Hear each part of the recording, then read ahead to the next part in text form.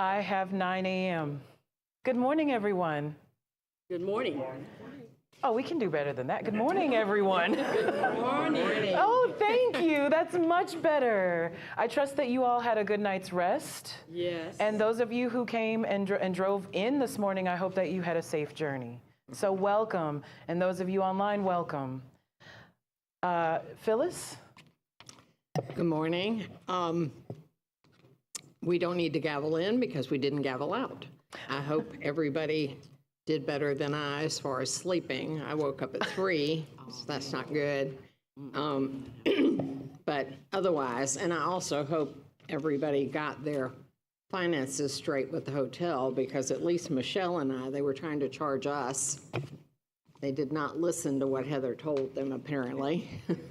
So she tried. It just didn't work for all of us. Anyway, otherwise, the food was pretty good in the trophy room. I had breakfast. It was not bad. And welcome. Thank you, Phyllis. Just a few housekeeping details before we get started. Board members and public, if you wish to make a comment or have questions, please make sure that you lean into the microphone so that the folks online can hear you. Same with everyone who is in our audience joining us today. Please make sure that you make your comments in the microphone that's located just in front of our entrance there. Also, even if you do not plan on making a public comment, please make sure that you sign in on the sheets just outside the door. If you have not signed in, make sure you do that before you leave today. Thank you. And a note to our presenters. Okay. So being a former AV person myself, when you come up to present today to give them the best opportunity for you, please stand between this speaker and the table. Okay? Just to kind of give you a little direction. Without further ado, we have quite a few agenda items to get through today. So let's get started. We have solid waste presented by Stephen Grant.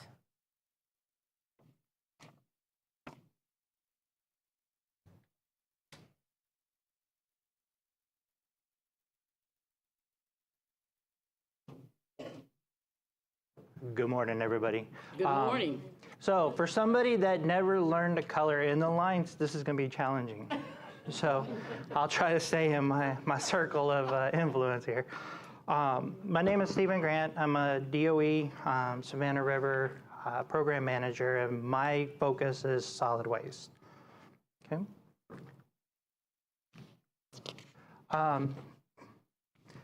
Couple things we want to talk about is the solid waste overview, right? Solid waste generation, and then the different types. The picture up here is basically what you would say if this is an aerial picture of the area. Take just a couple seconds, right? So we have most of our people that are located right here that actually in the operations take care of day-to-day stuff. We have our mixed and hazardous waste in these two different buildings here. These buildings here, and here are actually true pads. So if later on when they get through the true presentation, if you hear true pads, these are the buildings that they're basically talking about. There's several different, when we talk about the low-level waste facility, this is this boomerang shape here that we're actually talking about. And in there's different types of vaults, and we'll get into that here in a minute. Okay. So what is solid waste? Solid waste is anything that's solid, semi-solid, liquid, or contained gases that needs to be discarded or it's served as purposes. Solid waste management, again, that whole area, we take care of transuranic waste, which is true waste, low-level waste, hazardous, and mixed waste, and then sanitary waste, we help them get that over to Three Rivers. Real quick, just kind of what Savannah River site, kind of the footprint looks like. What you'll see is E area, which is solid waste, is actually kind of almost in the middle of it.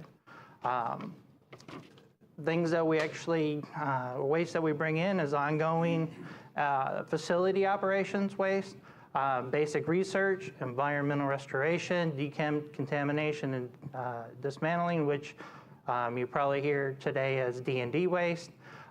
Examples, right, of these types of things as the PPE or the personal protective equipment, tools and equipment with residue contamination, soil and groundwater cleanup materials, empty containers, research residues, and excess chemicals.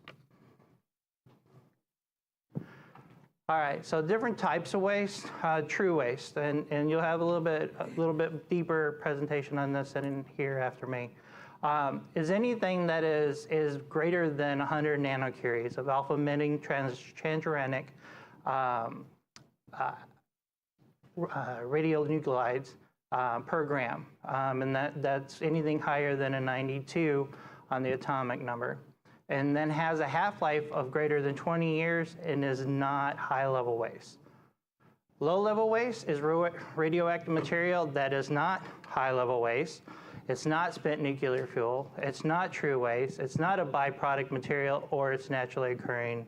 It's not a naturally occurring radioactive material, which means that true waste is kind of that catch-all. If it doesn't fit in any of the other buckets, then our low-level waste, it comes into the low-level waste. Hazardous waste, right? Any solid waste that's determined to have a hazardous component. That could be toxic, corrosive, reactive, or ignitable, defined by the South Carolina Hazardous Waste Management Regulations and RCRA, which is Resource Conservation and Recovery Act. Mixed waste is basically hazardous waste with a radioactive component to it. Sanitary waste, right? Any solid waste that includes both non-radioactive or non-hazardous components. A lot of times we talk about sanitary waste is the stuff coming out of the offices and stuff like that, the trash. Okay. So solid waste types, we'll start off with low-level waste. These are generated at the Savannah River site, and we do actually bring low-level waste from some in our facilities on the East Coast. They are stored at basically solid waste management facility, which is E area, if needed, but for on-site disposal, usually they can turn that around. Right now, we're averaging about 7 days this year for fiscal 24, from the time that it hits the gate in E area to the time that it's actually disposed. However, if it does have weirdness to it, either it's super big and it'll take up too much volume, or it doesn't meet necessarily our WAC requirements, we do send low-level waste off-site for disposal. Those are usually a lot. Those are like the ones and twosies. It's not a normal day-to-day process. All right, so solid waste types. Or basically disposal units. This right here is a picture of the engineering trench. What's neat about that is anybody that ever played Tetris and had their parents say that you'll never have a job with that skill, actually this is the job with that skill, right? So anything that's rectangular, square, right, has a nice clean edge, and meets all of the requirements, or all the requirements, and be able to go in there, it goes into the engineering trench. The engineered trench is actually our lowest cost option, right? So they stack it. If you look at it, any given day, there's very little gap between any of the containers. They're able to get it that tight. If it's odd shape or has a little bit different characteristics, we have what they call a slit trench, which basically is basically a trench that's dug down. There is some limits to what can go in there, and one of the limits is based on what the crane can actually lift. So you cannot, the crane actually has to lower stuff down in there. So if we have something that's odd shape, that wouldn't necessarily play very good in our Tetris game, that would go into a slit trench. All right. We have the NR pad, which actually has a longer name, which is a naval reactor component disposal area, but everybody just calls it NR pad because it's hard to remember. All right, these components are big. They're actually robust containers. They actually sit on the ground. Right now, we're only about 9% filled on that, and then when everything is said and done, this will just basically be earth covered for the future. We have what they call a law vault, a low activity waste vault. Stuff that goes in here, what's interesting about this building is it's actually concrete all the way around. It's above ground structure. You can see the little bay doors right here. We do have some a RCRA permit for some PCBs, which is located in the first couple cells. And when everything is said and done, it's got a sump pump and all that good stuff. When everything's said and done, they'll come in and then basically pour these doors shut, and that'll be how it actually is at the end, as far as the final closure, and then earth will be put on top of it. If for some reason or actually for the things that are higher radioactive components, we actually have the ILV. So it's still low-level waste, but it's a little bit higher, and it doesn't fit in any of these other codes in here. This is actually a substructure. It's kind of similar to this in the fact that it's basically a concrete structure, but it's actually at the ground, and you can actually see one open here, and then it has a top. The crane actually has to pick up the tops, set it out the side, they can put the waste down in there. When they actually get the waste completely, that level filled, they'll actually go ahead and put grout in it, and then that'll become the next layer. Okay. So hazardous waste, mixed waste generated at SRS. We do not bring in that type of waste. It is stored in RCRA permitted facilities, and when we had the map up there, I said the hazardous waste and the mixed waste. There's two smaller facility or little buildings that we actually hold it in. There's no on-site disposal, so all of this has to go to a TSD, or a treatment, storage, and disposal vendor. Okay. And then basically that is selected, or that TSD is selected based on what the characteristics are of the waste. Couple pictures here is we have some filter vents. This is just a storage cabinet. This is actually a filter. And then we get miscellaneous stuff, especially in the hazardous waste, so containers with stuff in it, or used containers that we have to dispose of. Okay. Sanitary waste is only generated at SRS. There is no on-site disposal of storage. It will go to Three Rivers. Right now, we are sending our sanitary waste to North Augusta for the MRF. And what they do is they go through and they sort all the stuff that's recyclable out of it, condense it down, and then it actually gets sent down to Three Rivers, which is just offside of the site. Okay. So, real quick summary. So we do have on-site disposal of low-level waste. We do temporary store and/or dispose true waste, hazardous, and mixed waste on-site or off-site, and then sanitary waste again goes to the MRF and then gets disposed into the landfill at Three Rivers. Okay. Any questions? Thank you, Stephen. Questions or comments from the board? Pat? I turned it on. You turned it on, okay. Okay, Steve, I'm Pat Kilroy, How you doing? member. I've had a question. I know we're fixing to get making a lot of plutonium pits. How much waste is produced in making these plutonium pits? So for this presentation, I don't have that information. I was told that potentially you're going to have another briefing on that process. Okay. Okay. How much solid waste today do we have at Savannah Riverside? That we actually have, Yes. as in not Yeah. disposed, Not disposed, anything else, what we've got right now. So we average, for like low-level waste, we average about 5,000 cubic meters a year that gets disposed. Far as mixed waste and that, we're actually down into probably the 20 to 60 cubic meters, depending on what year it is. Some of the stuff that you're talking about is not declared waste right now. So as for instance, we might have a building until they actually go in and declare it in D&D, right? Stuff that's in that building potentially is not waste. So if you want from a follow-up question or something that we can answer, I can get you additional numbers if you're interested. Okay. Is there anything in particular as far as, I mean, again, solid waste is a huge group of stuff. Is there anything other than the pit stuff that you're... Due to my ignorance, so see, I know that radiation is accumulation of what it is and over what period of time for the human being. Okay.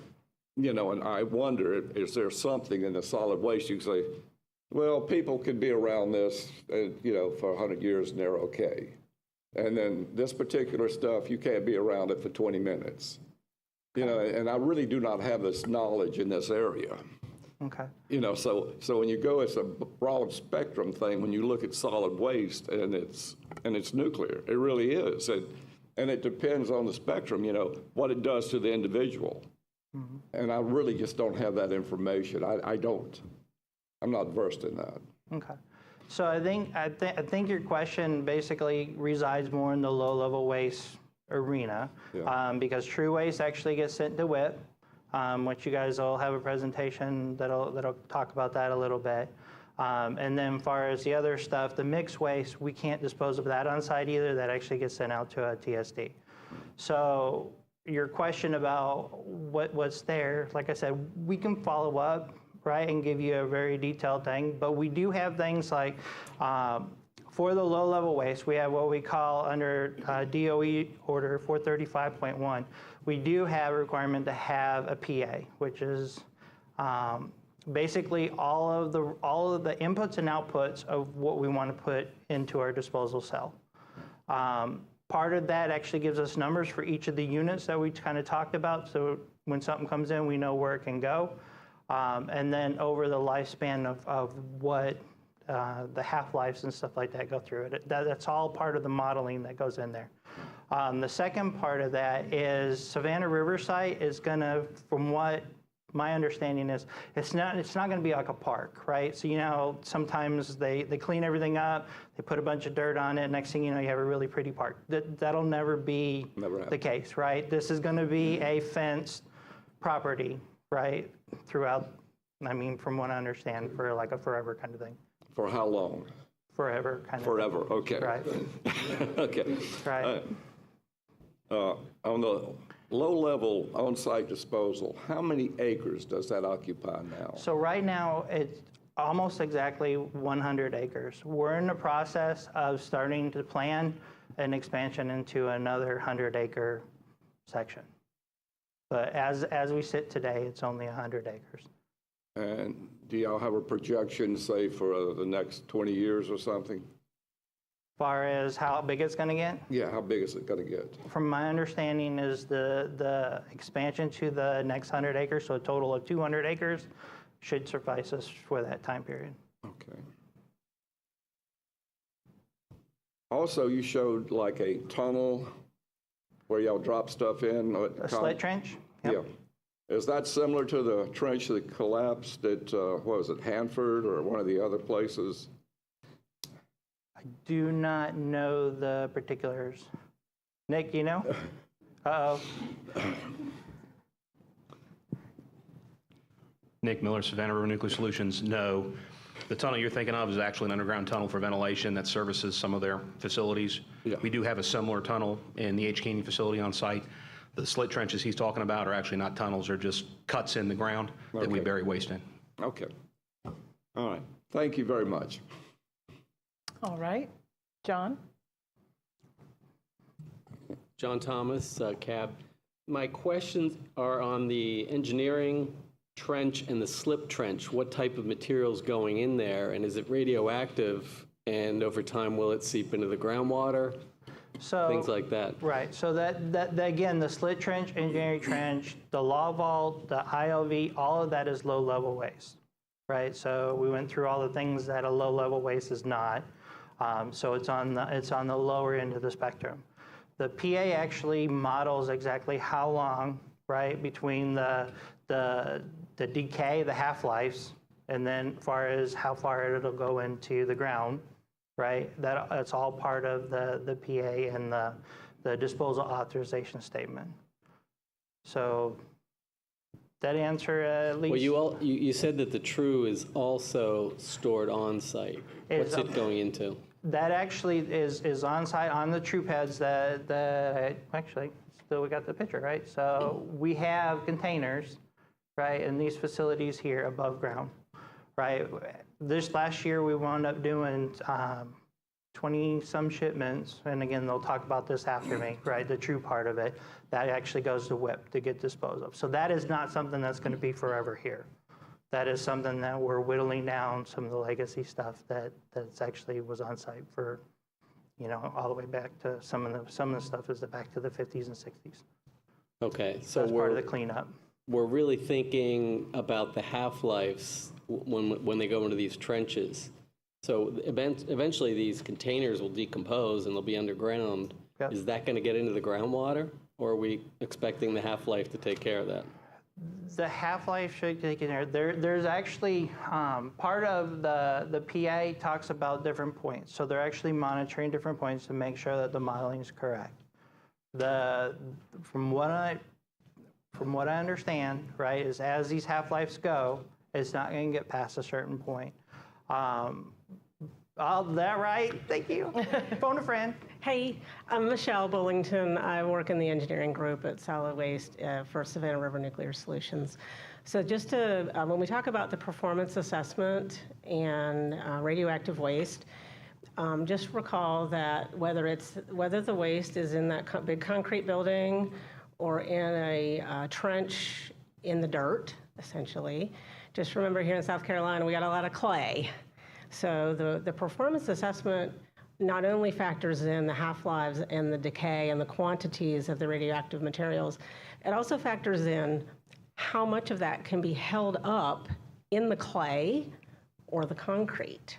So the clay that we have does very well at holding, retaining certain radionuclides such that it would minimize how much of it would get to the groundwater. So I just wanted to add that in about the performance assessment. Now, you asked about the types of waste, and this kind of gets confusing because low-level waste, we talk about what it's not. But what it is typically surface contaminated items that come out of all of our facility operations, like a tank that has radioactive contamination on the surface, or filters, HEPA filters that we use in our air filtration systems that they collect up the radioactive material so it doesn't go out into the airflow. And if the waste form results such that its characteristics are, quote, low level by the definitions of the nanocuries per gram and this type of isotope, it's candidate for low level disposal. But the waste items themselves can be equipment, they can be rubble from a building or an event. It can also just be contaminated gloves, kind of like when you go to the doctor and they have personal protective equipment that might get contaminated, like in a medical setting. We have similar protective equipment at the Savannah River site that would get contaminated from radioactive operations, but it's typically very low quantities. So that's what actual low-level waste is. I mean, I know your definition is what it's not, because that's technically how it's defined in the order. But I wanted to at least explain what it is. That get you where you were looking for? So this good clay then is going to contain the half-lives, and that's what we're betting on? Not all. Not all? So that's a factor that gets built. Thank you.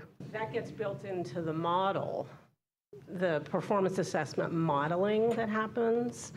The clay, the ability for it to hold up, retain nuclides is a factor in the models. It's some very extensive modeling that I believe we work on with the Savannah River National Laboratory. So that's a factor in the modeling. I'm not saying it's all going to get held up. I'm just saying that is a factor because clay does hold up certain nuclides. Oh, right, yeah. So we also have lysimeter monitors, which are basically, it's a method, it's like a well where we can pull samples from it and determine what's happening in, is there migration of this nuclide to the wells. So we do regular monitoring via our lysimeters. And then we also have an extensive network of groundwater monitoring across the entire Savannah River site. So it's not a surprise, we're monitoring it and we're on it. Yeah, okay. Turn this thing. Curious on the clay. I know that where I live at Goose Creek, I've got 4 inches of soil, I got 4 foot of clay, and then it's marl under there. I don't know if you're familiar with marl, but it's shell and clay. It's stuff that's from the ocean. How consistent is the clay liner in the area that you have at Savannah River? You say we've got this clay under there, but most places in South Carolina, the variation and what the ground topography is under the soil is different. Yeah, so just to be clear, it's not a liner. This is natural clay. I don't have the geological background, but I mean, that's all very well written up in many documents that you could. Well, has it ever been tested to see around the area? How thick is the clay liner? Again, that was all very well studied. So let's take that one, and I can get you some more information on exactly how they determine the thickness of the clay for the areas that we're actually using. And the other thing that I keep thinking about this, though, we go to the low-level waste, and I think about plutonium, 32,000 years, right? Half-life. How much plutonium is there in this low-level waste? There are some, as long as the waste containers we do receive information about how much is in there, and there are small quantities there, and all of that gets summarized in the reports about how much is actually present. I can't give a number. Right. I do know that each container that is disposed is reviewed extensively before it gets disposed, and to ensure that it's safe and compliant to dispose of it. Because I know it's not zero. I've learned in life nothing's ever zero, or there's nothing never that's 100%. But it's you think about the waste, the amount of waste, and if there is plutonium in this stuff, that's probably the worst thing. But I know the other actinides, there could be all kind of problems with everything else. But you start thinking, how much is there? And what's it going to, this chair I'm sitting on, there's probably no plutonium in it. Or absolutely zero. But to go there, everything has some radioactive element in it. And I don't know where we're going to be in 200-300 years. But is there probability somebody could go back and reprocess it or something else, Are we, you're saying forever. You mentioned twice, we're going to store this forever. Well, we ought to make the very best containers we can to store this stuff. I don't care what it costs. The government ought to do it. We ought to have the absolute best containers, and everybody go, yeah, this will last forever. That's all. Thank you. Yeah, I was just going to ask for that clay question. Can you go back to your shots of your slits trench and your regular trench to kind of let an individual see kind of how deep the clay layers are? So right there. So taking a shot of that middle one, that whole, I guess that's about a 12-foot, 15-foot drop, right? That's all clay, right? And I think you're referring to it as maybe 3 or 4 feet, but this general area is different. And so you're closer to the coast, but this one's, we're a little bit away. But it's much more significant than what we're from, because I'm from the same area as well.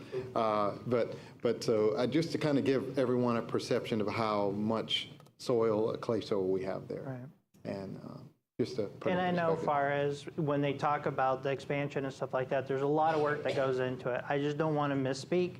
right, I'll go and double check before I can really get into that, right? And thank you, Stephen, for doing that and finding that information. John, was your question answered? Yes, thank you. Wonderful. Let's move on. Donald. Don Colson, cab. Had a couple of quick questions. One's on these naval reactor containment units.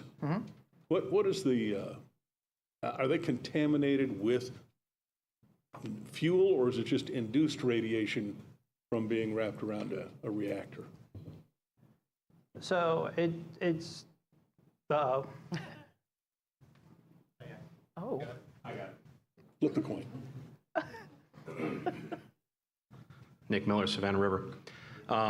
Most of what we receive from naval reactors is not fuel-bearing materials. Actually, all of it is not fuel-bearing materials. It's just contaminated as a result of being used in the defense programs. I actually used to work there,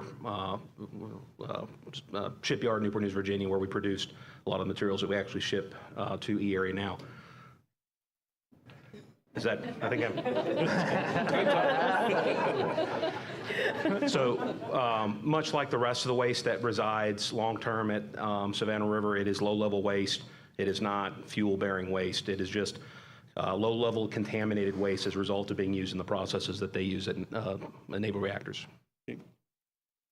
My other question was the TSD for the hazardous and mixed waste. Who do we do that with? Is that you just save up a bunch and then contract it out, or we have somebody else standing by? Okay, so a bunch is not a very good unit. It's not? The measurement. I use that all the time.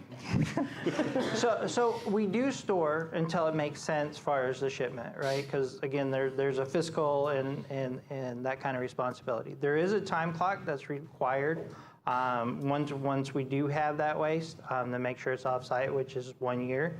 However, the ones that you're looking for, right? I put it on here because I knew I'd forget.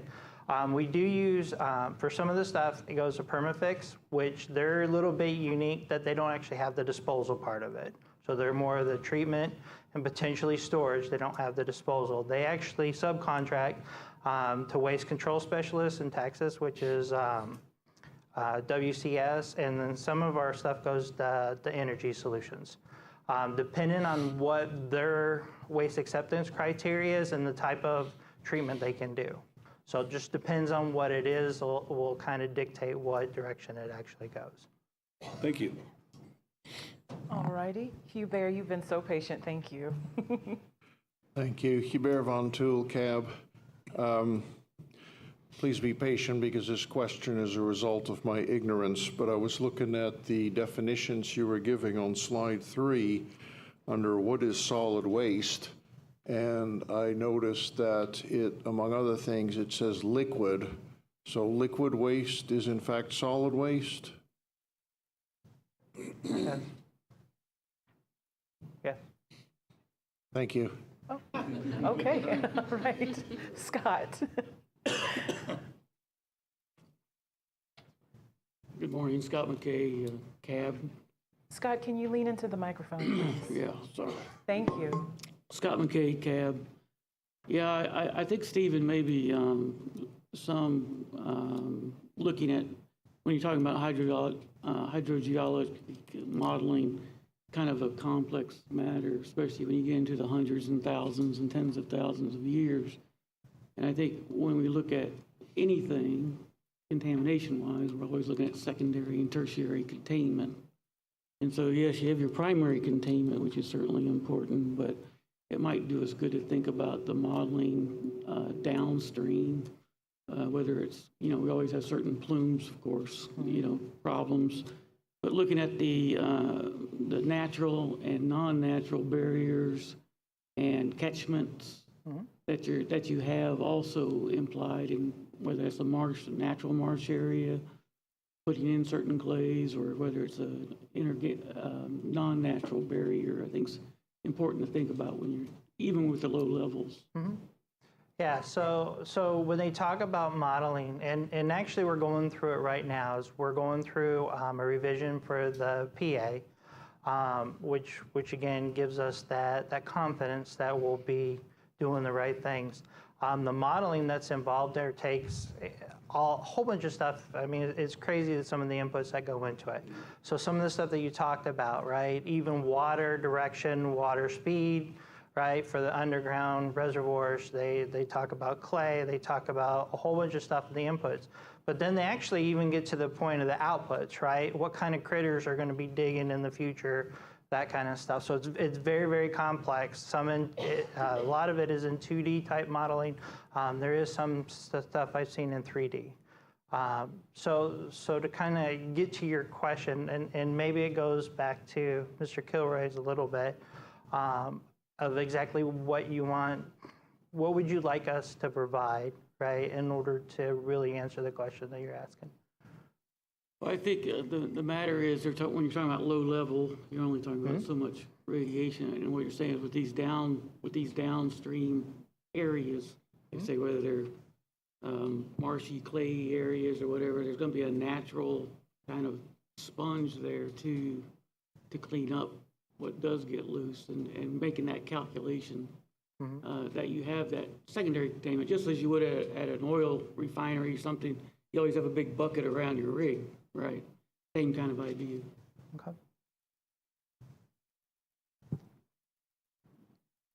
Okay. Was that it? Yes. Phyllis. Phyllis Britt, Cab. I have two questions, which may be the same question. Several times you make the distinction in high-level waste and that level of waste between on-site storage versus on-site disposal. You say that we do on-site storage, but we do not do on-site disposal. What does that mean? Are you talking hazardous waste that we were Yes. talking about? Hazardous waste, right? So Yes. hazardous waste has a RCRA component to it. We don't have those permits in order to do it on site. So when we get that material, it is brought back into those, right? If it's so small that we can't just ship it out, right, to a TSD, it'll be hazardous waste, I think is in this one right here. There's a mixed waste and this is hazardous. So you saw a smaller building. Soon as we get enough, that'll actually be sent out to the TSD. So when we say storage, it's temporary storage. There is a year clock, right, that as soon as it's identified as waste, that we have to have it off-site per the rules. Okay, and what then, explain to me the distinction between that and what was supposed to go to Yucca Mountain but is not going anywhere? That's actually, you're talking about the glass waste, which is high-level waste. And that's what I asked about. No, I'm trying to make sure that I clarify it. Yeah. Is Liquid Waste actually doing presentations for the cab? They're not? They did, right. They already presented for the cab. Okay. They did. Hey, this is Bert Krapps with DOE Savannah River.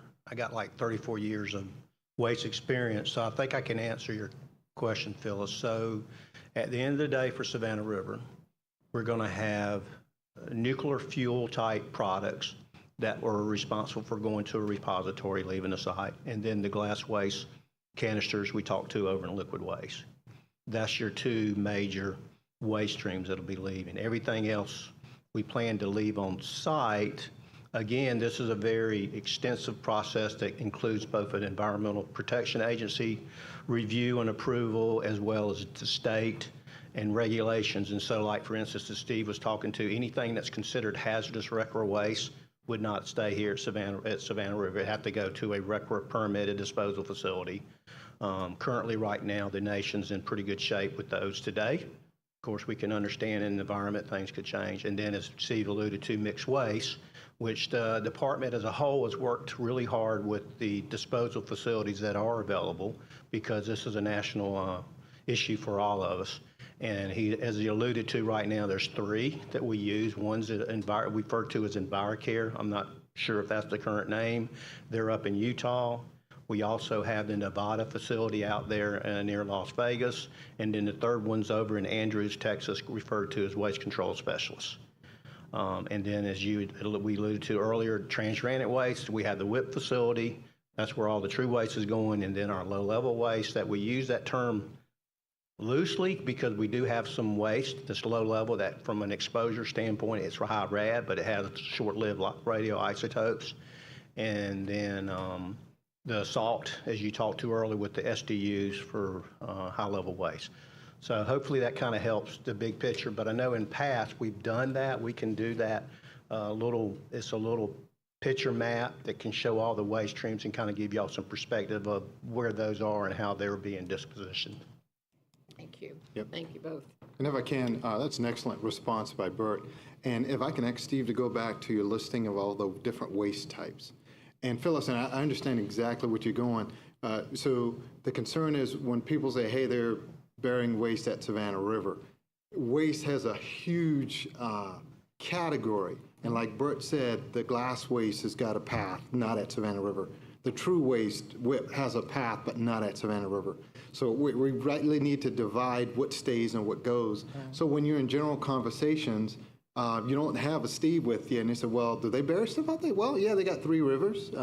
They got some things that they do bury. They got some things that we do stage that go to various locations, and then they got things that they store, like the glass waste, waiting on the true repository. So that's what it is. So when you say we're storing waste, that makes kind of folks cringe because what exactly are you referring to? So, but that was a great dissection by Bert there. So Okay, the glass waste, I realize that's not exactly your bailiwick, but the glass waste, there's no time frame right now on. Right. So what we currently do is, and I gave the brief yesterday, we've got glass waste storage building number 1 and 2, which are ahead of schedule, but we're able to, it was originally designed to stack.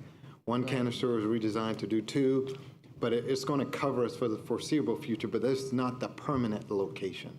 That's what we want to make clear. It's safe, secure where it is, but we need a permanent, and that's much bigger than anybody in this, area can really define or have happen for us. So, and then, but that's great. And I think maybe periodically we can do another brief on the waste types, where things are going, to really make sure folks know what's at Savannah River, what's not there, the depth of the clay soil, and things of that nature, so folks really understand. When we say the site's going to stay protected in perpetuity, meaning we'll never see communities out there, right? It'll always be protected. And, some of the dates we talked about 2065 for EM and some of the other things. Thank you. Okay, thank you. Right. Yep. And Scott. Yeah, Edwin, on that a little bit more.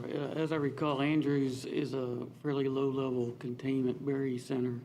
But is any of our hazardous waste, are we really talking about things that would be a RICA waste? Is that eligible for typical incineration type things, or is that still has to go to an Andrews type place?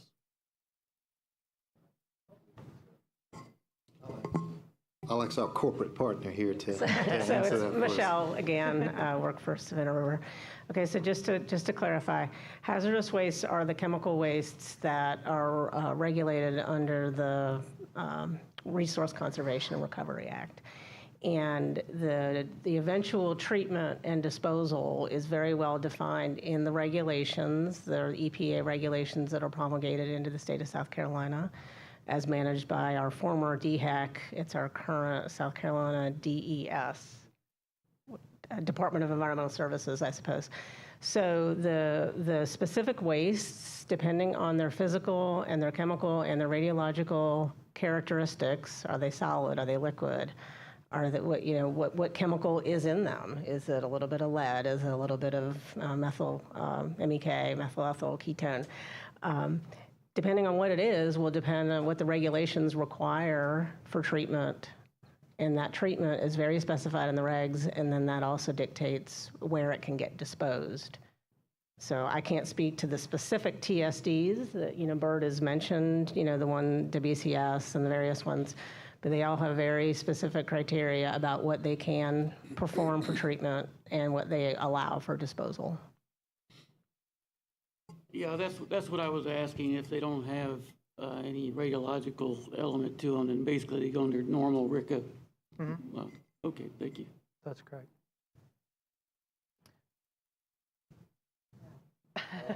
Marty? The one question I was going to ask, how much of the waste that comes in is reprocessed? What percentage? She mentioned MEK, I just, if it's not contaminated, can it be reprocessed or sent to somebody for reprocessing or something? So again, which waste are we talking about? Well, let's see. It could be anything from solid to a gas, right? Right. So, okay, so we're going really generic. Depending on what it is, right? So SRS has a pollution prevention program. If it has the possibility of reuse, recycle, that kind of stuff, that's all part of that. So that all gets taken care of on the top half, right? So anything that doesn't fit into those categories for whatever reason, right, then we go into the TSD or offsite disposal, or if it actually meets our WAC, would actually then be disposed on site. Okay. All right. Thank you. Marty? Okay, Marty Ball, CAB. What's the trajectory for the input of waste? I mean, is it increasing, decreasing, and what do you project in the future? Is it going to be more coming in, or will it slowly come to an end? So when you say coming in, our operational type of waste, what we're actually looking at as we're projecting is that as time goes on, we're going to start closing the facilities, right? Closing the areas. So that'll actually go down. At the same time that it's going down, we're going to have D&D waste where they're cleaning stuff up, which will go up. So to answer your question in a very generic way, I do expect it when I'm looking at our projections is that it's going to go up, right? But again, it's not what we're doing today all the way up here. There's a component that's going to be going down. So that increase is not going to be, it's not just going to be a twofold kind of thing. Again, we can pull numbers and stuff like that if that's helpful. But basically, that's kind of what we're looking at, right? Is our operational waste is going to start going down. Our D&D waste is going to start going up because when we start closing these facilities that were, from an EM standpoint, is our mission. So the operational waste is the cleanup, as I understand it. But there's still a flow of material coming in from the Department of Defense? Flow of material. So decommissioned reactors, et cetera. The NR waste, is that what you're talking about? Sure. Okay. So just so we're clear, right? So the waste that we talk about is Savannah River, right? Whatever happens on Savannah River. And then we have a small component of waste that comes from the NR, the nuclear reactor operations. Okay. And decommissioned weapons are coming in? No. Okay. Okay. Oh, I thought I had a friend getting up there. Oh. Wanted to double check. Oh, okay. Any other questions or comments for Stephen? No? Thank you so much. Okay. That way. All right. Yes, probably. So we've had an update to the agenda. Kristen could not be here with us today, and so presenting in her place will be Bert Krapps on True Waste. This is your clicker. Good morning. Good morning. In Steve's defense, he's been working with us a little bit more than a year. And I personally thought he did an awesome job this morning with a lot of that. So anyway, and the questions y'all have is very helpful for us because he actually, we sat down and said, well, what kind of brief should I get? So we went and got last year's brief. So these kind of questions will help tailor the presentation in the future, but waste in general is very expensive for disposal. So we do.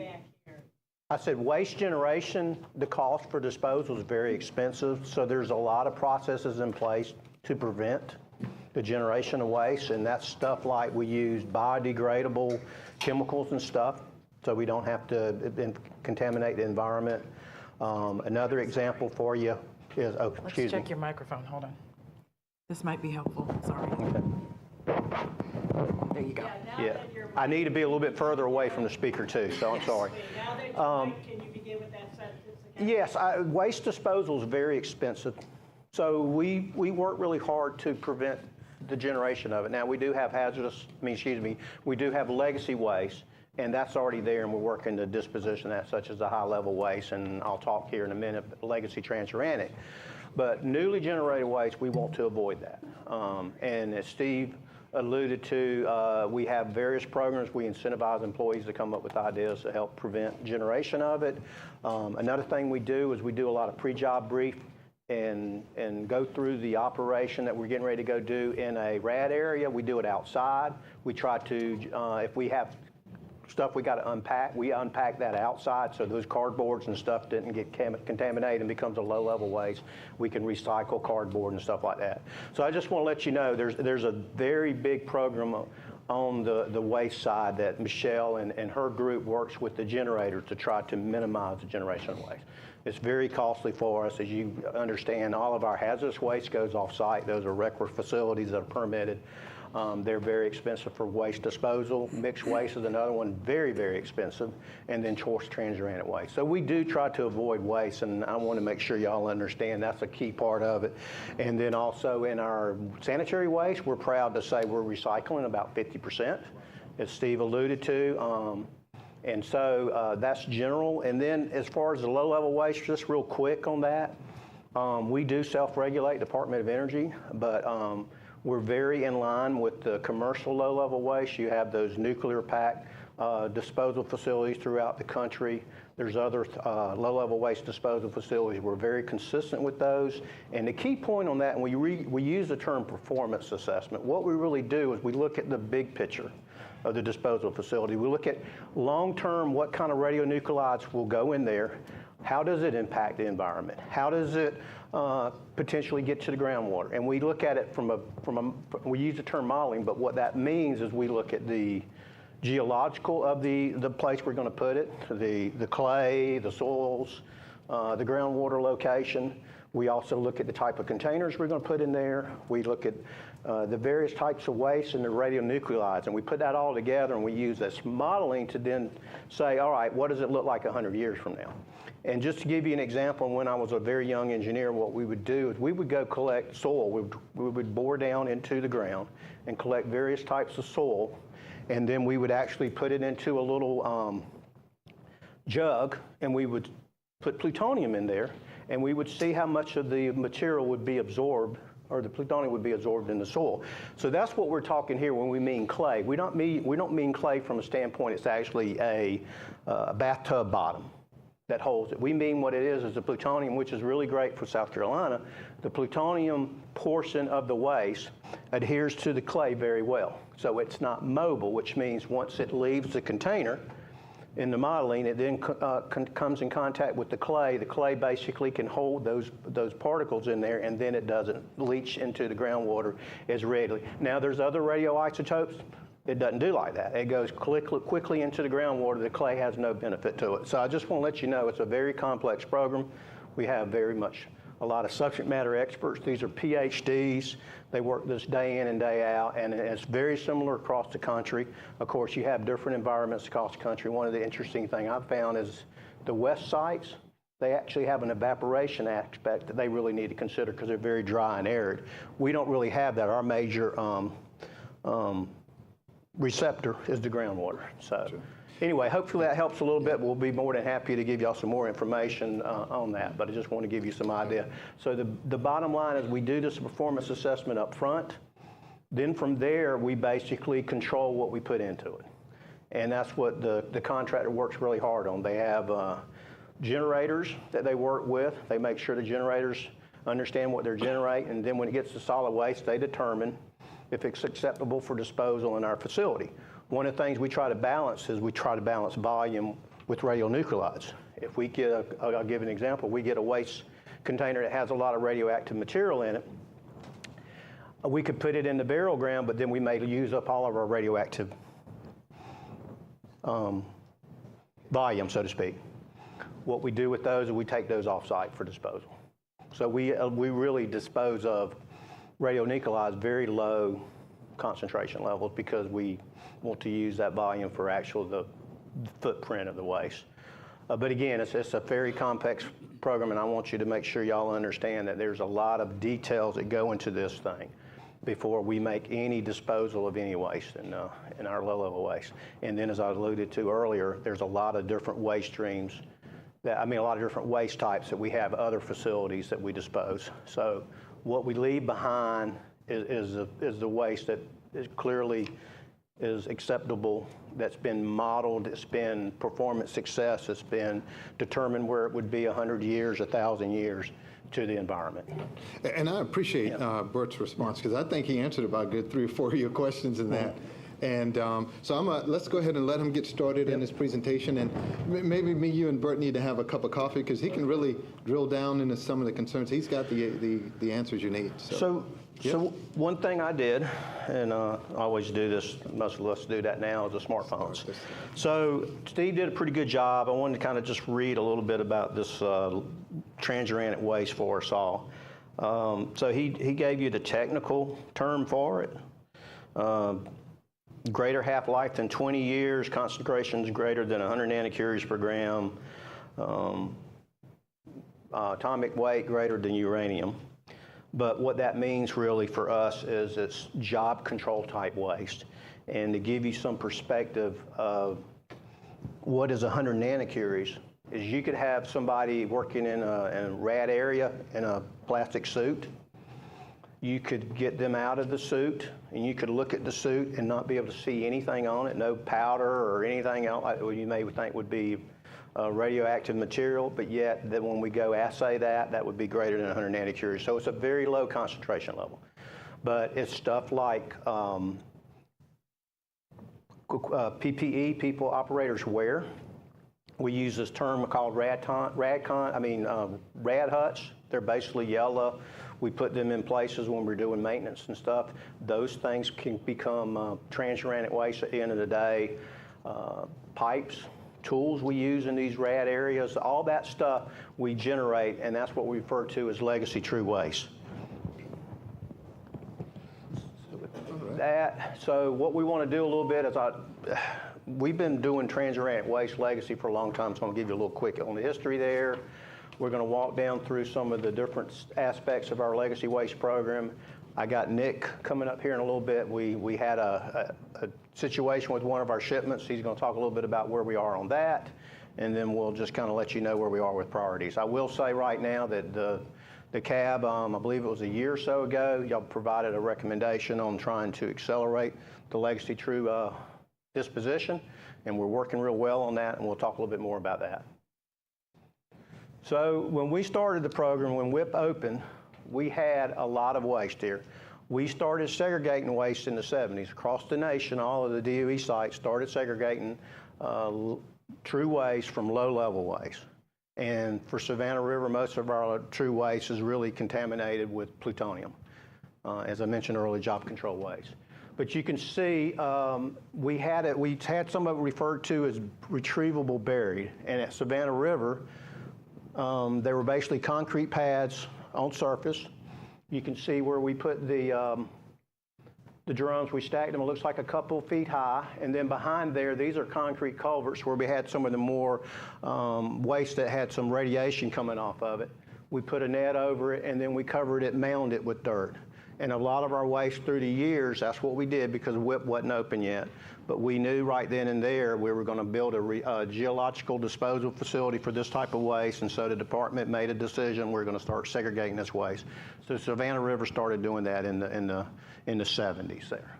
And you can see what we kind of had. We had a bunch of these drums. I mean, I'll show you a picture of the pad later on. But and Michelle, remember that? That little building there, the little red building, was where we used to have the solid waste program. And that was probably the first shipment we did. And the interesting thing on that one, we had to take each one of those things, those containers off that truck and take them into this little red building and remove one at a time. And I think it took us 3 days to make the load of shipment. Now we can do it in less than a shift. So a lot of improvements we made over the year. So then we got into our shipments. So we made the first one in 2001. I was actually there when we watched the truck leave.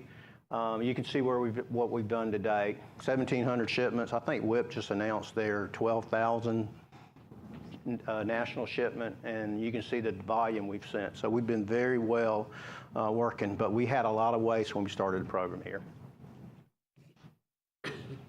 So some of the operations aspects of our true waste program here is, so they are RECRA permitted because some of our transient waste is conferred to as mixed waste. So we need to be compliant as we store it. So we work with the regulators, and we permitted these pads. You can see what they look like. They're basically a concrete floor. They're actually sloped to the middle and go back to a dike, a sump in the back, just in case. All of our true waste is pretty much solid. There's no liquids in there. A little bit of liquids in there. We put absorbent in there, so there's no liquids. But again, under RECRA, you need to have it where you can contain it if you have a spill or any of those issues. So that's what it looks like there. WIP has a very extensive characterization certification program. With legacy waste, the challenge we had early on is the requirements to get it to WIP were not necessarily we had the waste in the container, so we did a lot of repackaging over the years to get it. But now we're well on the way of completing the mission. And so right now, because of where we are with New Gen, we've kind of characterized our waste streams into 3 areas here. The legacy waste program, New Gen True Waste. Our New Gen True Waste is coming mainly from the lab, who does some plutonium work. H Canyon's another source out there. K Area, who does a plutonium oxide. Very limited concentration of the waste being generated from a job control newly gen at the site. We try to minimize that. And then, of course, as we know a lot of, the rest of it is the plutonium disposition program. We got a brief later on the day to talk about that, but that's your third kind of waste stream there. And then one thing that we're proud of starting to implement here is the WIP facility itself is working with trying to get back to the remote handle disposal. Their remote handle disposal, they actually have these, look just like this, a room, salt room there. And then along the walls, they have this piece of equipment that bores in there, and they put the remote handle in there. And 2 reasons they do that. One is worker exposure. There's people going into the room bringing in future waste. And then the other way was just how they designed the repository. That said, the disposal of that waste has been kind of postponed because they're not back into that operation yet. So what we worked out with WIP is we came up with a new disposal container. And so what we're going to do now is we're going to repackage that remote handle waste into a container that can actually fit in the room versus going in the wall. And so we're accelerating our disposal of the remote handle waste by doing that. Basically, the terminology between contact handle, we use 2 terms for true at the WIP facility, contact handle and remote handle. It's basically the dose on the container. Contact handle is less than 200. Remote handles anything more than that, so we use special pieces of equipment to keep distance from the operators and exposure to remote handle. Recent accomplishments here, we're very proud of the program here. Kudos for the contractor. They've been working real well with the WIP contractor. And you can see where we've been. We started back really getting into shipping in 2022. We finished a large container waste program. That's that box right there. You can the other WIP shipments are normally in these 3. I call them, they look like big butane cans, containers on the back of a truck. And then you can see right now, nationally, for the 24, between the 2 programs, between the plutonium and the legacy, we expect to be around 59 shipments by the end of this month here. We talked a little bit a minute ago about this shielded container, but right now, some of the challenges we've always dealing with is when WIP came out of the event they had some additional requirements because one of the concerns they had with the WIP event was the container reactivity. with waste, so we had to kind of go back and look at all our waste streams and make sure from a reactivity we didn't have any risk or waste we felt like we needed to do some more characterization with or more investigation. So we've been working very hard with them. Pretty much all of the waste has to go through that characterization certification process again. So that's what we're doing now, and that's been the challenge. So again, with the folks working on that to see where we got with the 59 shipments a year, that's a big lift for us to get there. Another thing we have to do is we do have, with legacy waste, some of the containers do have issues with them. The lids won't fit snugly on them. There may be some impacts to the side of the drum, bent beyond what we feel like is safe to ship it, so we overpack. And the problem with some of the overpack is the drums inside there may be in what we refer to as different steps in the characterization process. So there's a little bit of that work we have to do before we can ship that overpack container that's got 3 drums in there. We got to make sure all 3 drums in there have gone through all the characterization stuff. So there's a little challenge in there. And then for us, and it's kind of a double-edged sword, we don't have a regulatory commitment with the regulators. We never really had to, because the state's been we've been very supportive with the state, and we've been able to help because all the other sites have the similar challenges. So like for this year, Lannel and Idaho didn't make the number of shipments they wanted to make, so we stepped up to the plate. But because we don't have a regulatory driver, sometimes we get into the back of the line, so to speak, but we've never really seen that show up as far as being able to make accomplishments here. So again, just something to note there. And then, as I mentioned earlier, this is the shielded container. The key point is this note here. It's actually built into the container lead, and because of having that lead shield, and we then can basically repackage this drum that would be normally going into a remote handle type of shipping and disposal into this shielded container, and then we can actually take this whole container here, which is then now is considered contact handle on the outside surface, and dispose of it in the room, and that way we can ship it a lot earlier. And it is a different shipping container for remote handle. It looks like a big dumbbell on the back of a truck. It's got these 2 things they refer to as the impact limiters on the front and back, and it's just a long, we can put 3 drums in it. This stuff here, we can actually load several of these drums into a regular TruPack 2, and so there's a lot of benefits for us, as well as we get to finish this program up earlier. Let's see where we are, next page. This kind of gives you a perspective of where we are with legacy today. You see there's a small quantity. We got 182 drums. We can ship as much as 42 on a shipment, so not a whole lot from a shipment standpoint.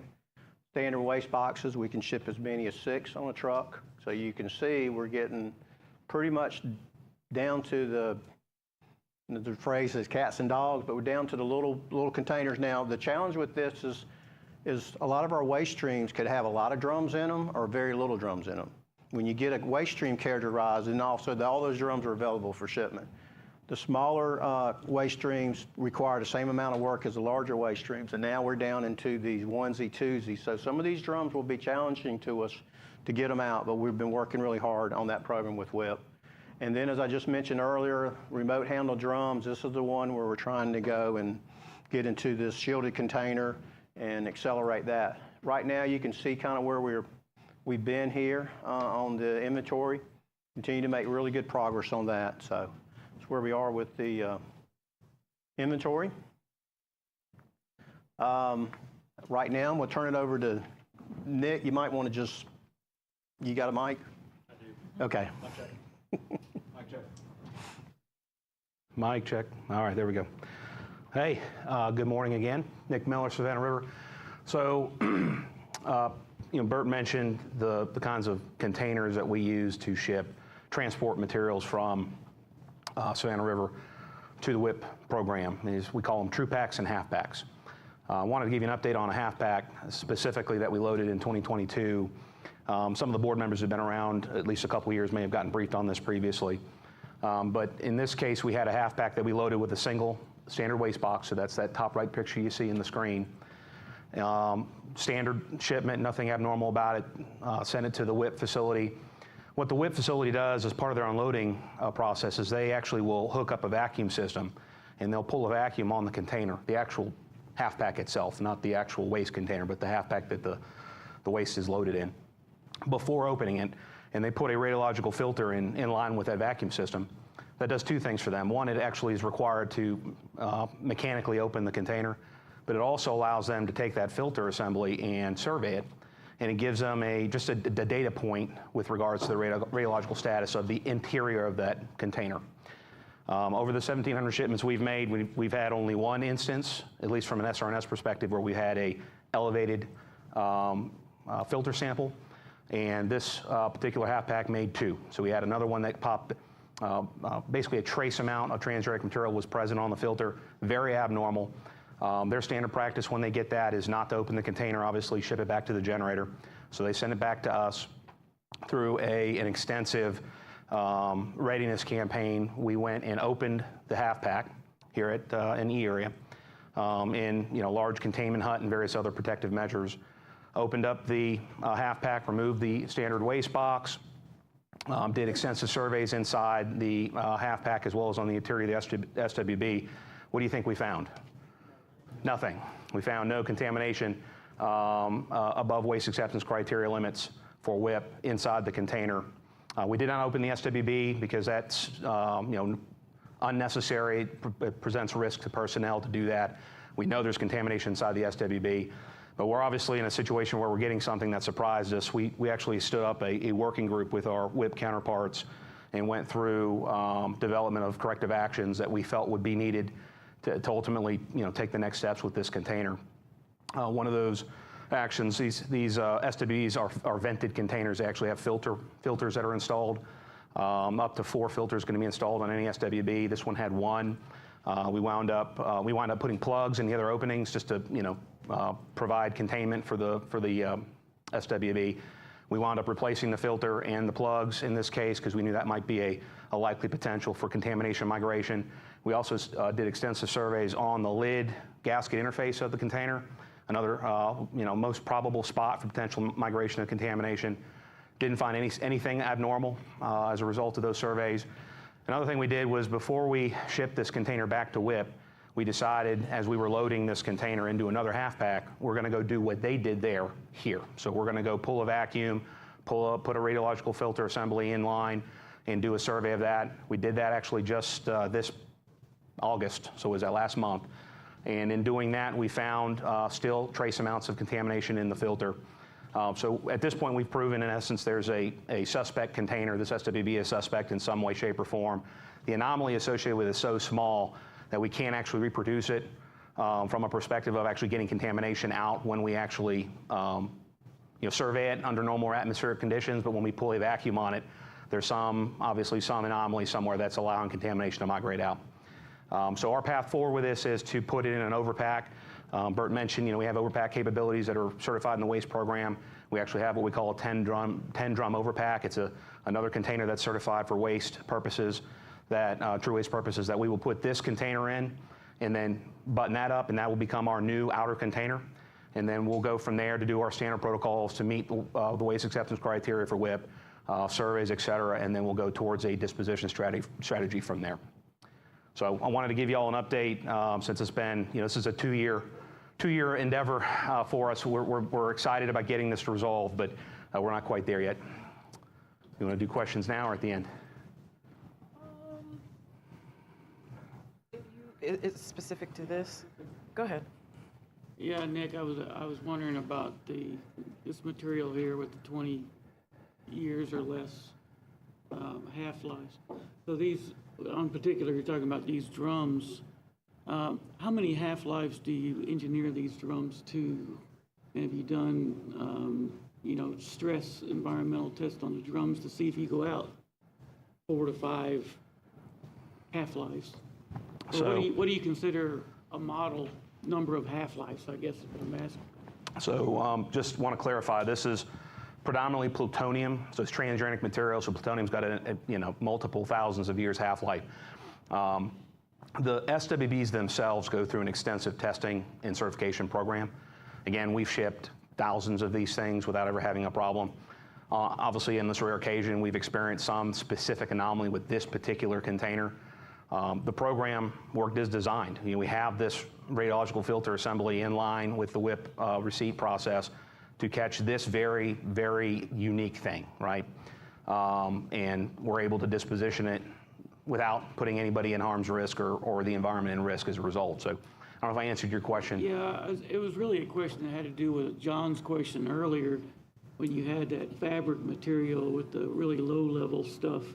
Because there you're talking about 5 to 6, what do you consider 132nd, 164th? What are you engineering those materials to where you say, okay, that's long enough? And you're talking specifically to the SWB in this case? Because that's the container of record, if you will, for like when you're doing that slit low I got you. stuff. So just so we're clear, this waste goes to WIP. It does not go, it goes into a salt mine thousands of feet in the ground in Nevada. And it is a specially designed repository for transuranic waste. That's what this Right, is. I was really talking about the lower level. Okay, so you're asking about low-level waste that gets buried at E area?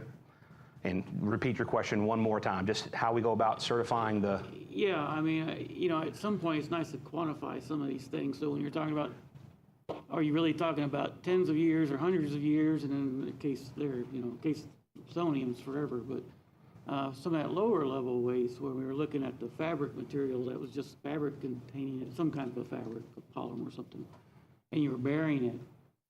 What do you consider, what are you engineering it to? 4 half-lives, 5 half-lives before you expect some release? It'd just be nice to quantify that. Yeah, I think would be best, honestly, is we need to give the board an overview of our process, our performance assessment process, because all those things are the kind of container, where we place it in solid waste, the monitoring we do, all of that is a highly engineered process that's permitted, that's evaluated by our state and local officials. And I think some of those questions that y'all been asking are really centered in how that performance assessment is built. So without getting into too much technicalities, obviously you'll have some specific questions about the technicalities. I think that's probably best served to do in a different setting. But all I can answer, specific to your question is, it's thought through in detailed manner. It's a highly engineered process about, well, why'd you pick this kind of containment versus that kind of containment? Why did you put it here versus there? All of that is highly regimented, highly evaluated. So I know I didn't answer your question, but I think in the end, that's what we need to do, is probably consider giving you a quick PA update. Yeah, I concur, and these are some great questions. So if we can maybe set aside a brief for the performance assessment, and I know she gave us a good summary earlier on kind of what's designed into it, but I think it'll really answer your question, because there are a lot of conservative assumptions. All those things are built into that process that'll really help fill some of the gaps for you. Thank you. Yep. And if we can, let's let Bert just kind of finish the presentation. If we can just hold the rest of the questions, and then we'll come back to them. Thank you. Thanks, Nick. So here's where we are with priorities. We're going to continue to disposition the plutonium. Brandon McBride will talk a little bit more about that through to WIP. We continue to make good progress for legacy waste program. I think in the next couple of years we'll be back to the cab acknowledging we're done on that one. Hopefully, that's my expectations.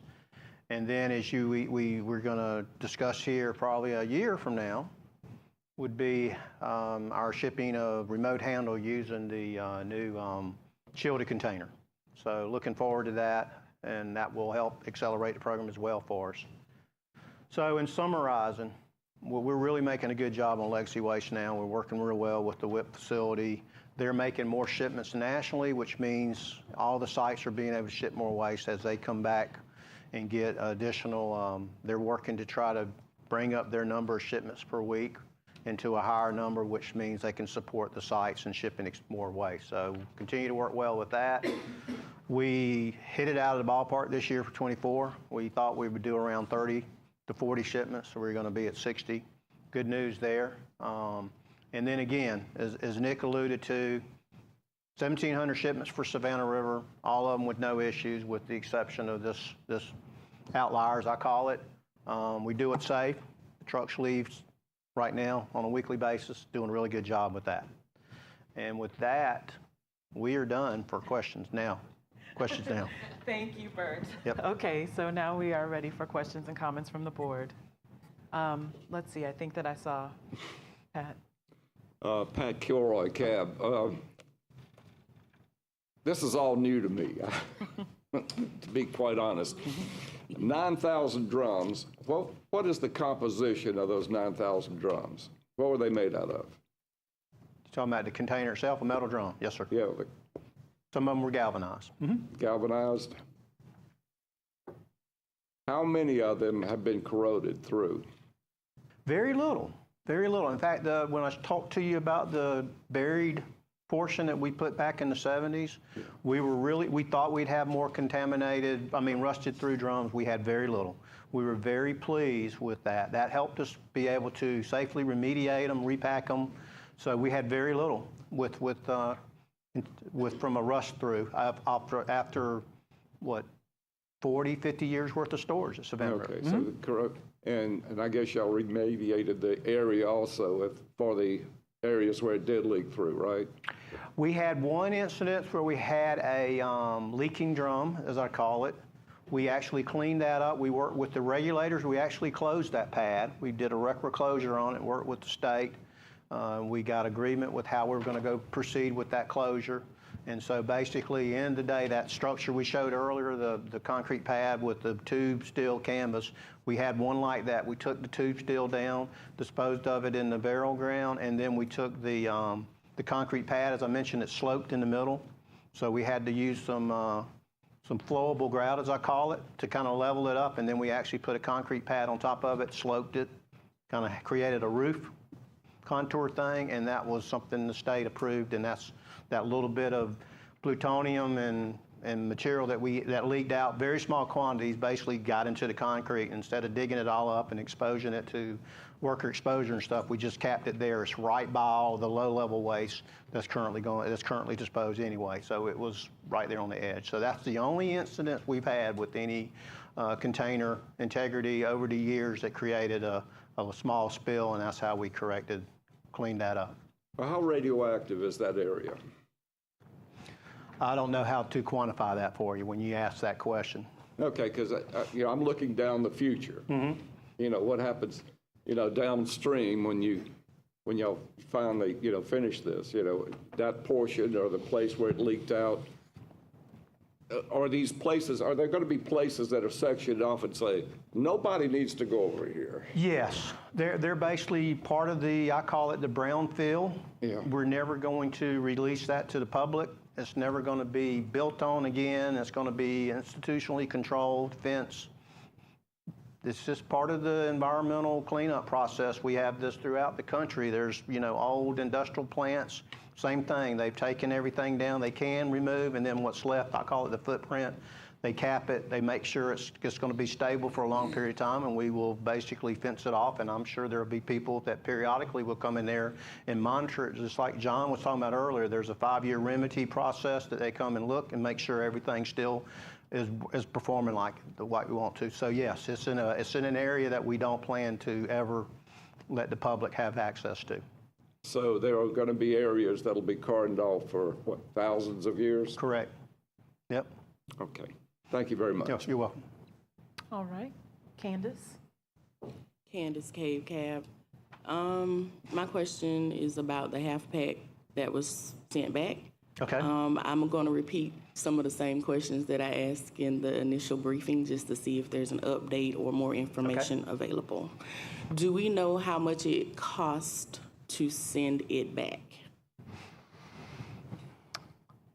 Yes, I think we have that. I don't know if I have that number right offhand, but there was some efforts put in to get ready to unload it. There was some efforts to get the container recertified so it could be shipped back to us. We do have that data. Okay.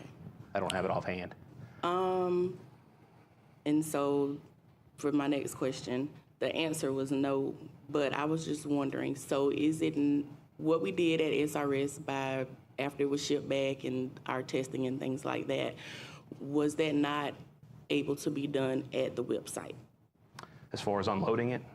And testing it and seeing where the contamination came from? So the answer is no, and here's the reason.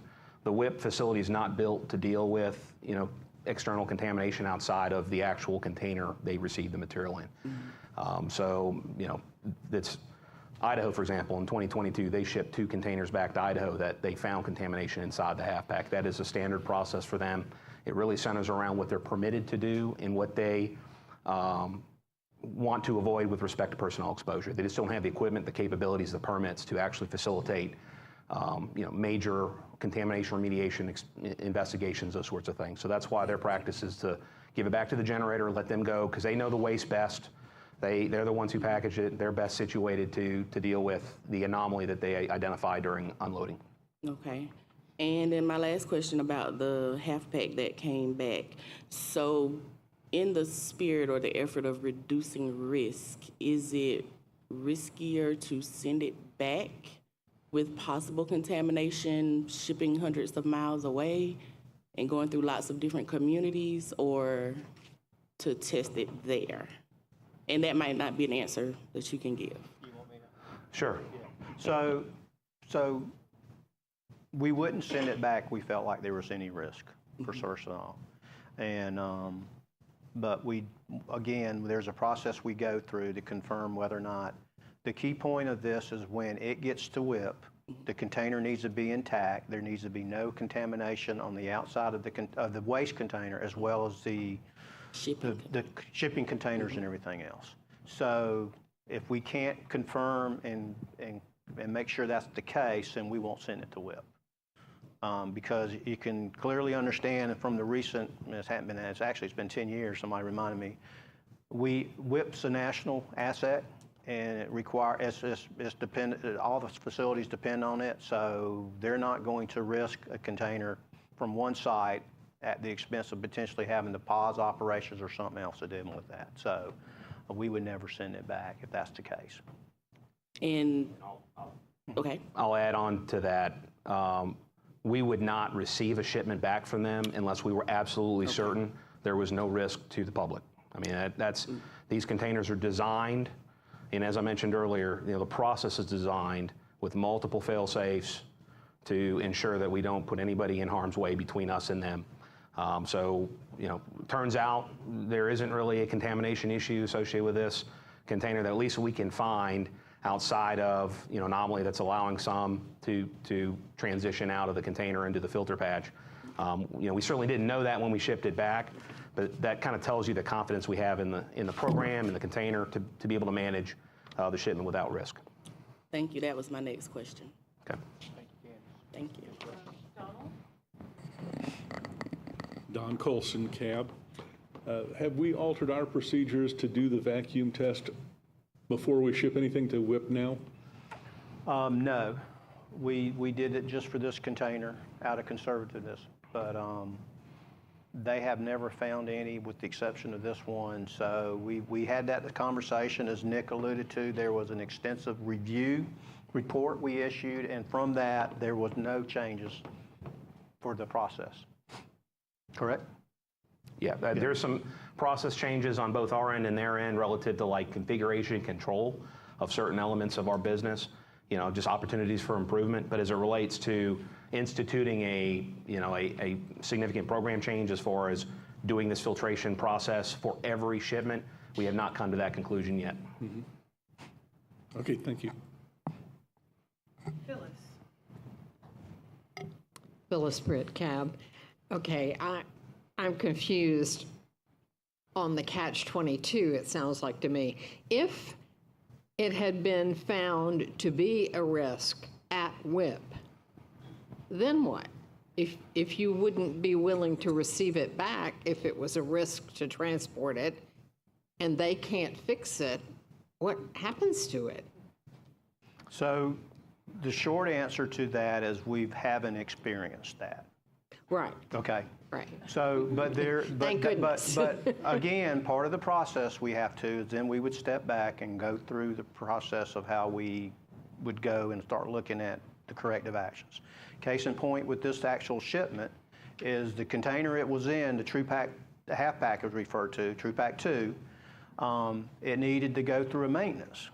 It was every periodically, all of the shipping containers have to go and get inspected and make sure they're still in tolerance, there's no issues with them.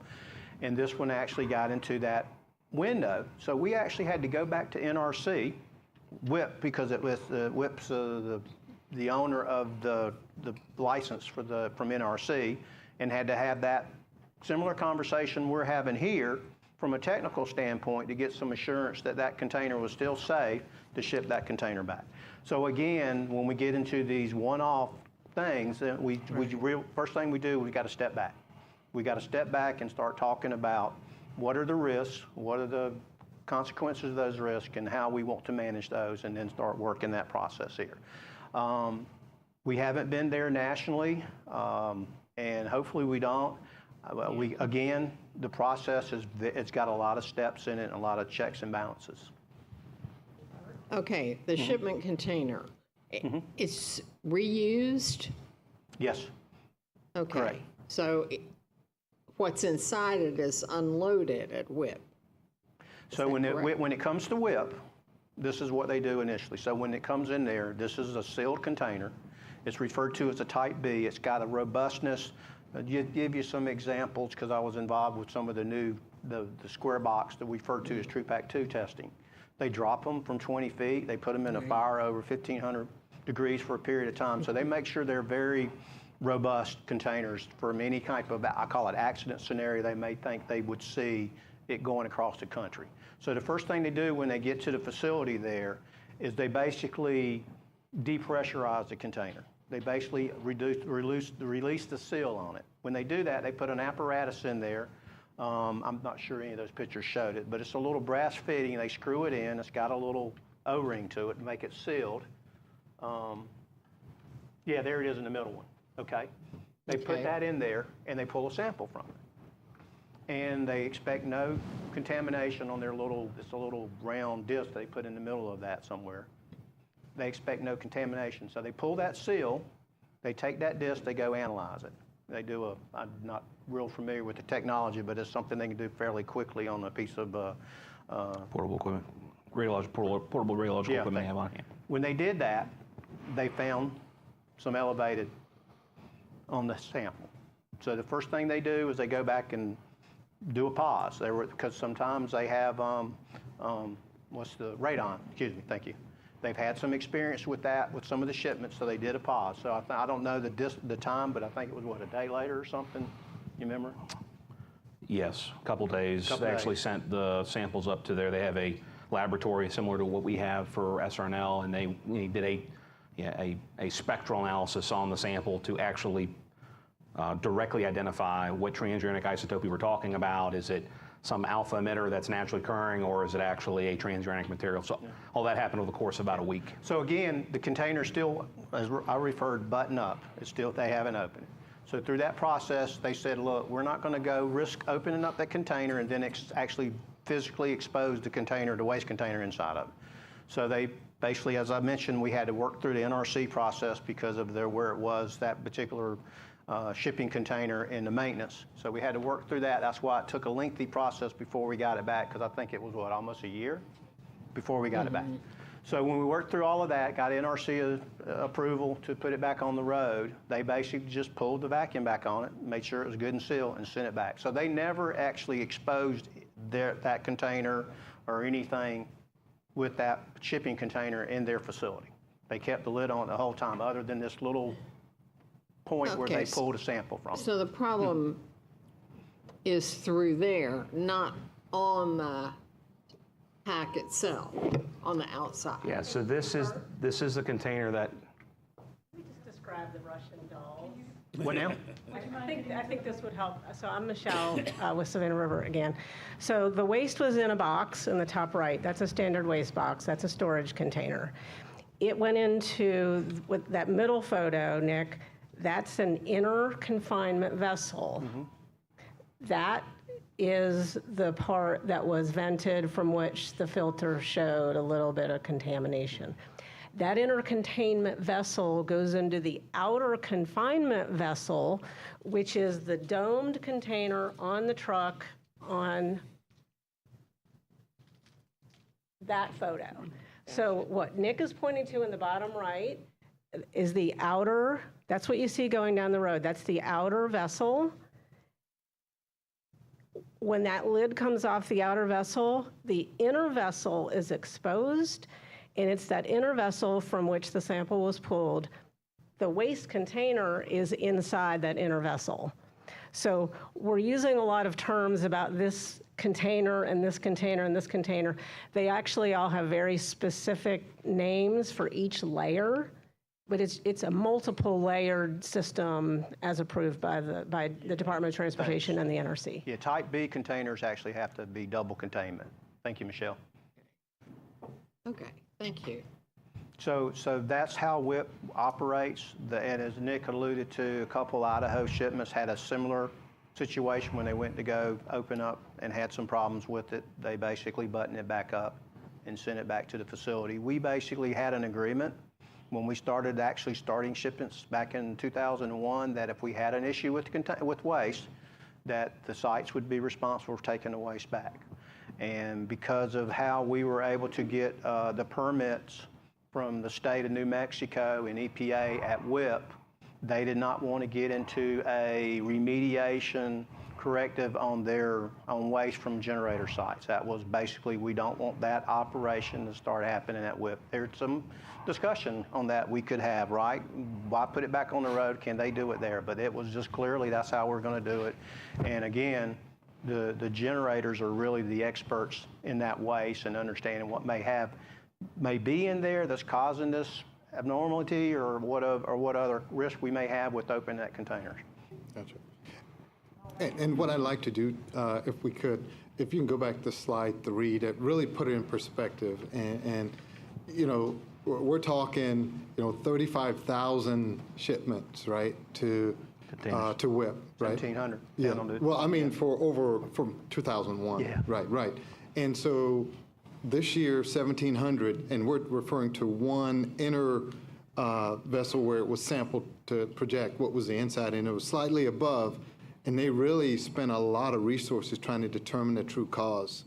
And no one's really at risk, but it's just more or less we needed to determine the true cause before we move forward. So I just want to put it in perspective, 1,700 this year, 35,000 since the whole program. We're talking one inner container that we had a challenge with that we really dug through and worked with WIP. Like Nick said, we did a team to really determine what happened and to prevent recurrence. So we did not want to put the national asset of WIP at risk from our side or any other side. So I hope that kind of put it in the box. Let's come over here to Marty. Hi, Marty Ball, CAB. How long can WIP keep taking shipments, and why is it a pilot plant? Good question.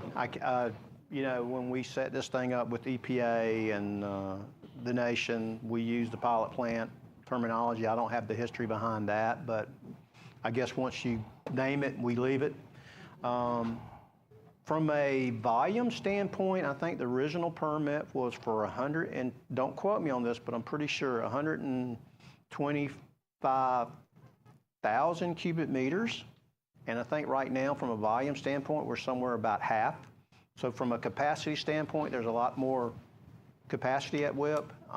There are some dates. I don't know. I'm not familiar with them, but there's been no official position on how long. I know that's not but it's out there for some time. It's not any time near term. Okay, but is there planning going on for when it's filled? Or? So we just recently, and again, I'm getting into the WIP folks, and we're more than happy. I think we've had them here before, and we're glad to get them out to give you some general, opportunity to talk with them about that. But we just recently had the hazardous waste permit, which is a RCRA permit at the facility, just got renewed. I think that's every 5 years, and then EPA does some kind of performance review every 5 or 10 years, and those continue to just go that. And there's been no concerns immediately right now with both the volume out there or when we're planning on ceasing the operations out there. And just an update from EPA, we have a regular inspection team over at headquarters that goes to every site that has trench draining, like Savannah River. They go there very regularly, and they also go to the WIP site to inspect there. That's one of our roles per the agreement between DOE, NRC, EPA for the WIP site. Thank you, John.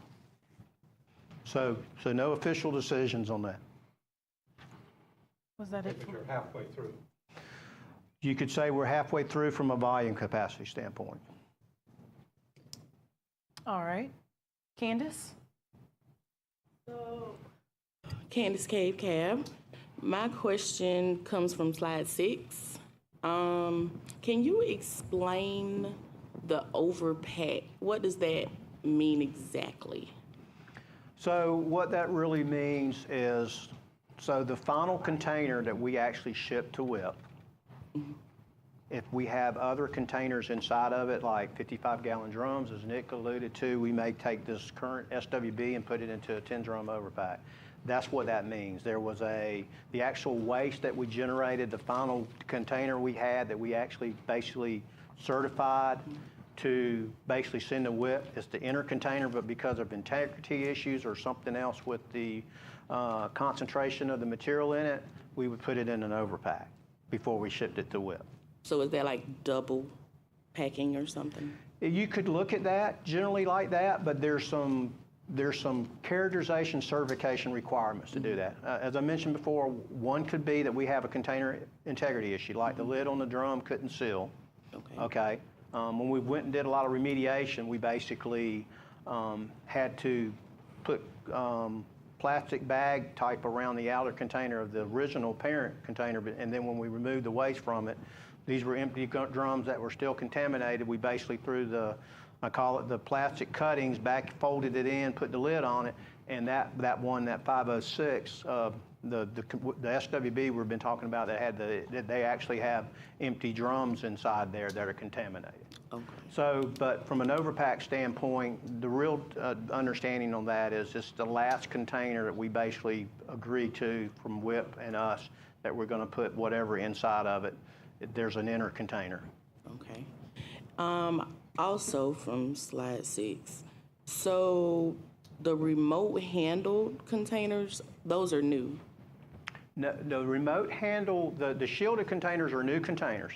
They actually, NRC, a Nuclear Regulatory Commission, actually had the license to approve those, certify those. So we actually had to go and send an application in for them, and we just recently have gotten those approvals, and now we're working with the fabricators to build these containers per those requirements. And we're looking at receiving those at Savannah River sometime after the first of the year, and then the contractor will then start working with putting those drums inside of those containers. And as I mentioned earlier, there is some radiation off of those containers, so that's going to be a new process for us at Savannah River, and there will take some time to set that up, but that's what we're planning on doing. That's what I was trying to determine, if this was a new process we're going to be doing. So essentially, the shielded containers, the drums would go inside of the shielded container like a sleeve, I guess? There's going to be some challenges with that. I probably don't know all the specifics, but I will tell you one thing is most 55-gallon drums, if you're familiar with the drum, it's got an outer ring with a little bolt. They tighten that on. It won't fit in there. The tolerance is so tight, so we're going to have to get a new ring. And I think the contractor's going to be pretty excited having to work on something new over there, but we're going to have to kind of go through that process, and we're working that now. Okay, so you guys will be giving us an update about how this is working? Absolutely. We'll be more than happy to do that. Thank you. Just so for your information to the board members, I know that Michelle actually has a diagram that she'll be able to provide to us that will give you some insight as to how they pack them. Actually, it is kind of like a Russian nesting doll. That's the perfect example to give, actually. There you go. So I like that. I'll just go ahead and go to you, Phyllis. Was that it, Candace? I'm sorry. Yes? Phyllis Britt Cab. All right, back to slide 3.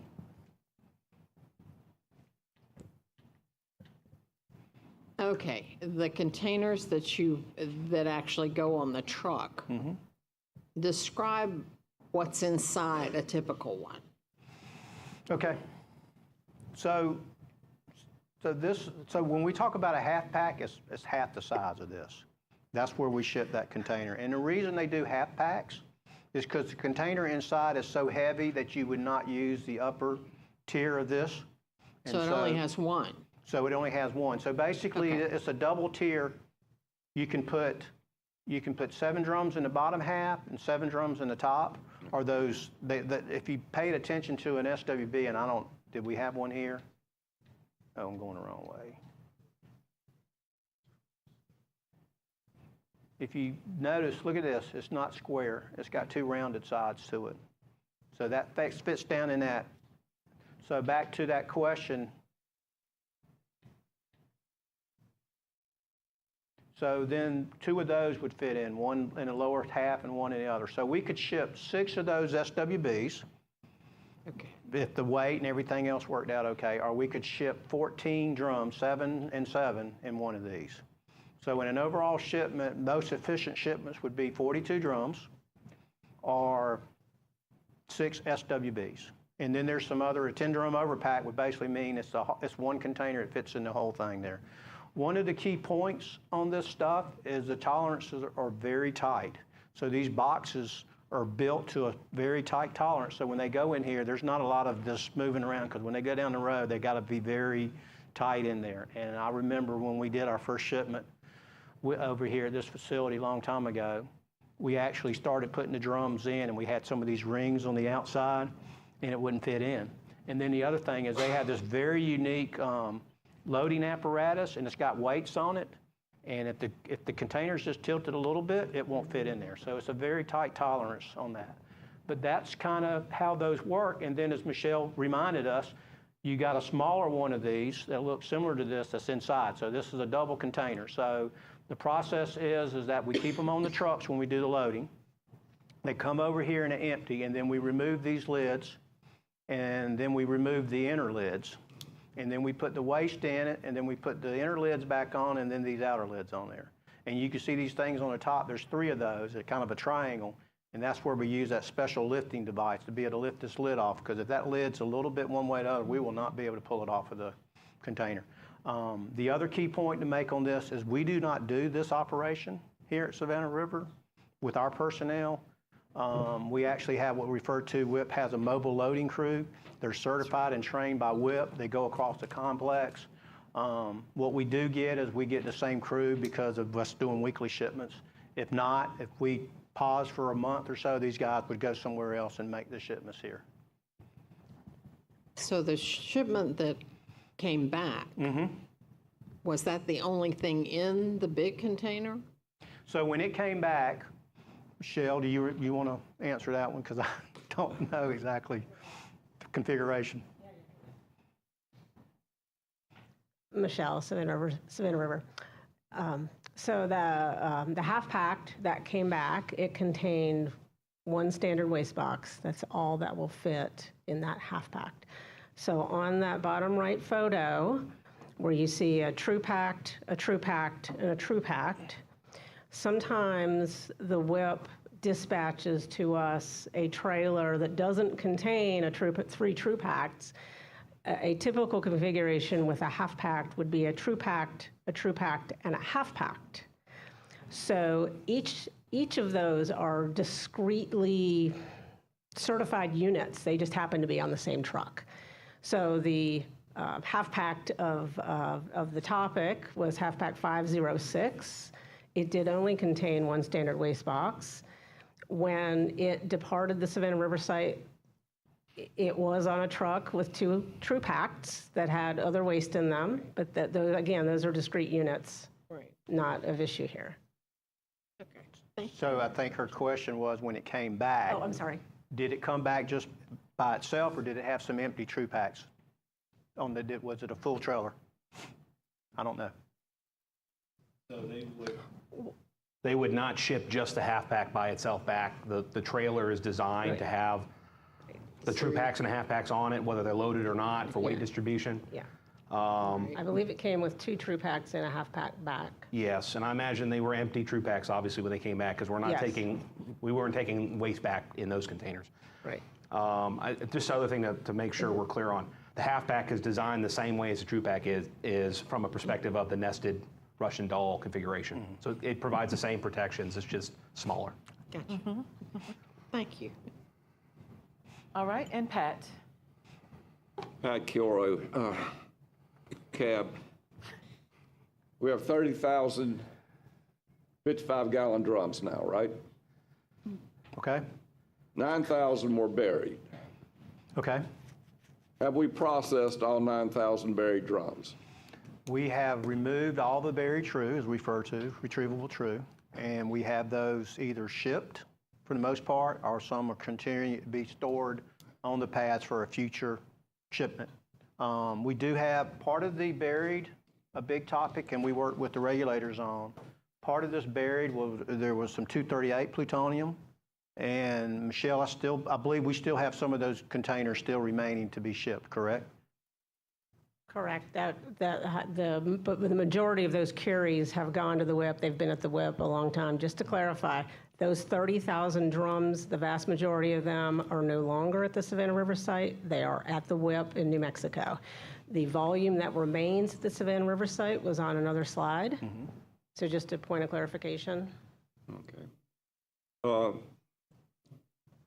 Yep. How hot are these 238 drums? So they're not hot because we can't send them to WIP. If they're not contact handled. This is all contact handle waste. So on the surface, they're less than 200 millirem per. I can't remember the exact measurement for contact handle, but less than 200 millirem.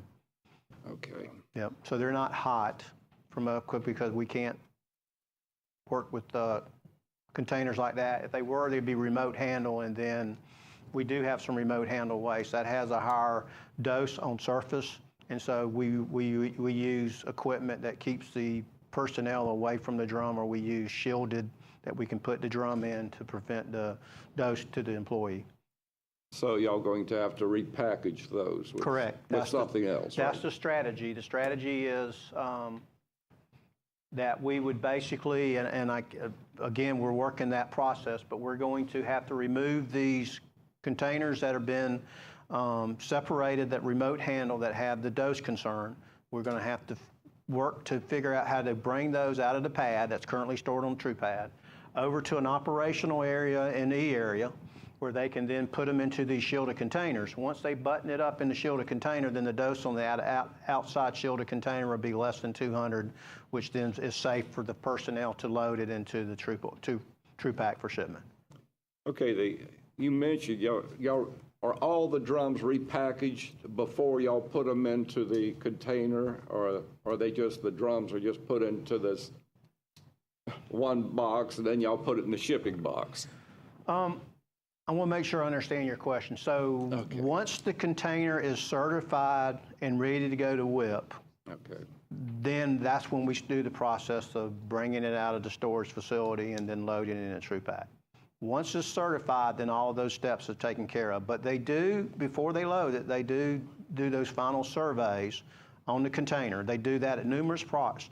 They will do that before they move the container off the stores. That's part of the safe operations out at the burial ground, is we basically do not move any containers until we get RADCON out there to make sure we survey it and it's still safe. Because remember, some of these things could be stored out there for months or years, and so anytime we move them, we go through that process. So we would survey it again, and then we would survey it when we loaded it.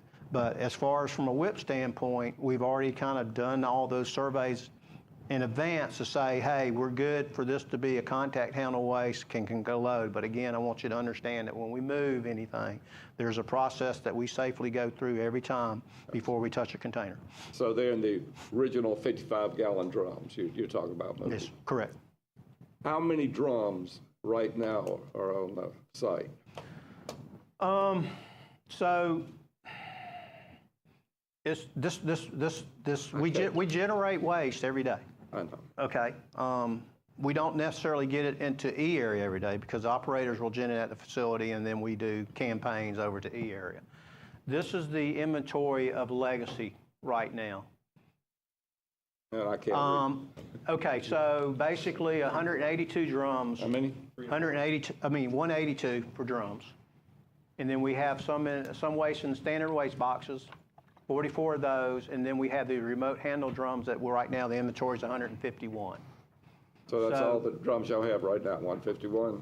So drums we have right now between those two for legacy is a little bit over 300. We have a little bit over 300 drums. Now we do have what we refer to as new gen.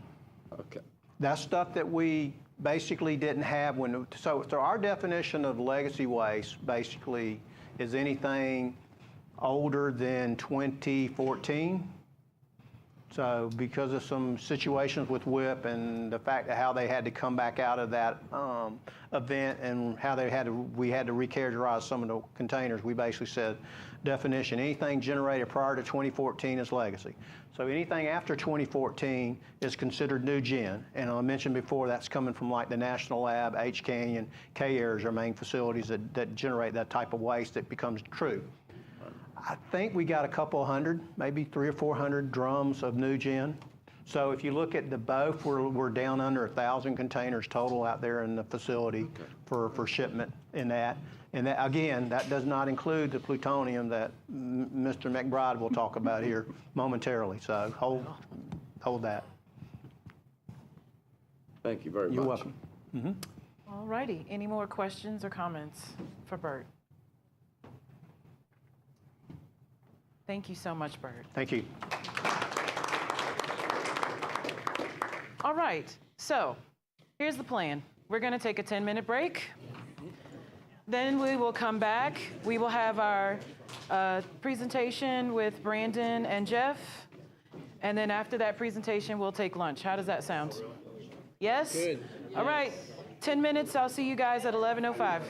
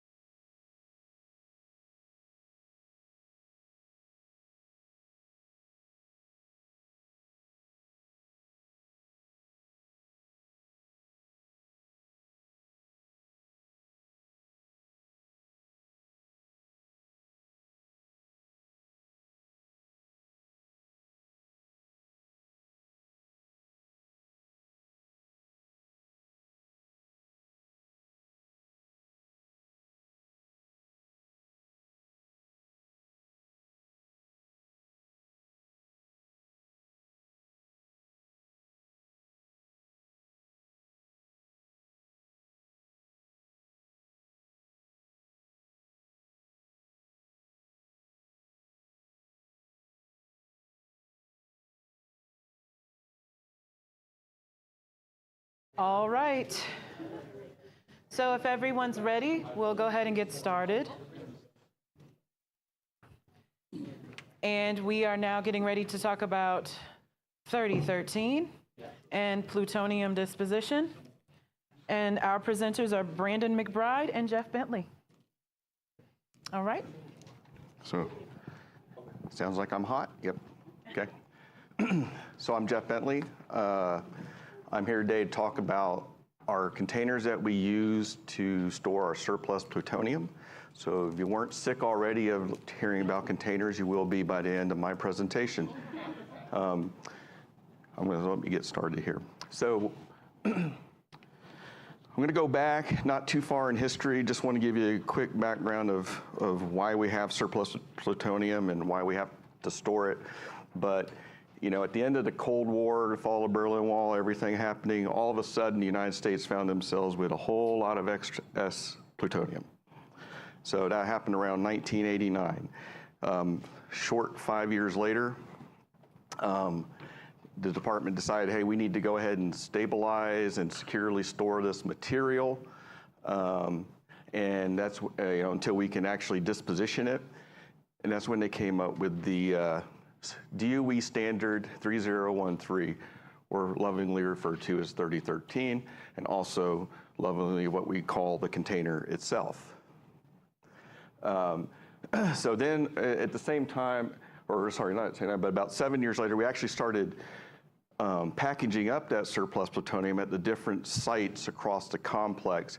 You just see a few of them up here. These were the some of the main ones that had a lot of plutonium between Hanford, Savannah River, Los Alamos. Rocky Flats is up there. I will tell you there's nothing out there at Rocky Flats anymore, but the rest of these sites could still have material. We did do a bit of a consolidation effort. A lot of it did come here to Savannah River. Brandon, who follows up after me, is going to talk about that a little bit because it's stored in his area that he oversees, K area, and he's the one that actually dispositions this material. So what is a 3013? I've got a nice picture up here. Once again, here's another container. It's actually 3 containers. The main component, if you look at it, I think this is my laser pointer. This is what the container looks like on the outside. These are a cutaway, a half, we've sectioned it in half. This is that outside container. This is the main part of a 3013 container. It's the thing that's providing the safety function. It's the thing that is making sure everything is secure and stabilized. Inside of that outer container, you have an inner container and then what we call a convenience can. The convenience can and the inner container, those are not necessarily standard. They can vary from site to site depending on the process you have set up for filling them and the welding procedure for attaching the lids. But the outer container is standard across the complex. Okay. I will say this: if you have plutonium oxide, it's going to go in a convenience can, which will then go into an inner container, which will then go into the outer container. If the surplus plutonium we have is in a metal form, it may or may not go in a convenience can first. It depends on the configuration, but it will at least go into the inner container before going into the outer container of the 3013. There's a picture of K here. I'm going to go through a little bit. Once again, this would be your 3013, your nested containers all in there, showing you right here. It gives you the dimensions of that container. It's really not that big, 5 inches in diameter, 10 inches in height, weighs about 30 pounds though. We see a picture down here. This is just to give you an idea of what one of those things look like, the material that's inside. This is a cutaway. You can see the plutonium oxide. We actually take those and store that 3013 in what's called a 9975, a Type B shipping container. This is the outside. I'm not going to get into all the inside, but this is the outside. This is your 3013 in there. And then around it is what's called fiberboard. That fiberboard is there to provide impact resistance and thermal resistance. So in case of a drop or a fire. And then of course the 9975 is buttoned up and are stored. This is a picture of our K area storage facility. As I mentioned, we issued the standard in 1994. That was the first year. We had long time of experience storing plutonium over short periods of time because we needed it, and so we were constantly going through it. But then all of a sudden, like I said, when Cold War ended, we didn't really have the experience for a long-term storage. So we came up with the 3013 standard. It was designed to store this material for 50 years. It put in limitations on what kind of contents and how much of those can be put into each one. I mentioned that outer container. It's the thing that's providing the big safety and security function. That outer container is rated up to 699 PSIG. Okay? It is also leak tight, dropping from a height of 30 feet. So if you dropped it from a 2-story house, you're not going to rupture the vessel.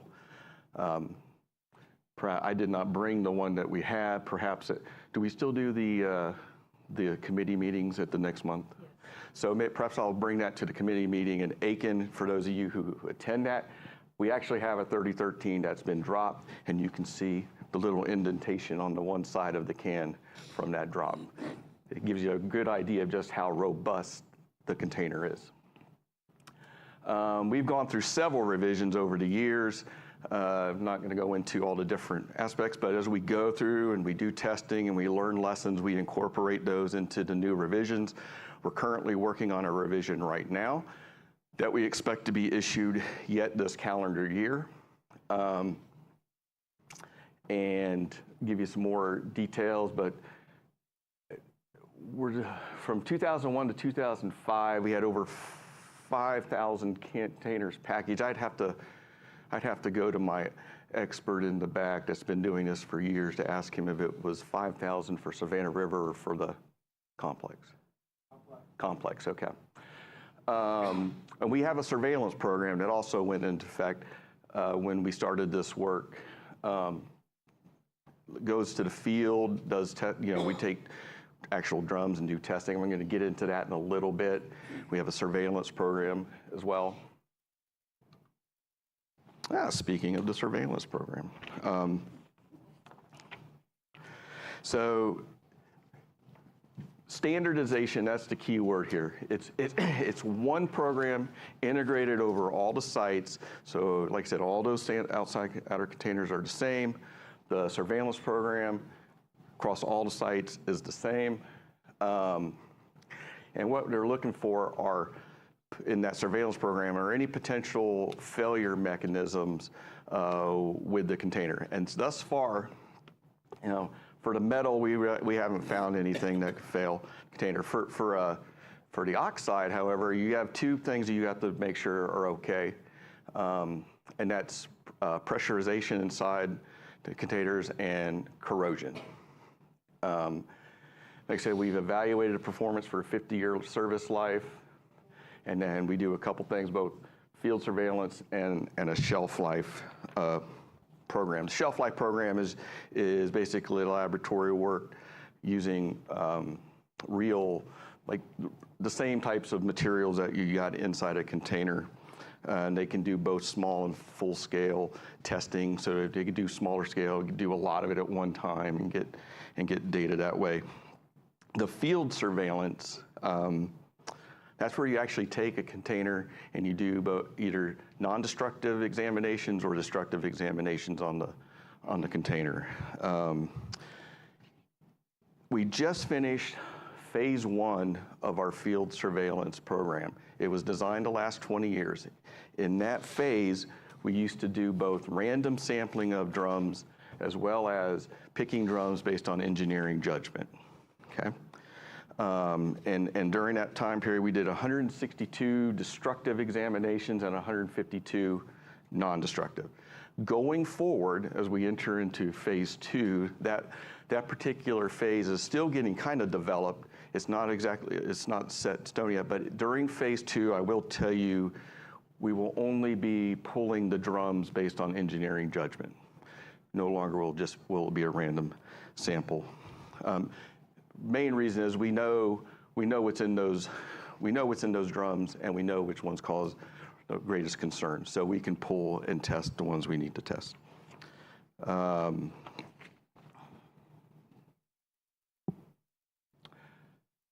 So give you some basically overall conclusion on the program here.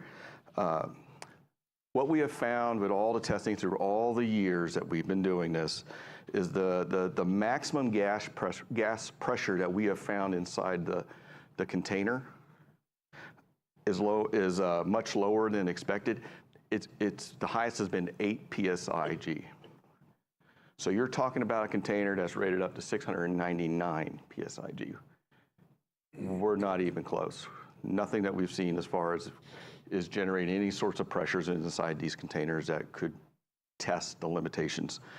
Another factor of this is that any of the oxygen that you come out seems to decrease in the gas phase. Since it's decreasing in the gas phase, you get any pressure buildup with hydrogen, you don't have to worry about, if you don't have the oxygen there, you can't have the flammable, you won't have a flammable gas composition, so you don't have to worry about the explosion as long as that's true.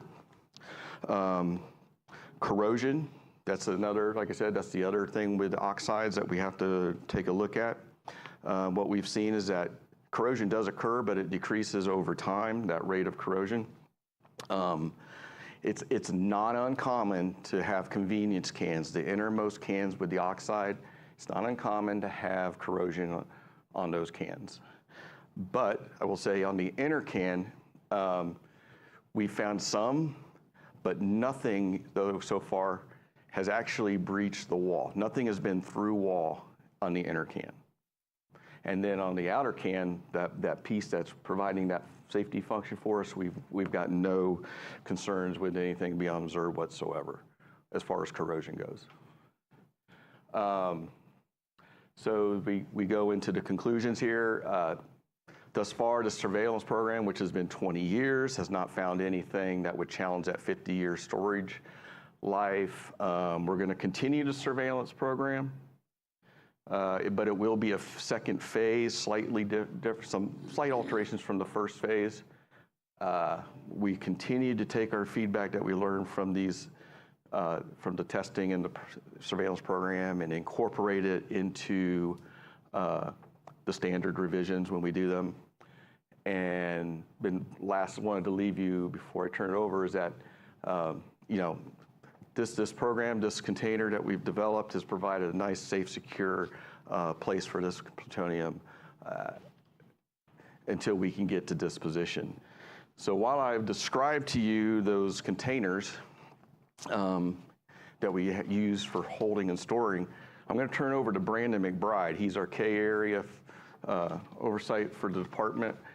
He's going to talk about actually what they do there, where it's stored, and how they actually go and disposition the surplus plutonium that's in these containers. And I think he's actually got some more containers somewhere in his presentation. So, all right, thank you, Jeff.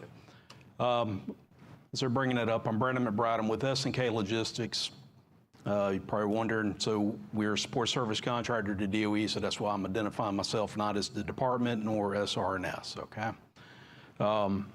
As Jeff said, so try to bring you up to date, on the where we're at in K area. So back July, I guess, a year, 2 years ago, we kind of, gave this brief, down in Waynesboro, and kind of update you on, what that looks like if you were part of that. If not, this will be some new stuff. So we'll get into it. Acronyms, okay? We're all bad about it. We're going to speak in acronyms. So if you get a chance, just kind of dog-ear this page, okay? That way you can see what it is I'm trying to tell you, okay? So you're forewarned, okay? All right, so what I want to do today is just, kind of update you on where we are, okay? To get you there, we'll kind of give you, kind of a brief overview. I've got some diagrams I think it's going to help you to understand some of the things you've heard this morning through the true waste discussion, a couple of photos that I think will kind of clarify some of the things that we discussed. So when we get there, I'll, if I reference back, that's what I'm trying to do here. All right.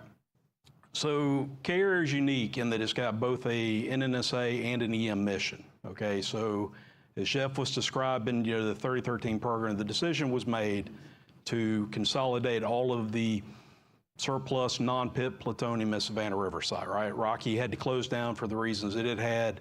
Hanford needed to get their stuff out. Savannah River site was really where this stuff came home to, if you will. With it having both an EM and NNSA mission, this top part here, so, record of decision back in April of 16 kind of, it defined the EM program as up to 6 metric tons. Why is it up to 6 metric tons? Well, it's because we knew what was coming to us from the other EM sites, but there's also some GAP receipts out there. GAP is not an acronym if you're curious. There's some stuff out there in places that we don't necessarily want it to be that may come to us. So that's why we're up 2.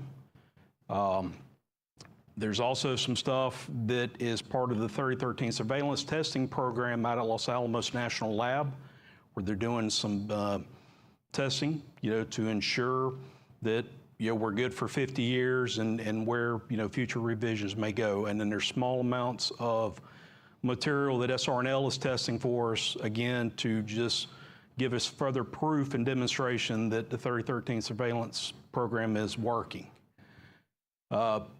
Next one here, there was a amended record of decision back. They kind of broke out another 7.1 metric tons. This is the beginning of the next one here. This is the NNSA portion of the discussion. So their record of decision back in April of this year further expanded from the 7.1 metric tons to the full 34 metric tons of non-pit plutonium. So this is all stuff that is not part of future defense program designations, okay? Just thought that was important to delineate. We're a joint facility. Matter of fact, Cary is probably the one individual facility that will be part of the landlord transition. Don't need to worry with that. We're, in daily, weekly planning with our NNSA counterparts out at the site. It'll be a seamless transition. Nothing to worry about there. This morning, there was some discussion in prior briefings here on the acceptance criteria out at the waste isolation pilot plant. What I want you to take away from there is, we here at Savannah River site didn't do this, okay? This is basically, the NRC, kind of certifying the criticality control overpacks. That's the 55-gallon drums that you've seen some pictures of. You'll see them, coming up. Goes through a, rigorous characterization and certification program. What does that mean? So when we generate a CCO, and I've got a diagram here in a minute to kind of show you how we go from the 9975 Type B into the CCOs and what that looks like. We actually have to do 2 measurements on the CCO drum itself. That actually gets sent out to the Carlsbad field office as part of the waste acceptance criteria, and they, under the guise of their acceptance criteria, tell us, yep, that drum is certified to ship. Okay, we'll get in a little bit more of that here as we get a little bit further into this. Keep in mind, WIPSA, it's an underground mine, right? So, you've got some safety requirements in there that all this has to fit. And then the TruePack 2s, again, are, an NRC, certified shipping vessel. And got some pictures coming up that we'll get into some of this. Again, Cary is providing the safe, secure storage of the non-pit surplus plutonium of both EM and NNSA. Is safe in regards to the 3013 surveillance program, and then we obviously have security measures in place to make sure that it's securely stored. Got a little too quick there. So we support Jeff's 3013 program, and he was talking about non-destructive and destructive evaluations, right? So the non-destructive is every 3013 that we open, the operators are looking to see, is there anything unusual, anything that we weren't expecting to see?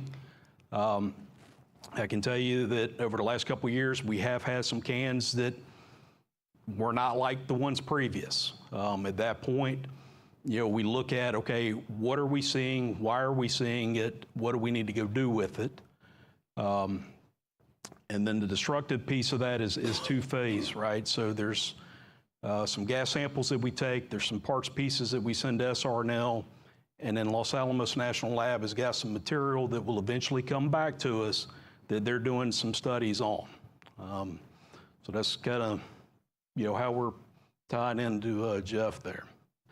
All right, you may hear me use the term downblend, dilute, and dispose. They're synonymous. I'll kind of give you an idea what that looks like here in a minute when we get to that. And then obviously once we have opened the 3013 container, we've downblended it, diluted and disposed, It's packaged in a CCO. It goes out to our CCO pad where it's characterized and then certified for ultimate disposal as shipment to WIP. All right, quick timeline, right? So Cary was an operating reactor. It was one of the, the original 5. Converted to surplus plutonium storage in 97. In 2007, we initiated basically operation inside the KISS glove box, K Area Interim Surveillance glove box, to begin kind of the, phase 1, as Jeff was describing, of the destructive examination process for the 3013 surveillance program. In 2016, and that was late 2016 after, we designated up to 6 metric tons, we begin, actually downblending that material, to get it, ready to be dispositioned out of WIP. So you can see, we haven't been doing this for very long. I mean, that's, 12 years ago. And I can tell you, here in 20, the glove box was actually modified to begin the dilute and dispose process. The glove box was modified with some equipment. I'll explain what that equipment does here in some coming slides. And then you kind of see from here, I mean, we have steadily, each year, we kind of put out there what it is we want to go do in the downblend arena. This year, for instance, I mean, we were targeting 120 3013s. It would be, downblended. We've done 125. When the facility comes out of its fall outage, they'll probably squeak out a handful more before the end of the fiscal year. Year before, target was 110. We did 115. Shipment-wise, this year the goal was somewhere around 28 to 30. We're above that, and we've got more to go. So, constant theme. We're constantly trying to get to where we find how efficient we can be. We're not there yet, but obviously there is a point in time where you kind of reach maximum throughput for the existing glove box. And then here, going forward, the goal is to figure out what those additional efficiencies are, and then NNSA has a capital asset project to install an additional 3 glove boxes. That way we can really ramp up 3- and 4-fold the throughput of getting the material through. And that's necessary in order to meet the settlement agreement with the state, which is to get 9.5 metric tons out of the state of South Carolina by December of 36. And so far, our intermediate milestones we're exceeding. So obviously, capability with 3 more glove boxes is pretty key to that. But, no reason, to think today that, we're not going to be successful in that. All right, this is a brief video. I'm gonna warn you. So this is a little bit dated, okay? Because for obvious reasons, we can't just walk through our facility with a video camera anytime we want. What I want you to take away from it is I want you to notice the operators with hands and gloves. Okay, they'll be the ones that are in the plastic yellow suits. Notice the glove box. Okay, Jeff was talking about that 3013 canister when it goes in the glove box weighs about 30 pounds-ish. Okay, so if I'm working in the glove box through gloves, I can't just walk up, grab it, and walk it where I want it, okay? So I just want you to have an appreciation for the actual work, not necessarily some of the updates that you're gonna hear from the former facility manager, okay?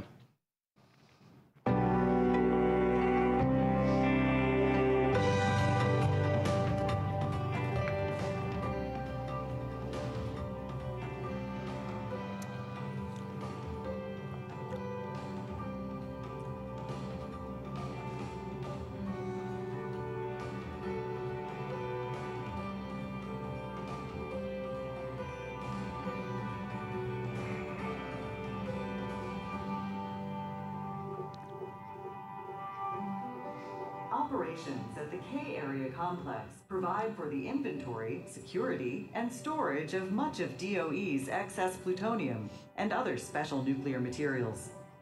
The K complex's unique mission is at the heart of national security and the United States Nuclear Non-Proliferation Mission. The K complexes is a Department of Energy Category 1 special nuclear materials storage facility designated for interim safe storage of plutonium and highly enriched uranium at the Savannah River site. The K complex has a rich history. The main storage facility building in the complex, 105K, is a former production reactor used to produce nuclear materials for the U.S. during the Cold War era. During operation, 105K housed 3 primary functions: fuel assembly, processing, and disassembly. The reactor was shut down near the end of the Cold War. Because of its robust construction, security infrastructure, and rigorous seismic and structural upgrades, 105K was chosen by DOE in early 2000 to serve as their premier plutonium storage facility. Since 2002, K Area has received and stored excess plutonium from across the DOE complex, including Rocky Flats, Hanford, SRS's FB line, Los Alamos National Laboratory, and Lawrence Livermore National Laboratory. Plutonium materials shipped to K Area are sealed inside DOE's standard 3013 containers that are placed inside robust, state-of-the-art certified shipping packages called 9975s. But K Area isn't just a storage facility. K Area is really right in the middle of a huge transformation. The last year and a half, we've really started making a transition to a full-scale 24/7 production. Our main mission will be taking the excess plutonium in the system and processing it into a form that can be shipped, move that material out of the state of South Carolina. Today, 2 of the former 105K primary operations areas, processing and assembly, are used for the storage and processing missions. Downblend, or dilute and dispose, involves blending plutonium oxide with an adulterant, resulting in a final waste form. This produces a mixture that is more secure and not usable for weapons, that can be safely disposed at the waste isolation pilot plant in New Mexico, and helps get nuclear materials out of South Carolina. The downblending process begins with the retrieval of the 9975 or similar package from storage. The package is opened, and the 3013 container is removed and transferred to a glove box for processing. The nested 3013 configuration consists of a welded outer 3013, an inner 3013, and a convenience can. Inside the glove box, the container is cut open, and the PU oxide is removed from the convenience can.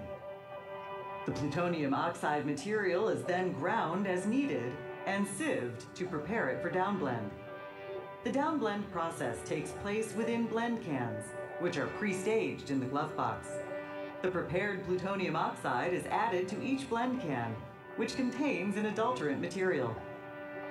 The blend can is weighed and its contents mixed to complete the process.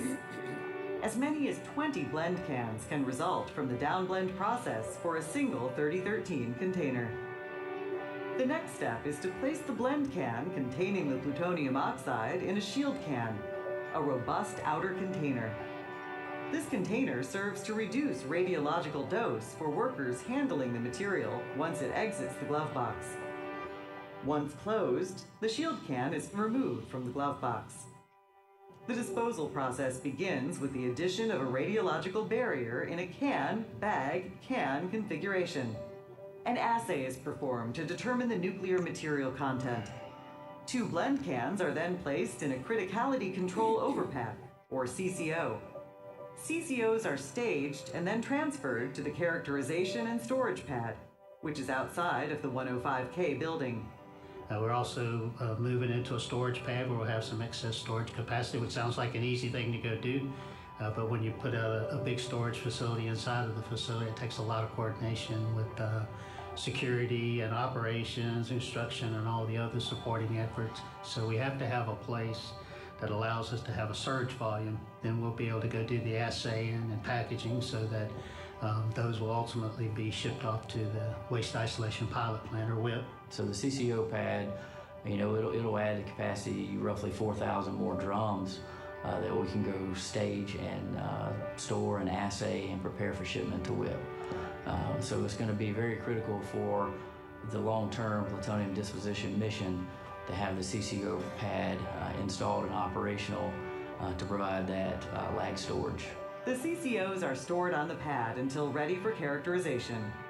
The characterization process is necessary to ensure the downblended material meets the waste acceptance criteria for New Mexico's waste isolation pilot plant.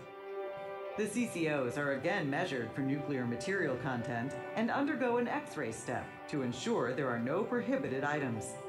Upon successful completion of characterization, the CCOs are stored for an interim period and ultimately configured and loaded for shipment. Back and pause it for a second. K area is also currently Right there.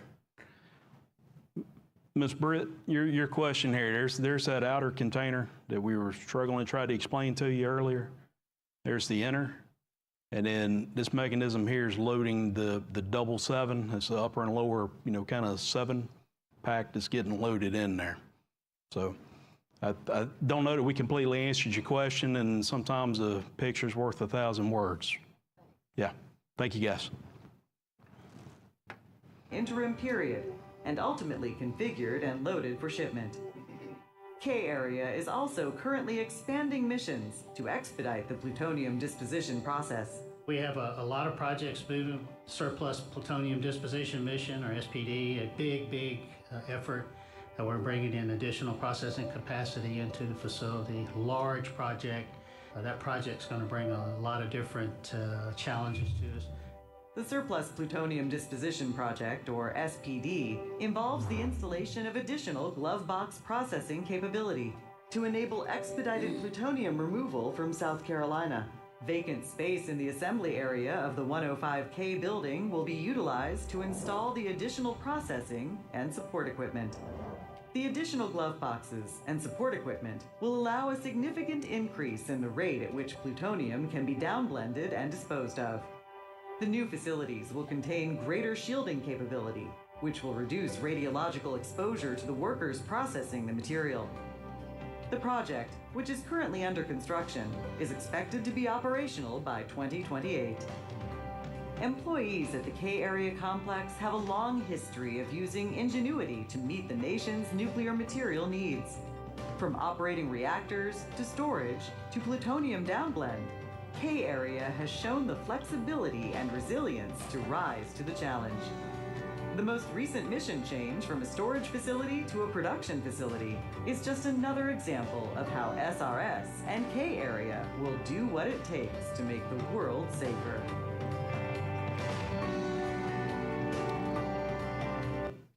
Okay. Again, the part of that, obviously, the characterization pad, the CCO characterization pad's been operational, right? We started shipping, in December of 22, and before that, we had to certify the process, have it validated and audited. So I appreciate you indulging me in that, because it's easier to see it than for me to tell it to you, right? All right, so this is a schematic of, kind of the how we get it. Okay, it comes to us in a Type B shipping container. If you're curious, inside of that, you've got a secondary and a primary containment vessel, and the 3013 kind of sits in there, and then in that voided space between that and the outer drum is where that Celotex fire barrier material kind of resides. So our challenge, and you saw it a couple of times with the pallet mover where you had the multiple, stacks of the 9975. So the first challenge we got is we've got to identify which 3013 that we want to go attack each year in our batching plan, right? So in order to do that, we've identified the ones that we want to get done first. We now are looking at, okay, how are they kind of co-located, co-stored with, there are other ones there. That way we only go mine, the Type B 9975s that we need to, right? I mean, there's a dose concern anytime that we're around this material. So, our batching plan is identifying what we want to go get, in kind of risk reduction space. And then the next step is, okay, if you're going to go get, a drum off of an upper rack, is there maybe, another couple of drums right there that avoids us from having to double mine the container.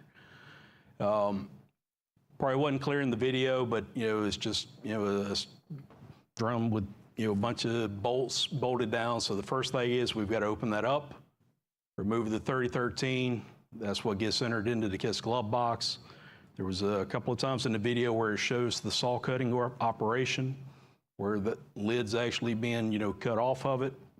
From there, the oxide's poured through a number 10 sieve, and then pre-metered into the blend can, which is where the adulterant material comes to us with the adulterant material already in it. So many scoops, the good stuff in the blend can, then turned into the robust outer container referred to as the rock.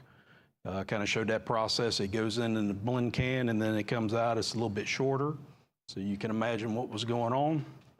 It's bagged out. And then that's the can by can. So the rock comes out of the glove box in a plastic sleeve. Sleeve is then kind of secured on either end. Can, bag, can, placed in a slip lid, and then 2 slip lids inside basically the primary container vessel inside the CCO drum. And then once we get there, 14 of these will go into that. Down here, stopping the video, I didn't realize we had such a clear view of the loading operation, but there's kind of a static view. It looks probably pretty bad up here, but you can kind of see there's the upper 7-pack, lower 7-pack. Those are loaded simultaneously into the inner, which is inside the outer. And if you're curious, the tops for both of those, inner and outer, are sitting probably just off of the picture there. Truck with the 3 True Pack 2s.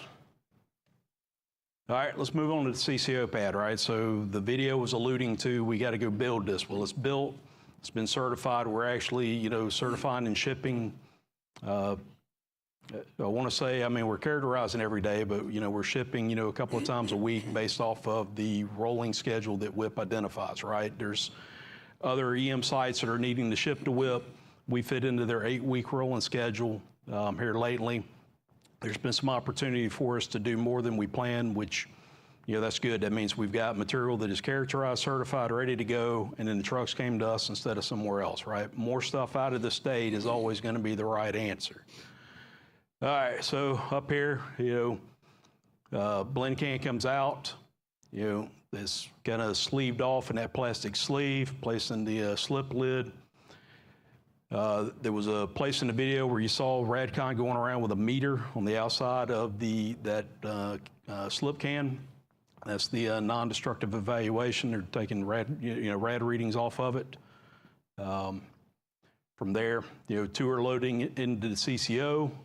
CCO is then staged, right? Its final place of rest before going to WIP is the CCO pad building. We have lag storage inside 105K.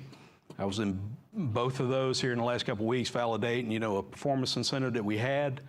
Let's just say I was up close and personal with these drums, right? So if you got any rack concerns, I can put those aside for you, okay?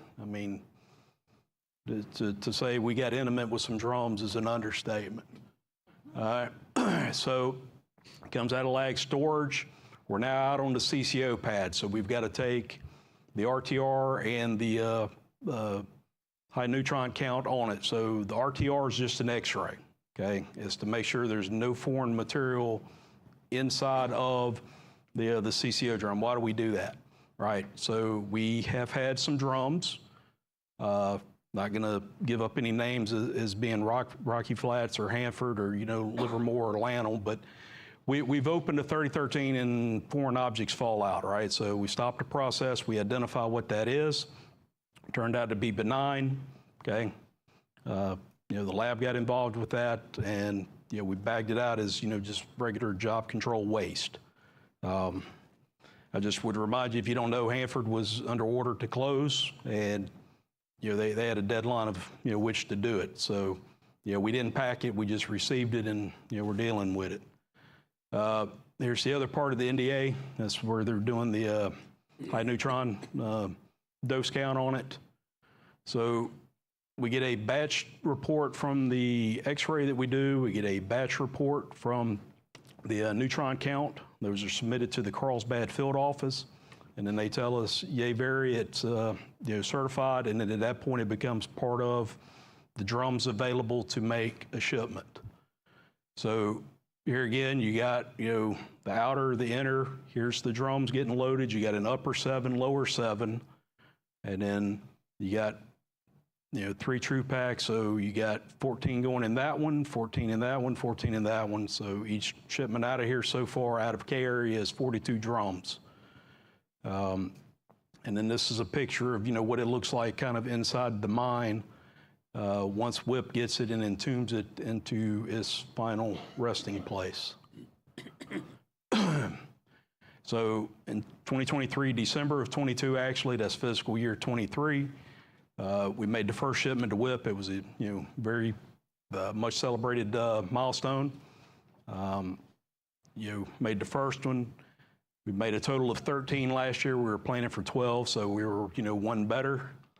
We were anticipating, beginning of the year, we'd do about 110, 3013s that we get down blended. We did about 115, so exceeded the goal there.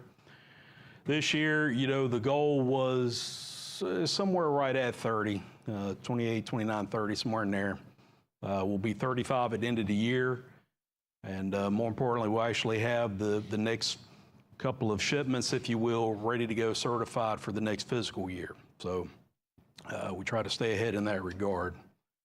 We were forecasting to do 120. We've actually done 125 this year. As I said, the facility's in its fall outage as we speak, should be coming out of it later this week. So an opportunity to squeeze out another handful of down blends. I'll tell you this, we're not lowballing this. We really don't know where we're going to be once we find the maximum efficiency through the glove box. And we don't know that because back when we started this in 17, it was a single shift, days only. In 2020, NNSA invested in modifying the glove box for the enhanced dilute and dispose method. And then they've also provided here in the last couple of years, additional funding to get us to a 4-shift around the clock configuration. And so I would be standing up here next time and tell you that we were, gunning for 140, 150, and we exceeded that. And I have no reason not to suspect that we will keep going until we find, I say fast, but, we got to make sure we all understand this is a very deliberate operation out there for obvious reasons, right? Dangerous material, high value to people that may want to do us harm. So we'll find where we're at, and then the additional glove boxes within NSA, when they come into play, the throughput will be, 4 times what it is today. So, good stuff. Summary takeaway, we're safely and securely storing this stuff. You don't have to just take our word for it. There's other labs that are playing in this and making sure that, we're not pushing the bounds. We've made significant strides here in the last couple of years. No reason to think that we're not going to be successful going forward, as we march towards completion of our up to 6 metric ton inventory. And then, there's some efficiencies that we got to find on the way, largely tied to the settlement agreement with the state. But, right now, we believe the 9.5 metric ton is obtainable by 36. So that's all I got. So that was a lot to throw at you, so I'm sure there's some questions. Thank you, gentlemen. And now we'll take questions from the board. I think I saw John go up first. John Thomas, CAB, and I have a few easy questions. What is RTR?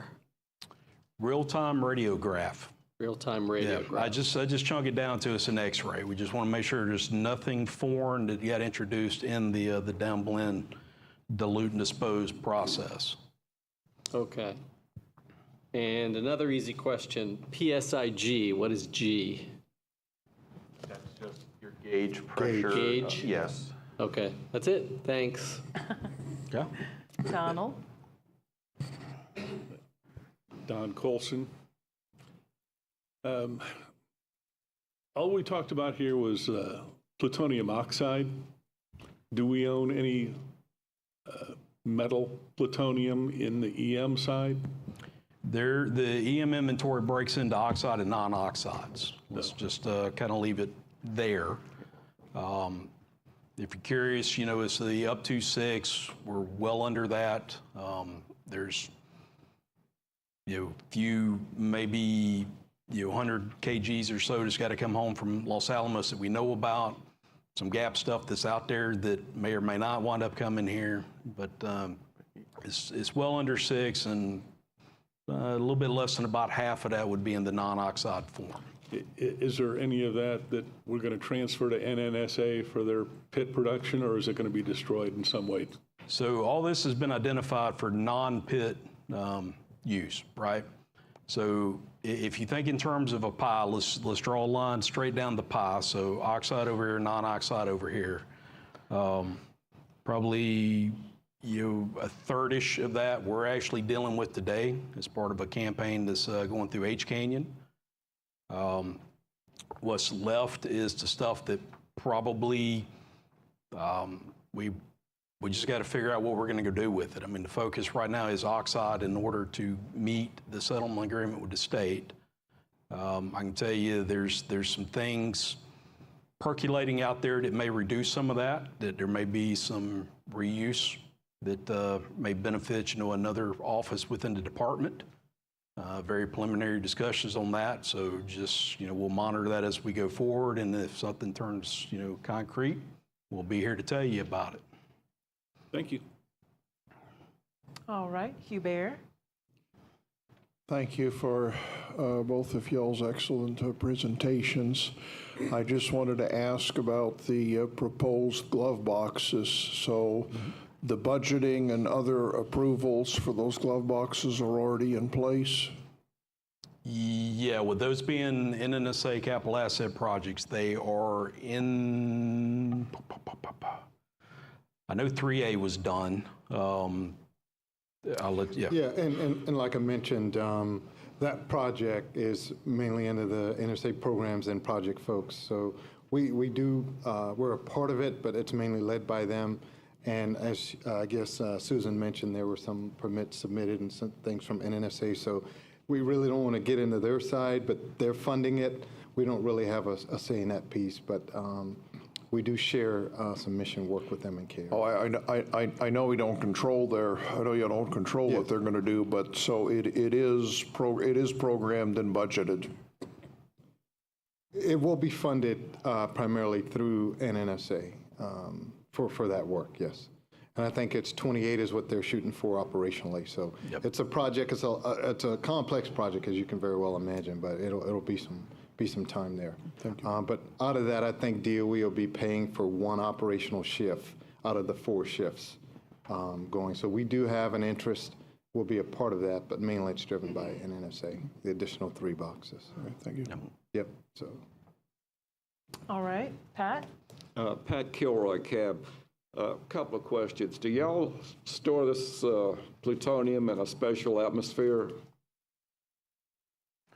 Special in what sense, sir? Well, like remove the oxygen, the corrosive nature of plutonium, I just wondered. Do you want to? I'm going to defer to my technical expert. Steve Hensel, like Brandon, I'm a subcontractor to DOE.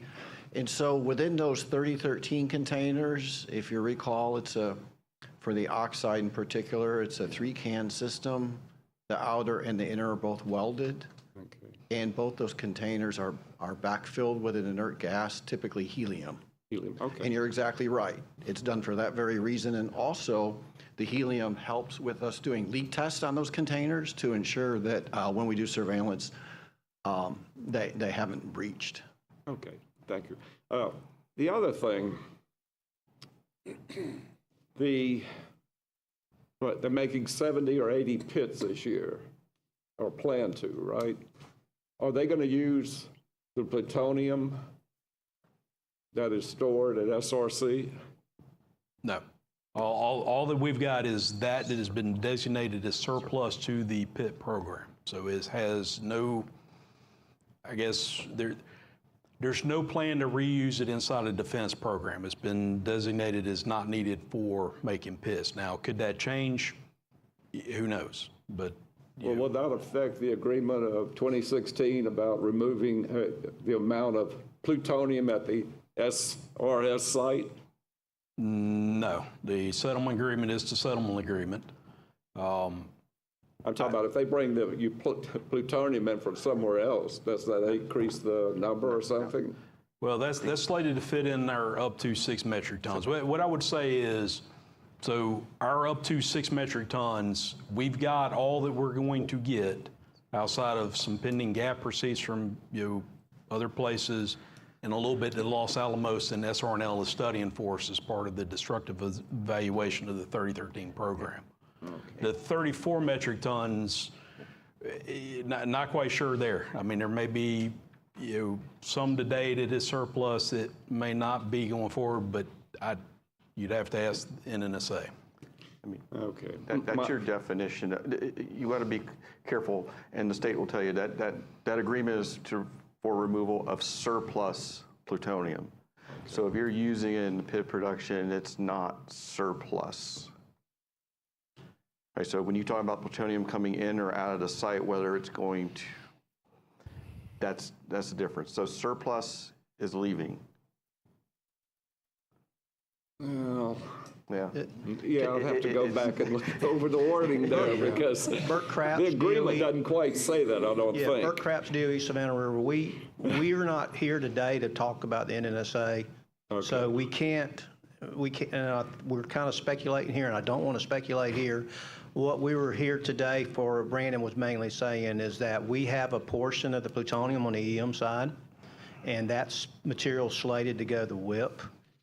In the big picture, there's another entity, NNSA, who's got this surplus plutonium disposition strategy and plan. And the good news for us out of all of that is we're together. So there's some cost efficiencies and some opportunities there to do things in a little bit quicker manner as far as moving it out of the state. So I just want to be cautious on some of the NNSA discussion here because we don't have the folks here today that can answer those questions. Okay, and this is my last question. This is the thing that gets me the most. Has there been a cost analysis? Because when you take the plutonium and you grind it up and you downgrade it and everything, and then you have to repackage it, send it off, everything else. What would be the cost analysis instead of disposing of the plutonium, of the conversion of the plutonium to fuel rods? Yeah, we definitely don't have the right folks here to answer that because these folks are they're experts on their programs, but you're talking program and policy approach. And so that's definitely not the right conversation. I understand from the engineering standpoint and some of your perspective there, but it's really not the appropriate format. But one other thing I did want to correct too, and Bert was spot on. So the NNSA Savannah River Plutonium Processing Facility, along with Los Alamos, they've got an agreement to do 80 pits per year for whenever that program begins. For our piece at the site, it's they're projecting 2035-ish or somewhere to get the program online, but they're not currently making pits. But that's a project for NNSA, for SRPPF, that's hopefully 2034-ish they'll get up and running to do 50 at Savannah River, 30 at Los Alamos to do 80 pits per year for how many every years they so I didn't want to give anybody the impression we're actually doing pits right now. Yeah. Okay. Marty. You're remarkably vague on what the adulterant is. Is that something that's put in there to be easily reversible? No. All we can say is no. Can't tell you what it is, but yeah, it's in there to make it so it's not easy to get it out. And thank you so much for your comments. Would you mind identifying yourself over the microphone? Thank you. Steve Hensel, and like I said, I'm a subcontractor to the DOE. Thank you. Jeff is my boss. Wonderful, thank you. Heaven help you. Are there any more questions or comments for Brandon or Jeff? All right, thank you, gentlemen. Yeah, appreciate it. Okay. I would imagine you all would like to take a nice break. Let's break for lunch. We'll take 90 minutes. It's now 12:04, so let's try to gather about 1:05 and then we'll, 1:30? 1:30, yeah, okay. Well, we'll get going at 1:30.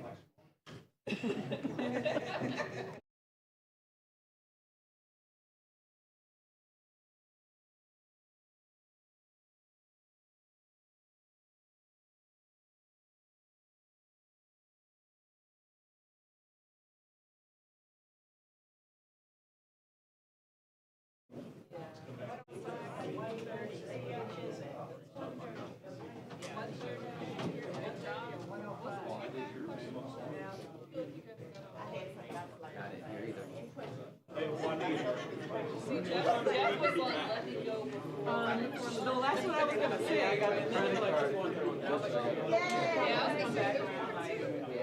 Maybe we'll have a year in the room.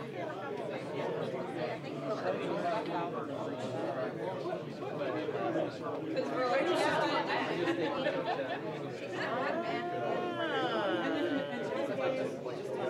But yeah, I think I started, you know, when you all right. And I know, yeah, but he just that's what I'm saying, when you don't tell them.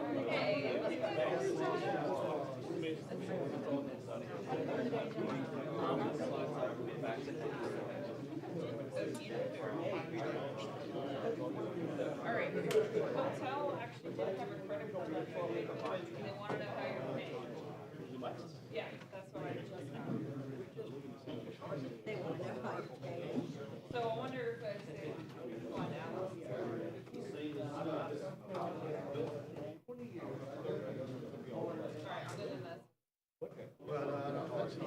It's the same as Scott.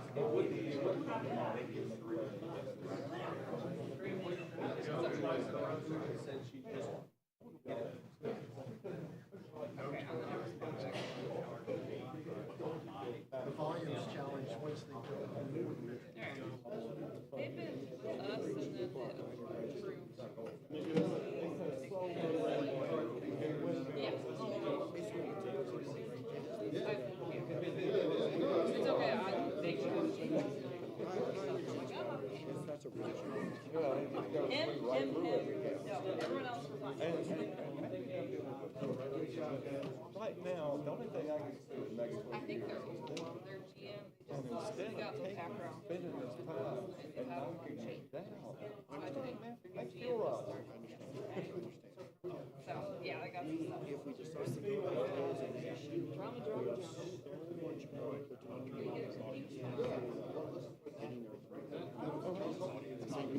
Free process.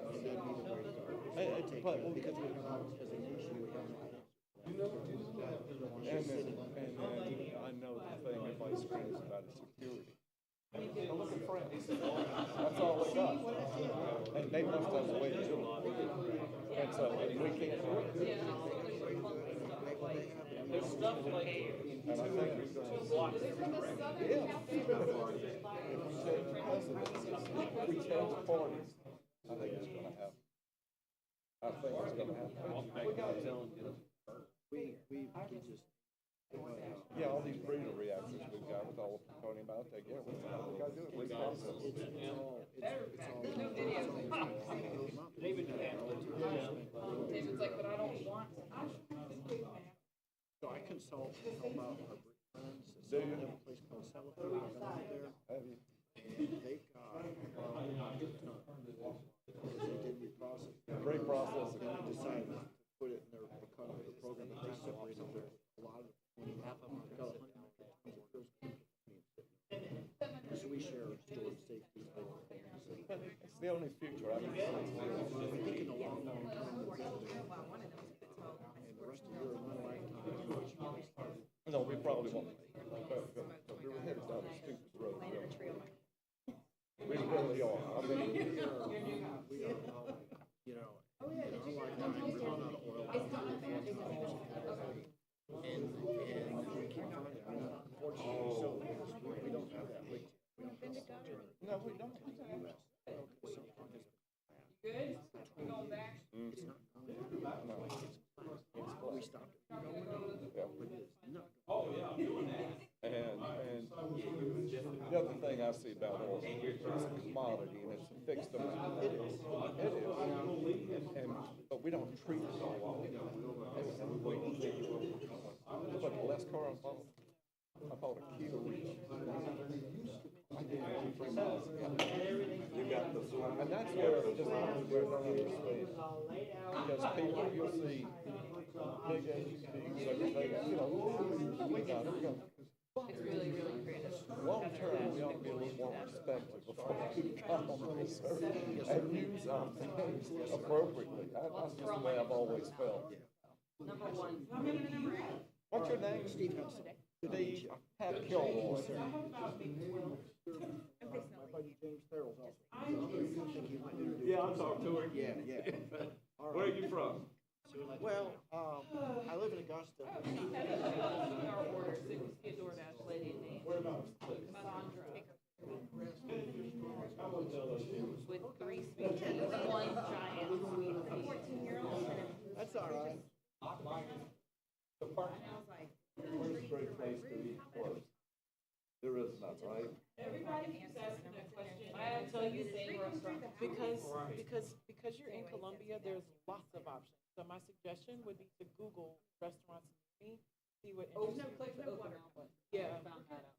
Somebody told me to walk down the street here, and let me tell you, ladies, this morning. I have a date with this one. All right, go ahead. Bye, Pat. Goodbye. No, that's what you did yesterday. Nice to meet you. So you'll be first right out of here. Thank you. Absolutely. Before your presentation, though, you'll be Scott and Scott right now to get later. Okay. But we'll be back. Okay? Okay, thank you. All right, be good. All right, well, you said that yesterday and you worked. I'm not.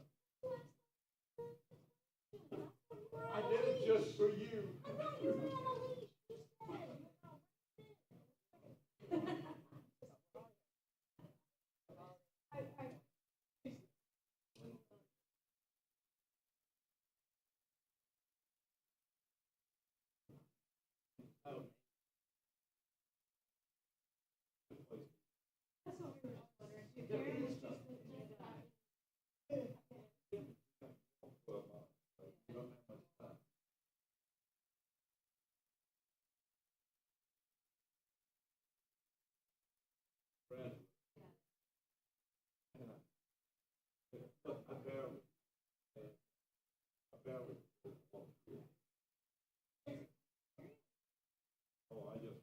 Almost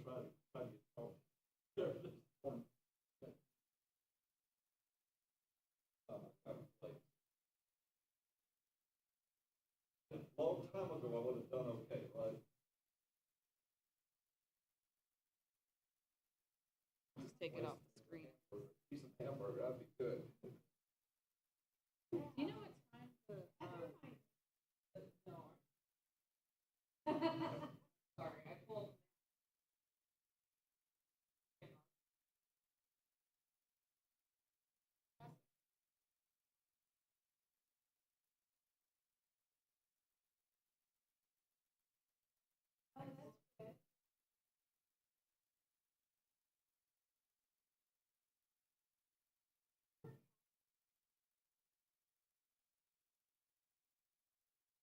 Everything is partnered with, yeah.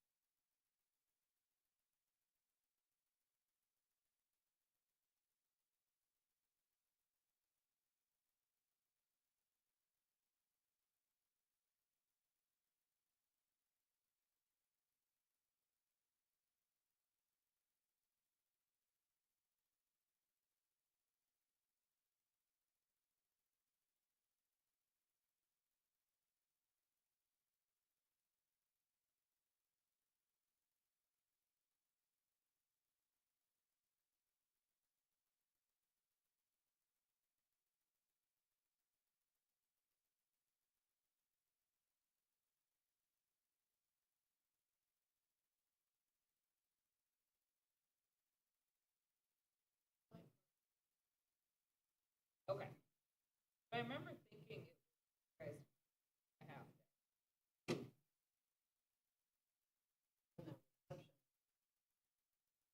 day. I don't think they would put it on.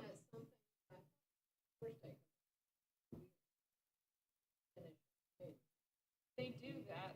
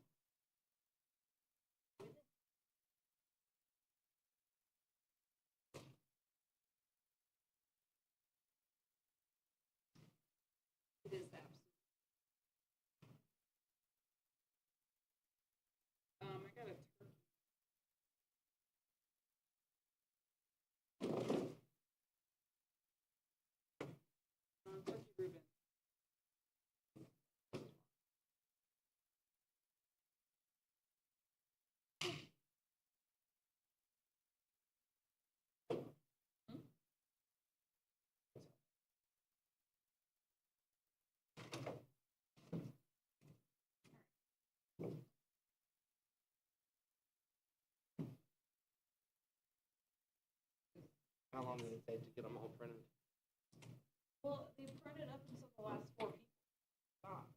The first ones were great, and then it like decided to do this. It didn't do it.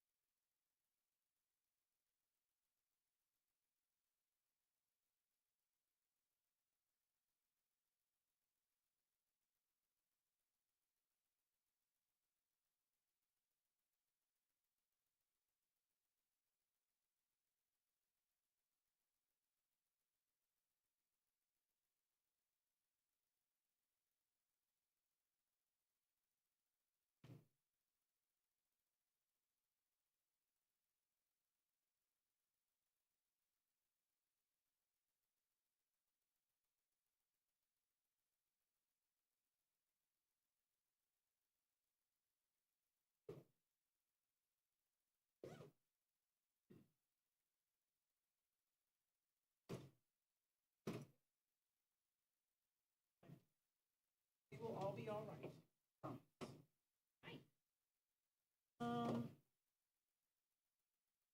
The giant one is. There's two giant ones. Yes. Oh, then the one of them. One's Keith. No, one's on. It's supposed to be sweet. If I can tell which one is which because they put over a little thing. No, no, I want a pickle. Can I have your pickle? I'll take your pickle. Oh, calm down. Yeah, I don't know. I don't know. We're gonna have to taste it, so I don't know. Yours is the small one.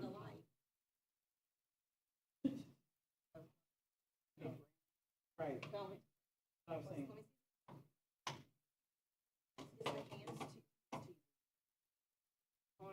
One's darker, one's lighter. Order me a little one? 20. Okay, well then. That one. Then. Yo, that's hers. One's sweet, one's unsweet. All right, we have. I'll just put it out. Oh, there's a straw. Oh, never mind. Oh, I'm sorry. Who ordered that? Me. I don't like it. Like, That's a chicken melt of some sort. Is that yours? yeah, that one's. Yeah, you have that's. That's mine. That's mine. Yeah, that. This is yours. No, this is mine. Mine is boring. I have to eat my food. I want you. Calm down. It was there because he was big. Yeah. My food's been fussed over. It's okay.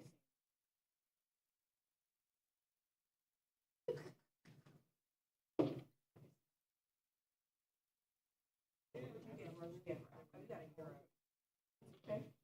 Take some napkins. That's what we all do. That's not what we all do. That's what I do. I'm like, my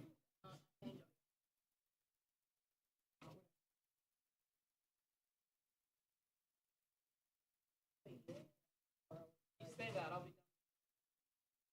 be done.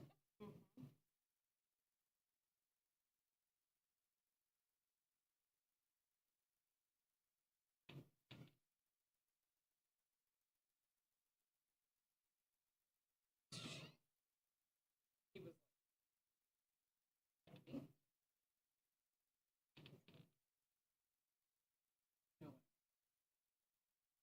It will.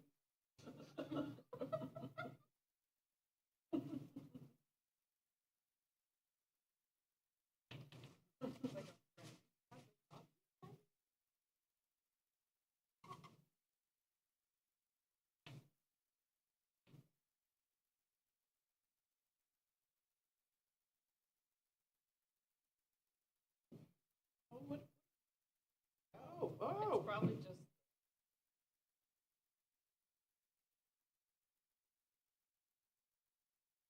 He has a. No.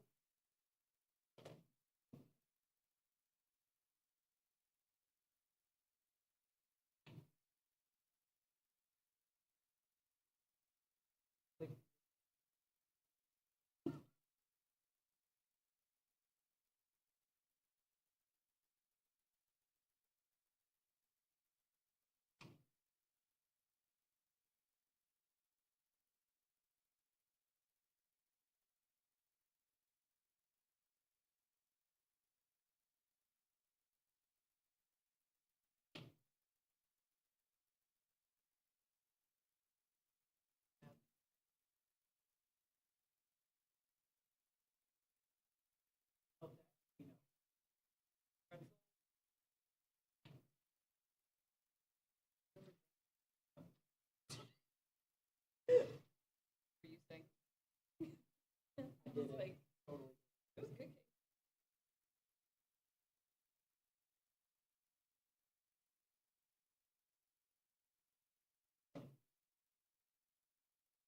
She still never shared. Yeah, you were like, how much? I got good feet. Never know what they want. You were there too. You were like, I know, $300.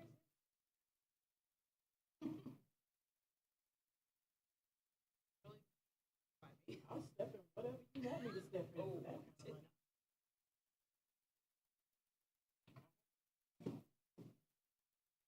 Oh, let's think about this.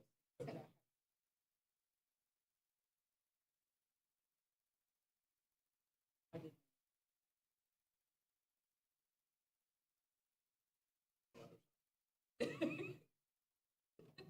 Okay.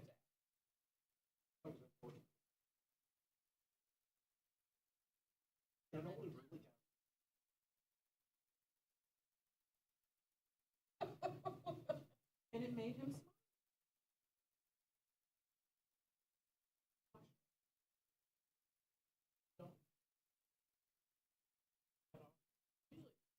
smile. No one's ever told her. Looks like the world needs more kindness. People just barking.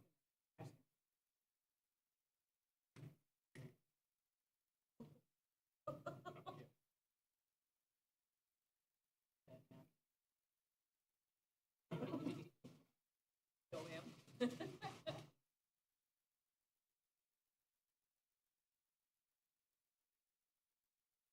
Well, think about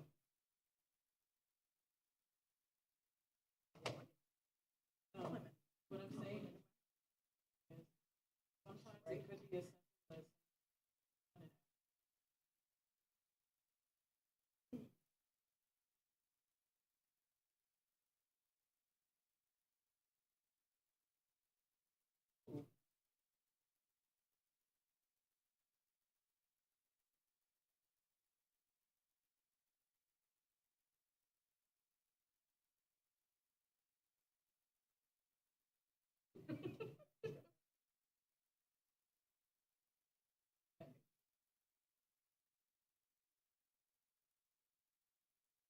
that's what I said.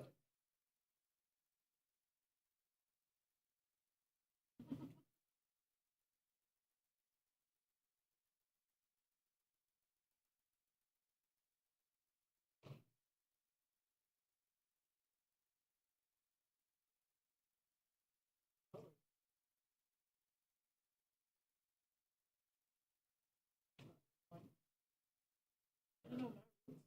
All of it.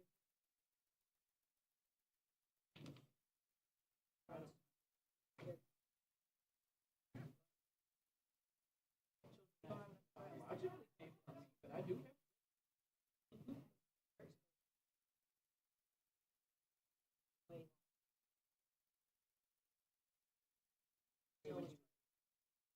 Went gray.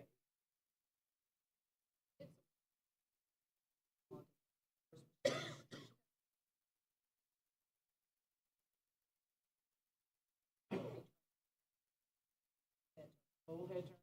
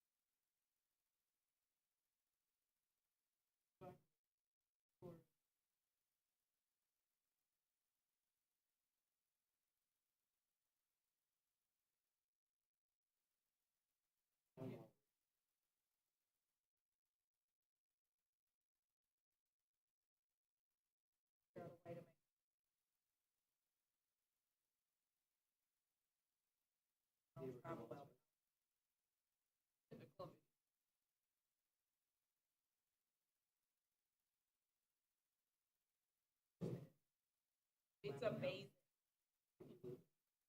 I know, that's what I'm like, I don't even like.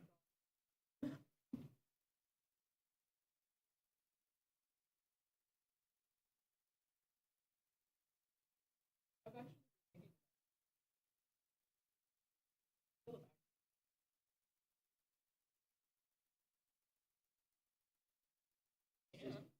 Yeah. Right. Yeah, we might.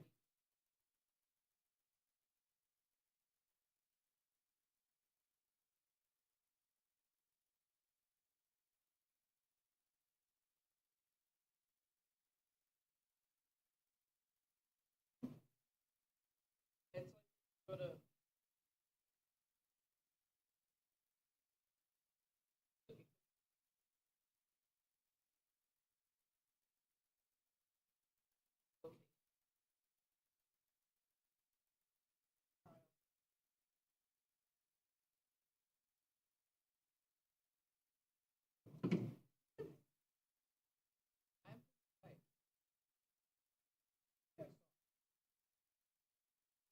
Yeah.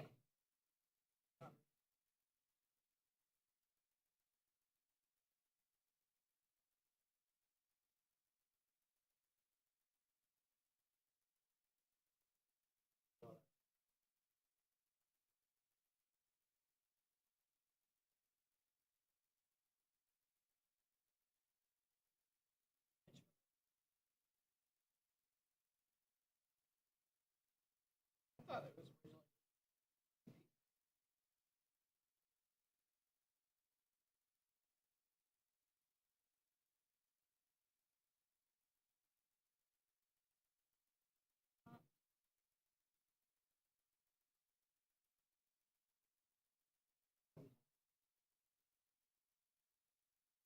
No. No, well.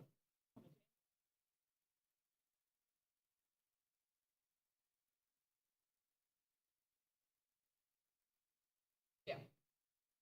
I wouldn't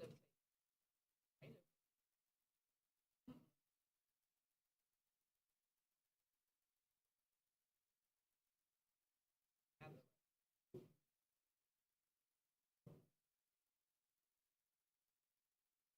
Okay. That makes sense. Sure.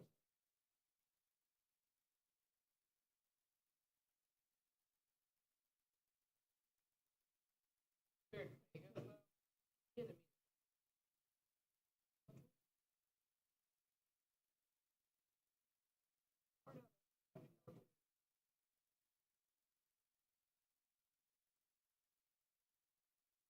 Oh, no. I think. Oh, you got it. Let's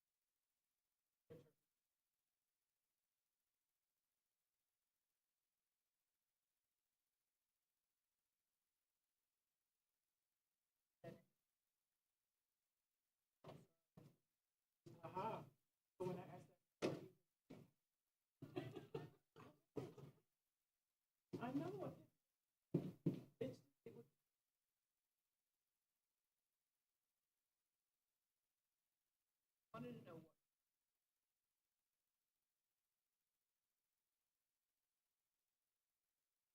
Well, they did.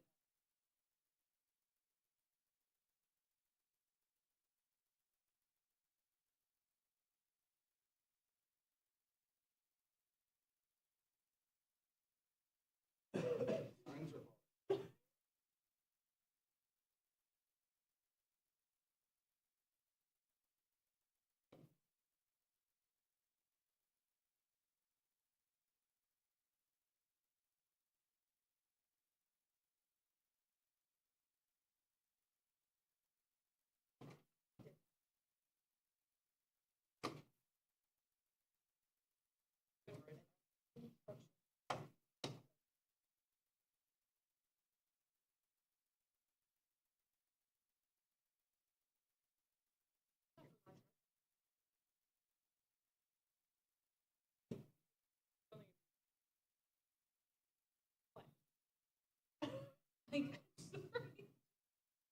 So many of them. It's at the point now I'm like a quarter.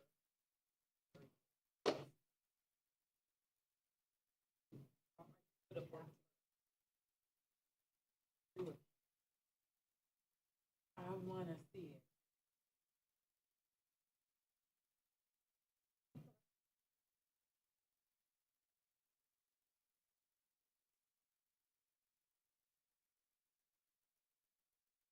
Oh my God, that is so cute.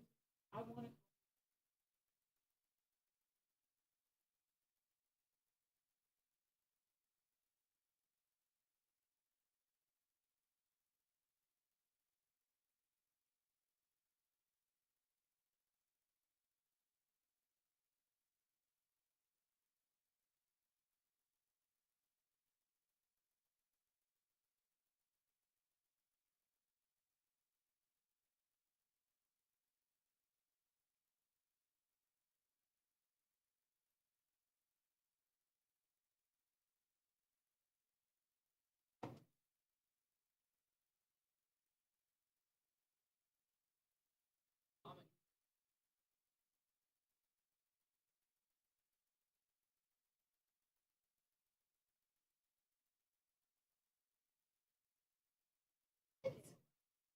I mean, I understand.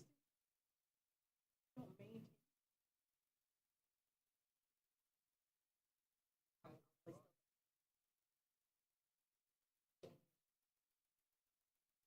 Absolutely. I know what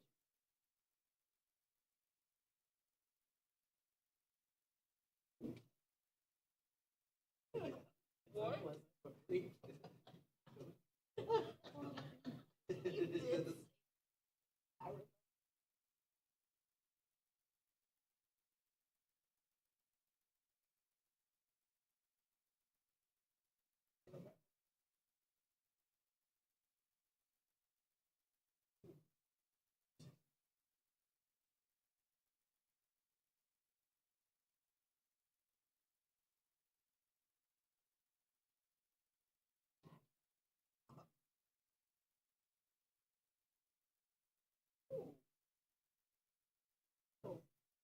Well, I'm doing one on each foot.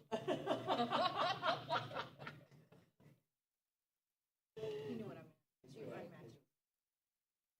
Show you what?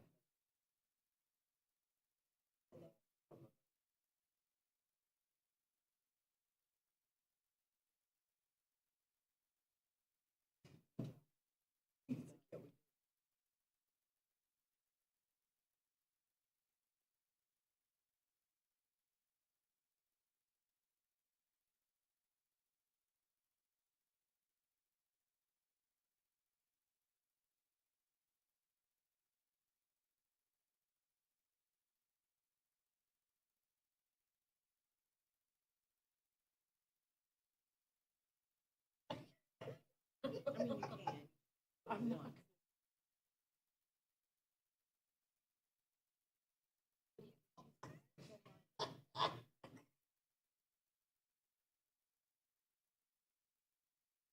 No. No. No. No. No. You can't say I'm right. No. It's not a big.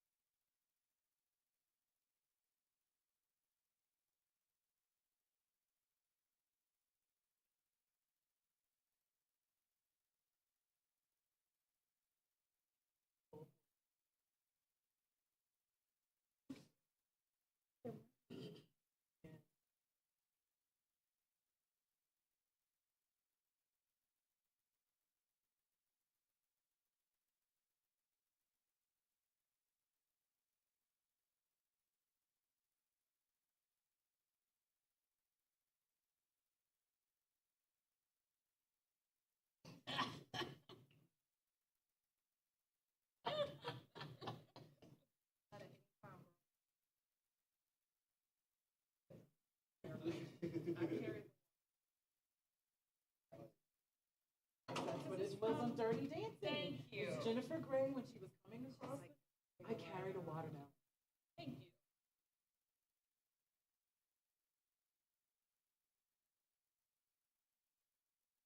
That's okay.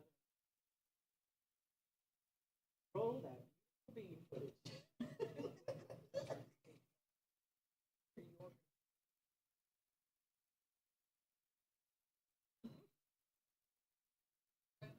It really was, and yet we were right there.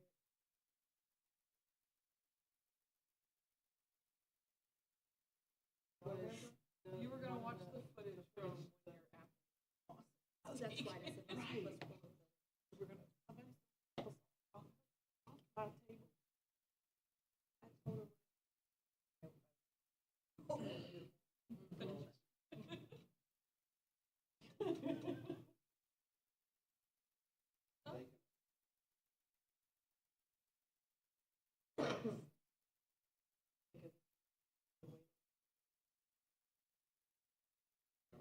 Yeah, and walked out.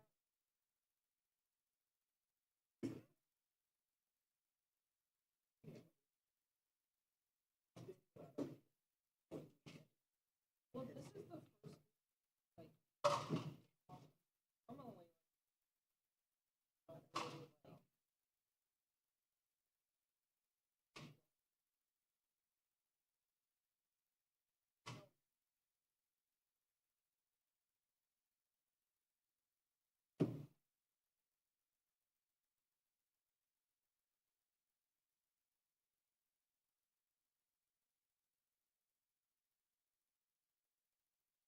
Yeah, we got time. I've got to go to the.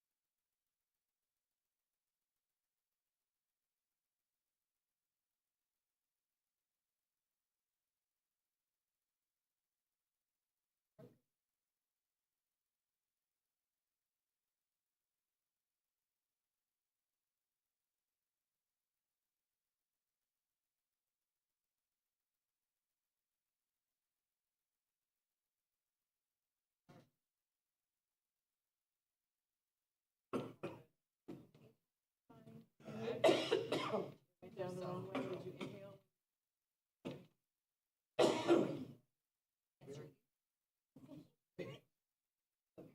Sprinkle some water on blame the it. cookie. Put in some coffee. Bring you a cup of coffee and just dip it and throw the whole damn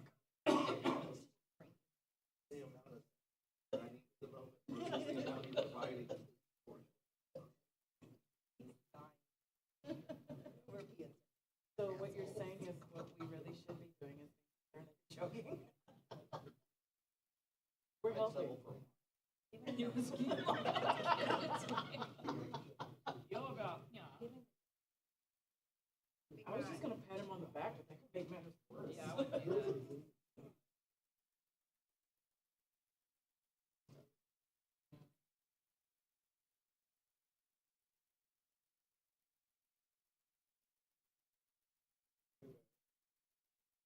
It's dark. It's dark. Parking attendant, it just really fucking No, like, there's always company in the basement.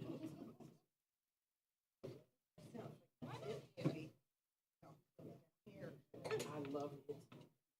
I love that movie. But you forget, I love horror movies. I love horror movies. I mean, I've watched all of horror movies. And the bad ones.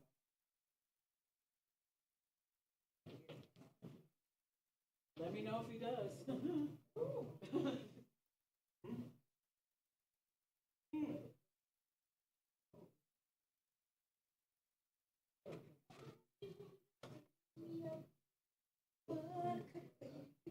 Into the basement.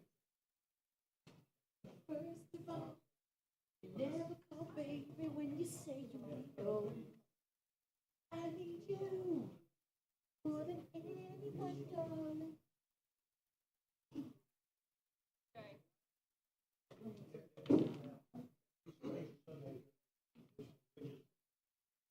All right, I'll be right back. I'm going to the bathroom. Okay.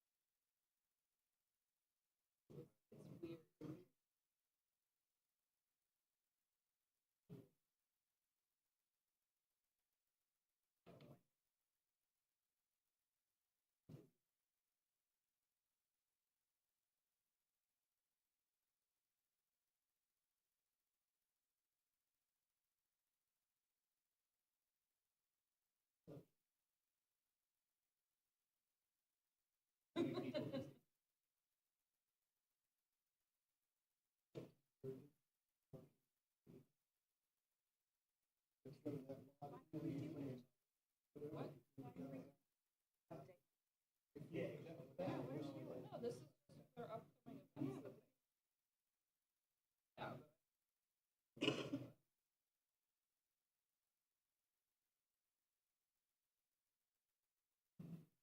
Yeah.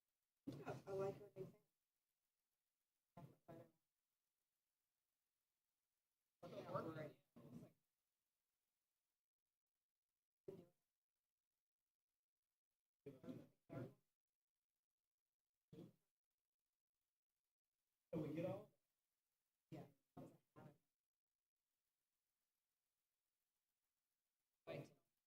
Three data points.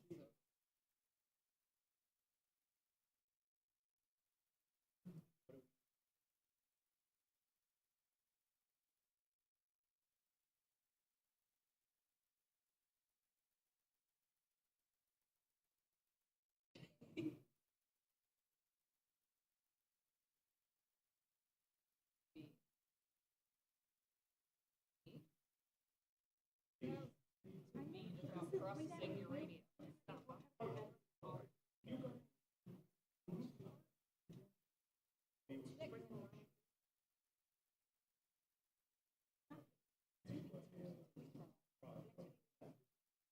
Yeah, that's not this.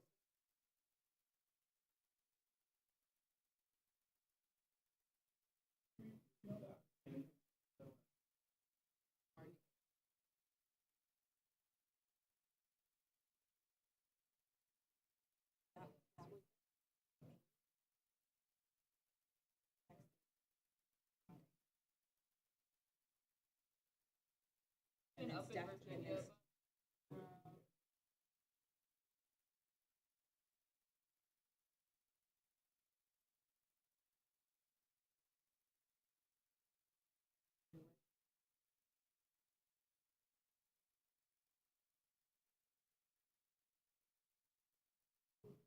Yeah.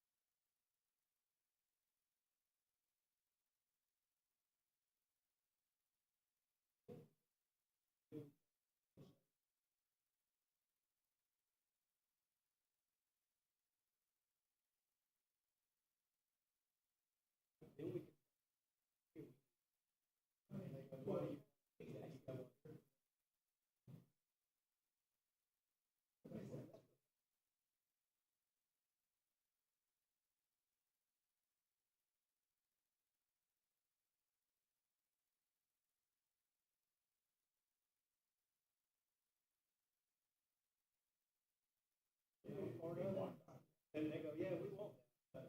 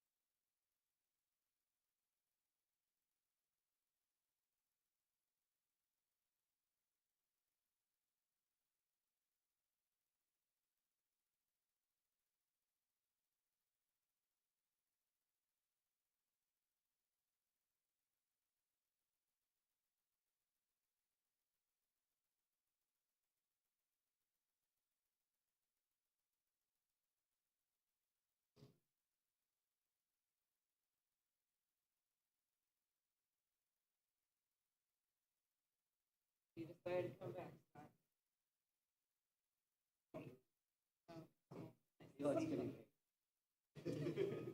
Pesky thing.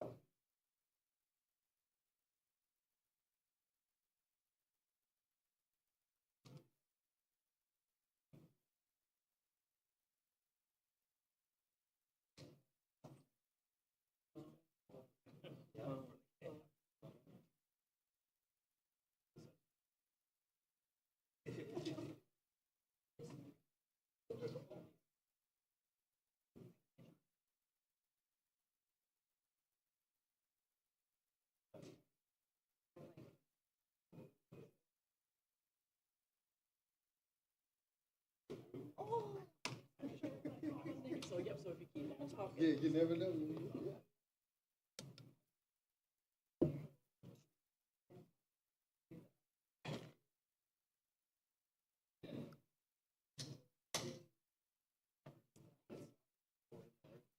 Yeah.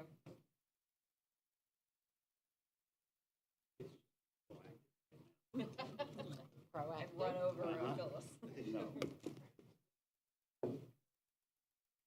Luck with that. Actually,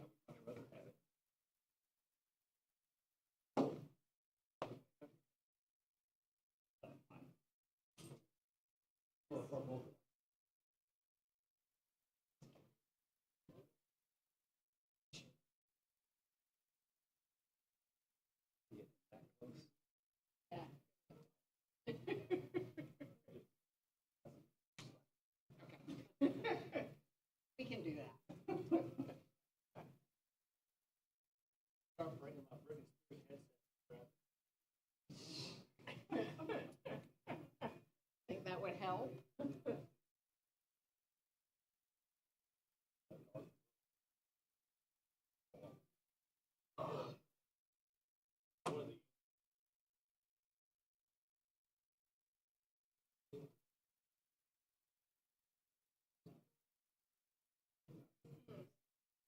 Well, I can remember long ago we were, they had no sound.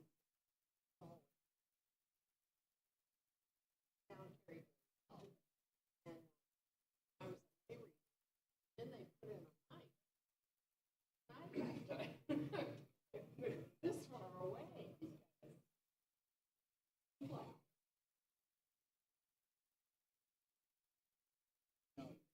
Yes.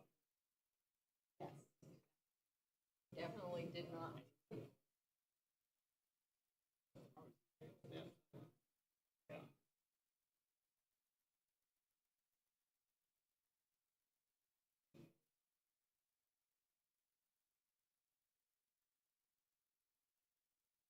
Oh, they'll make it. Oh, always.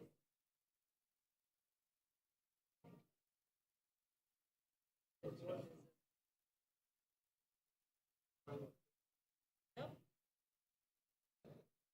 Yep. Great. Yep. We all know that's true. Ooh. Yep.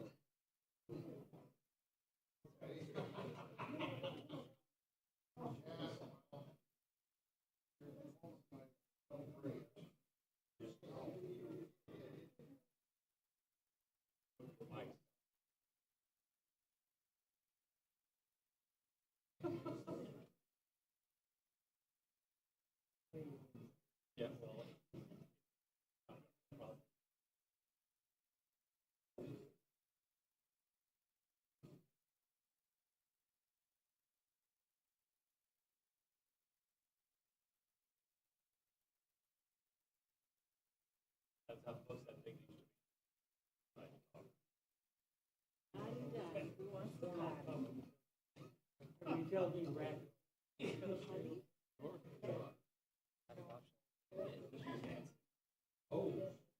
gonna be getting down. We're gonna get down with the get down.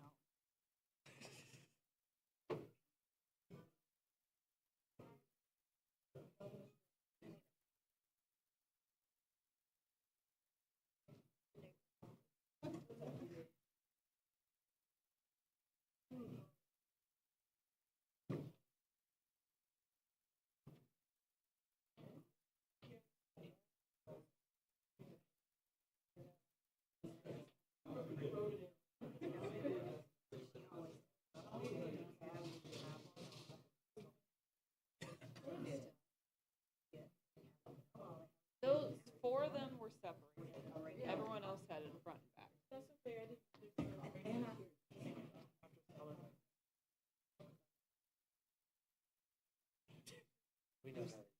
Huh? I have issues with numbers. Can't do basic math. Come back at 13:30. When we're all in our seats at 167.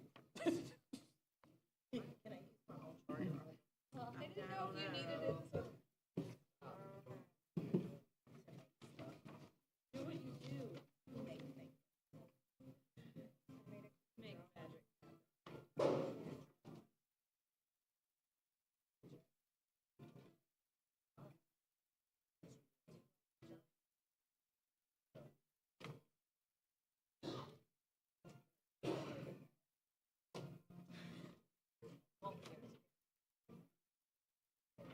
Okay.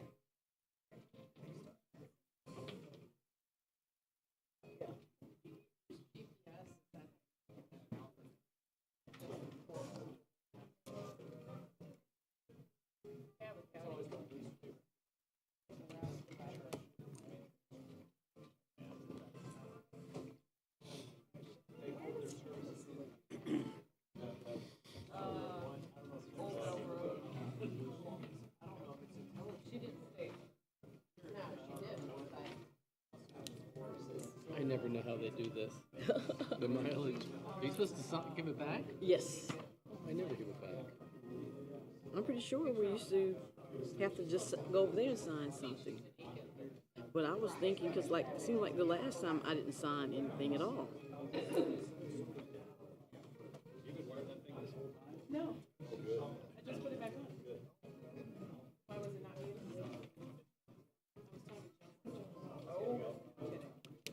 So they use Google Maps somehow. Do you want these back? There's a survey we want back probably. But you don't want these back. Survey on the back. I don't think I ever give these back. But you don't need it. Well, I mean, the whole point of it is so that you sign it so we know that you were here. Because for those who are not here, we want to make sure we didn't create a mileage sheet. Does that make sense? Yeah. So But we signed the other sheet. if it's printed out, I'll take it back. That way. Are you ready? So I guess it doesn't really matter. Because see, mine is on the back. Oh. Yours is not. Yours is You're separate. actually going to stand over in this area. Okay. Yes, it did. Because they said, well, we can take it back. I was like, The location was.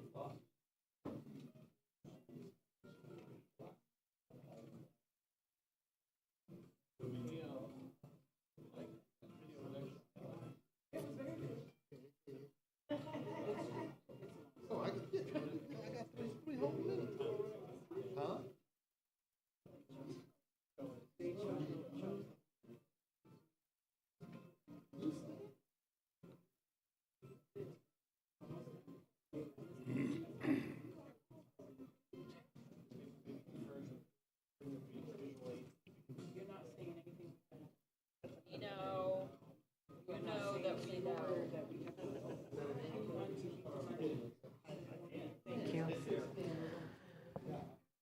Again, good afternoon. Good afternoon. This is your 2-minute warning before we get started. 2 minutes. Now's the time to get a little snack. There's some cookies on the table.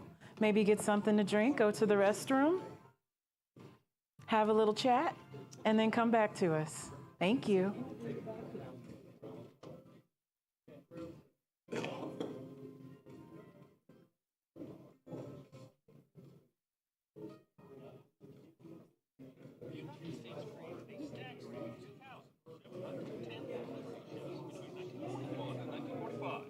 That is far and away the most ships ever built on a single design.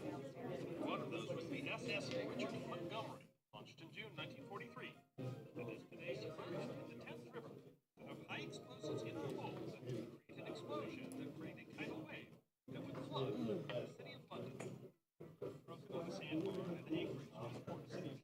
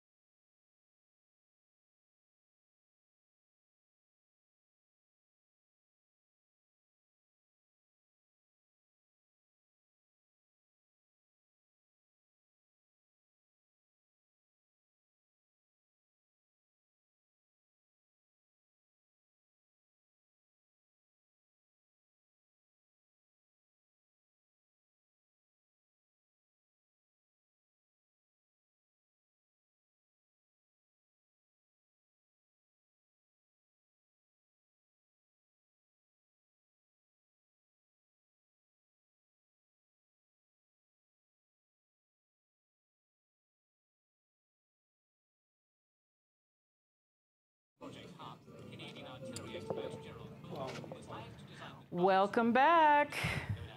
I hope everyone enjoyed their lunch break. I know I did. It was nice to get out of the room, stretch your legs. Couple of things before we get started again. You'll notice that you have this survey. Some of you have it on the back of your travel voucher, and some of you have it independent of your voucher. If you will fill this out at the end of the day and return it to one of us, that would be greatly appreciated. You will notice that the row of numbers is missing for solid waste. Just write them in there and then circle one. It's totally fine. It's my mistake, my apologies. I'll make sure it's in there for the next survey.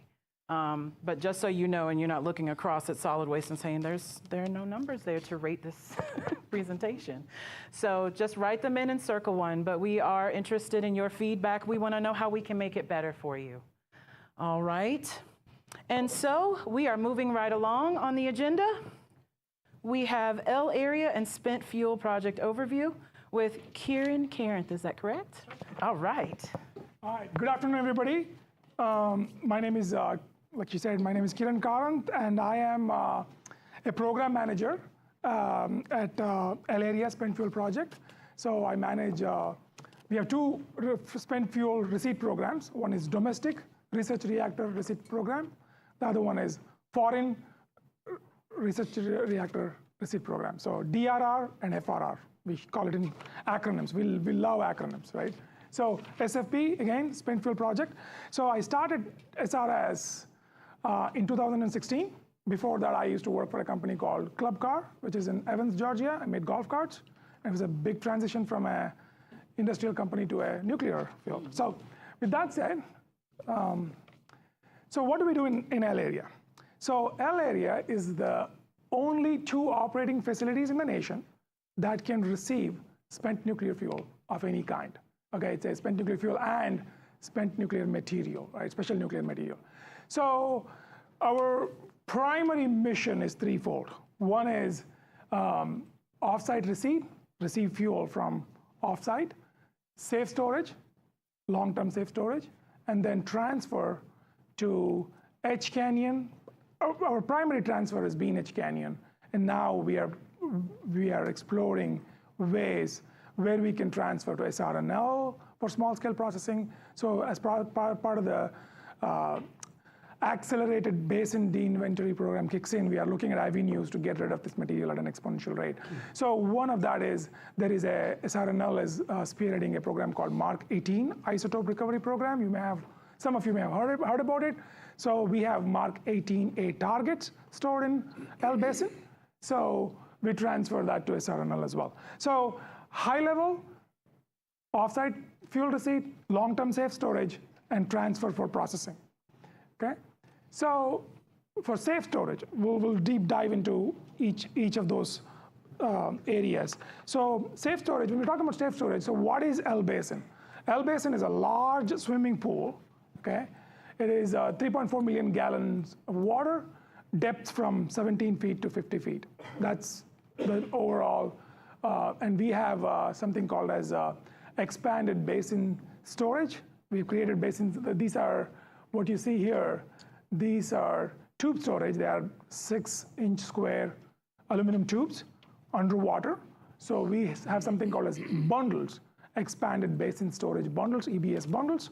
So these are 5-inch diameter, circular. They're about 12 foot long.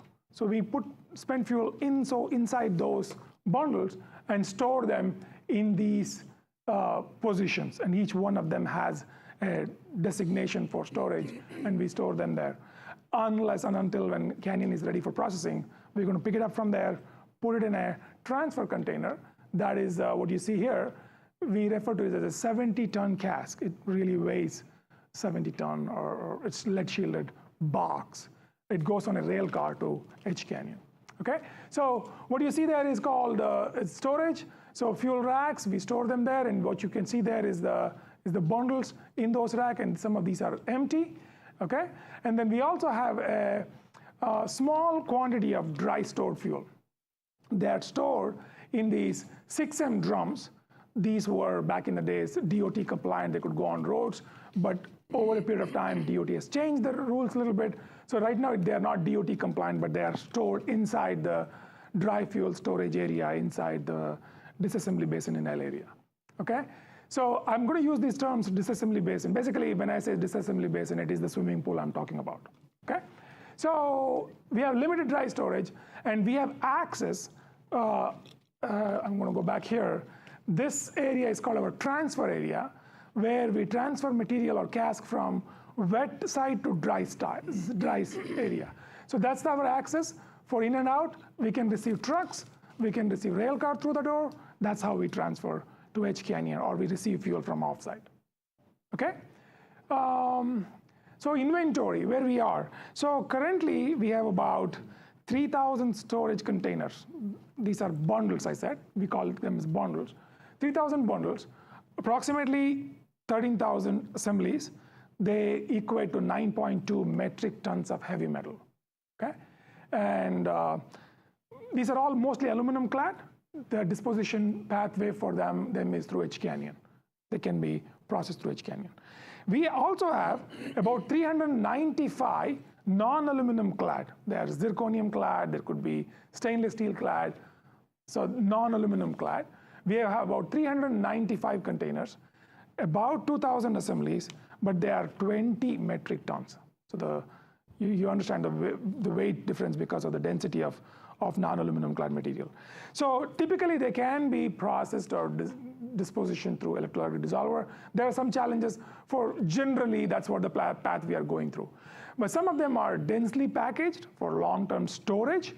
So we may have to kind of repackage them or rebundle them or redistribute the wealth a little bit so that way the canyon can handle, or the processing facilities can handle them efficiently. So currently our capacity is about 85% full for MTR, again, acronyms. MTR stands for Material Testing Reactor Fuel, MTR, okay? And then HYFER, it is an anomaly.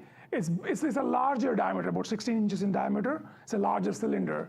So we have about 120 storage positions for HYFER. I'm going to talk a little bit about that, where the fuel comes from and all that. But before, in 2022, when the ABD, Accelerated Basin De-Inventory Program, started, we were at about 90+% full on HYFER. And since then, we have processed a lot of HYFER fuel to get to this current 54% capacity. Okay? We also have heavy water stored. These are from the when the reactors ran on site at SRS. So we have stored them in these 55-gallon stainless steel drums in L area, K area, and C area. So we manage all that as part of spent fuel project. Okay, now, how do we keep these materials safe for a long period of time? So we control basin chemistry, basin underwater chemistry. So we monitor activity by, like, we have programs, which is we are performing water samples, weekly cesium, conductivity, pH, temperature. Monthly, we are doing alpha measurements. Quarterly, we are doing tritium bubblers, chloride samples. So L and K plus 148 level stack area. So tritium bubblers. So we have all these controls in place.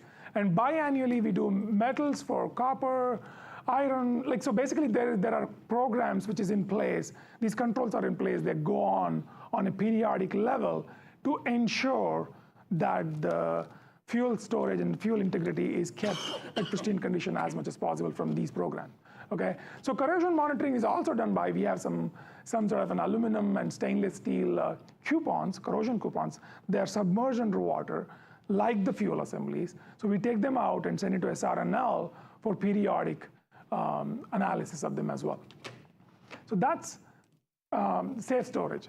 So off-site receipts. So like I told you earlier, we have two types of fuel receipt programs. One is foreign research reactor receipts. That is mainly coming from US non-proliferation missions from NNSA's Office of Nuclear Material Removal. It is NA-23, the designation of the office is NA-23. That's commissioned to reduce non-proliferation material outside. So we bring these materials from offsite. So currently, so this program ended. This program is called US Origin Fuel Return Program. This program ended in 2019. So they gave a 10-year extension. So that way, there are some countries like Japan, due to earthquake, they couldn't return all the material before 2019, that they can still return it by 2029. So most of our leftover receipts is coming from Japan, and there are two other countries. One is Israel, and the other one is Italy. Okay, Italy couldn't get enough funding to get all the material out. Israel for various other political reasons. So we are currently working on, this is our plan, and these are like subject to change. Like I said, we received the material from Japan, and the next one we are receiving in 2026. Israel is definitely not happening Q4. It's moving to, for obvious reasons. Sorry, Italy is not happening because of the funding. Israel is going to move to the right for the obvious reasons of war going on there. So this is where we are. And some of this information which you see on the top is the moment we put this information is going to change, because every time we receive something, this information becomes dated. So just to give you an idea of where we are, the number of transportation casks and shipments we have received and countries we are dealing with. So this is where it is on the FRR fuel. On the domestic research reactor fuel, okay, so we are currently working with a couple of reactors. The first one there is HIFR, high flux isotope reactor. This is in Oak Ridge, ORNL. This is an active reactor. So we have about, as per the DOT requirement, there's a 2-year cooling period required before Oak Ridge. Once they remove the fuel from their reactor, it needs to sit in their pool before it can be sent to us. So there's going to be some cooling period at Oak Ridge. And they also have about 105 storage positions at the ORNL site before it can come to us. So HIFR is an Office of Science endeavor. They do science mainly, produce neutrons for medical isotopes. All these is basically, all these reactors I'm going to talk about, they are progressing science, research in medical field, or research and development in general, academic research in general. That's what we are supporting. So the role we play in this is, all these sites, for example, MER or NIST, I'm going to talk about them, but these reactors, they have an NRC approved license. Based on that, they can only store so many kgs of material on site. unless we remove them, they cannot keep going on the science projects that they're doing. So we play a key role in progressing nations' inventory of neutrons. Okay, so I told you about ORNL that manages HIFER. It is a Office of Science, and then there is MER, MIT, and Rhode Island. These are the nuclear energy Office of NE missions, and NIST is a Department of Commerce project. So that's what it is. And what you see here is to give you a snapshot of all the receipts we are doing. Predominantly, we receive about 10 to 12 HIFERs a year. So, and then 3 from MER, and then 1 every other year from NIST, and then 1 receipt for every 8 years from Rhode Island. That's our frequency of receipts. Okay? So, transfer to HCanyon for disposition. So what are we doing on that space? So what you see here is the plan for accelerated basin de-inventory processing in HCanyon. So this is the batches of the dissolvers over there. So what we have done is we have taken that and created this chart for cask handling or the transfer to HCanyon so that we can meet the demand set forth by the system plan that they are operating on. So what it does, because of increased cask handling, so as you see, as you go on the out years, the total number of casks handled by L area increases significantly. So it provides an opportunity for us to de-inventory the basin. At the same time, it's going to increase our fuel handling operations, which is requiring on like the operator intensive activity, as well as some non-aluminum fuel, like I mentioned earlier, require some sort of handling or repackaging into a different container, a smaller container, or redistribute the fuel assemblies in these containers in order for efficient disposition in the canyon. So this also creates some single point failure opportunities, right? We have, I told you, showed you the transfer area. There's only one crane that is operating there. The increased amount of work that we will be performing could jeopardize that crane. So we got to upkeep the crane maintenance and all that.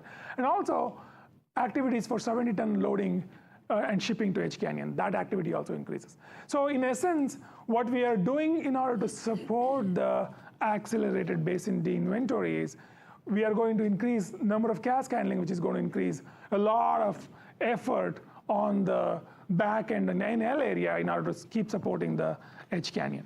So that's what is ABD. In summary, so what are we doing? So we are going to continue receiving fuel. I just want to go back one slide here. So what's going to happen here is these reactors, these domestic reactors, are currently operating. Okay, they're all HEU, highly enriched uranium. So there are current projects going on to convert them to LEU. Okay, so for the ABD, accelerated basin de-inventory, we have planned, it only shows till FY30, we have planned receipts from these sites till FY32. So, but currently there are projects in place to convert them to use low enriched uranium. So what's going to happen is, once they convert to LEU, there is some gap of where is that material going to go. And we are assuming or we're thinking that it might come to SRS. So even though after they convert to LEU, this material could still continue to come to SRS. So those are some of these decisions are in policy space, but I just want to kind of like highlight that fact and then coming back here. So we are going to continue both foreign as well as domestic receipts. Foreign till 2029, until and unless the decisions change to continue receiving. Domestic till, per our plan, is FY 3032. So what are we doing to ramp up for ABD? We are going to continue to transfer more material to HCanyon. For non-aluminum clad, we have these campaigns 1 through 8. So non-aluminum clad campaign 1, it's fairly straightforward. We can transfer containers over. But for beyond campaign 1, we may have to do some rebundling or repackaging. So currently, we are working on developing those capabilities, creating areas where we can concurrently plan these activities for out years, so we can be ready when HCanyon calls us for material, we are ready and ready to go. So that's, in essence, is my presentation about L area. Now, any questions? Thank you. And now we can open questions up to the board. Questions and comments? All right. Pat? Yes, curious. How much notice do y'all get the receipt when they send these rods to you? So basically the way it works is, currently we are in the very end of FY24. So we have already laid out the plan for 2025. So every year, so what we do is around June timeframe, June of any year, we get with these research reactors and, okay, what is your looking like, how many times you have run the reactor, you'll have 3 shipments, 2 shipments, so we'll plan all that ahead of time. Reason for that is there is NRC approved routes, we got to go into these details about who has the route, who can transfer, support from the states. So there is all these planning requirements which is needed to be in place. So we need at least about 6 months to 9 months to plan this. Even when a research reactor like NIST calls us and says, hey, we have this material, we get the fuel data, we have to authorize the paperwork first in our end as well. So typically I would say we plan for 6 to 9 months in advance, so that way we can, even the shippers can plan the routes, whereas internally we can do all the analysis for engineering, criticality, and safe storage, make sure that material which is coming in meets our safety basis requirements. It doesn't cause any undue material classification issues, security issues. So we'll plan all that and any procedures that is needed to safely receive the cask, process the cask, and send the cask out. One other thing, I have no idea. I know the breeder reactors, though, the output and some of these fuel rods you receive probably have some plutonium in them, I assume. So, like I said, any HEU, when you burn to U-235, you're going to create gram quantities of PU. So that's where the engineering analysis I talked about, we have a safety basis that how many grams and all that, what totals up. So we do all those analysis to do. But since this is all in one assembly, it's not loose grams of PU or loose grams of anything. It's in a cohesive assembly. So there's some credits you can take when you analyze these assemblies. So y'all analyze each bundle that comes in and see what's in there, right? So we analyze it from a fuel assembly perspective. So to give you an idea, they're about 30 to 36 inches in length. They're not like commercial reactors, they're super long. They're smaller in their box, about 3.5 inch square-ish is the typical geometry of that. So we analyze the fuel assembly, we analyze the individual plate, we take consideration into the burn-up, the decay heat, and we look at is this assembly can come by itself in a cask or by around usually we receive 8 assemblies per cask. Cask is that fuel transport package. So we look at it individually, we look at it as an assembly, we look at it as 8 coming in a cask. So we look at all that, analyze, make sure we don't have any criticality concerns before we can accept that material into site. So y'all analyze it and then they send it off deep processing, I guess you would call it. So the thing is, your question I think is coming from two senses. Right? First question is, see, we analyze it and then we communicate to our DOE folks saying that, hey, we have analyzed it, this material can come to site. And they give thumbs up, then we tell the reactor facilities that can be shipped. So it'll come to site. And then even when the material is inside, when it comes to L area, there is a 7 to 10 year cooling period before it needs to go to H Canyon for processing. So 7 to 10 years? Yes, it is. So basically, sometimes what happens is there are various engineering constraints regarding that. Some of us can explain. James, you want to explain that? James Therrell, SRS. The cooling part of it comes from if you get material right out of the reactor, still glowing, it's hot, very hot. You process that in the canyon, it could give off unwanted byproducts. When it cools, we let those byproducts decay naturally to where they're no longer an issue. So part of the cooling happens at the place of origin. So typically when we get it in, it only has a little, a few more years before it would be processable. But we put all that into the processing sequence when we make our plans. So we're processing stuff that's already been well cooled while the other material is cooling. So it's all just one big model. So it's not really that impactive, except at the very end when we're trying to stop all the processing, we've got some, and that's why we've set those dates that Kieran mentioned about when our last receipts will come from the foreign research reactors and domestic research reactors, because we're planning for that cooling period.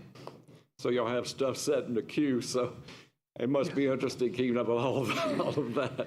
Yeah, there's a queue, but that's just one factor. We've got a lot, what type of material we want to process, or what type of material we process, if it's, the types of construction of the material, the form, the shape, what the kind of dissolver that we'll stick it in the H canyon. There's probably 20 different factors, and cooling is one of those factors that creates those curves that you saw that Kieran had showed up there a second ago. So, and I guess another thing, when we say analyze, we don't physically take material out and analyze it like chemically and sample it basically. When he says analyze, we're looking at the data. Right. It's all mathematical analysis. I'm sorry. Good point, James. Yeah, what it's giving off. Right. Temperature, the emissions, everything else, right? From a paperwork standpoint, we know the history of it, and they do the calculations. It's a very well understood process. You stick it in the reactor for so long with this type of fuel meat, it's going to come out looking like this. And so we analyze that not only for area to receive it and store it, and then when the canyon takes it, we also know whether we can process it and how it's going to look. Actually, we look at it from when we receive it from El Basin all the way until we put it in glass at Liquid Waste. We look at the entire integrated process to make sure we don't have any roadblocks. Okay. Thank you very much. Donald. Notice you have some heavy water in drums. Now, this is the tritiated heavy water that's come out of reactors. Yes. How much of the 500,000 or so gallons of tritiated heavy water is in these drums? So majority of our heavy water is stored in drums, and we have 3 storage tanks. These are from the reactor operations. They also contain those tritiated heavy water. So basically, in C area, in K area, in L area. So we store in the moderator, in storage tanks as well. Those are like large from the reactor days that it is no more, it's not holding any water to cool the reactor, but it is holding the moderator.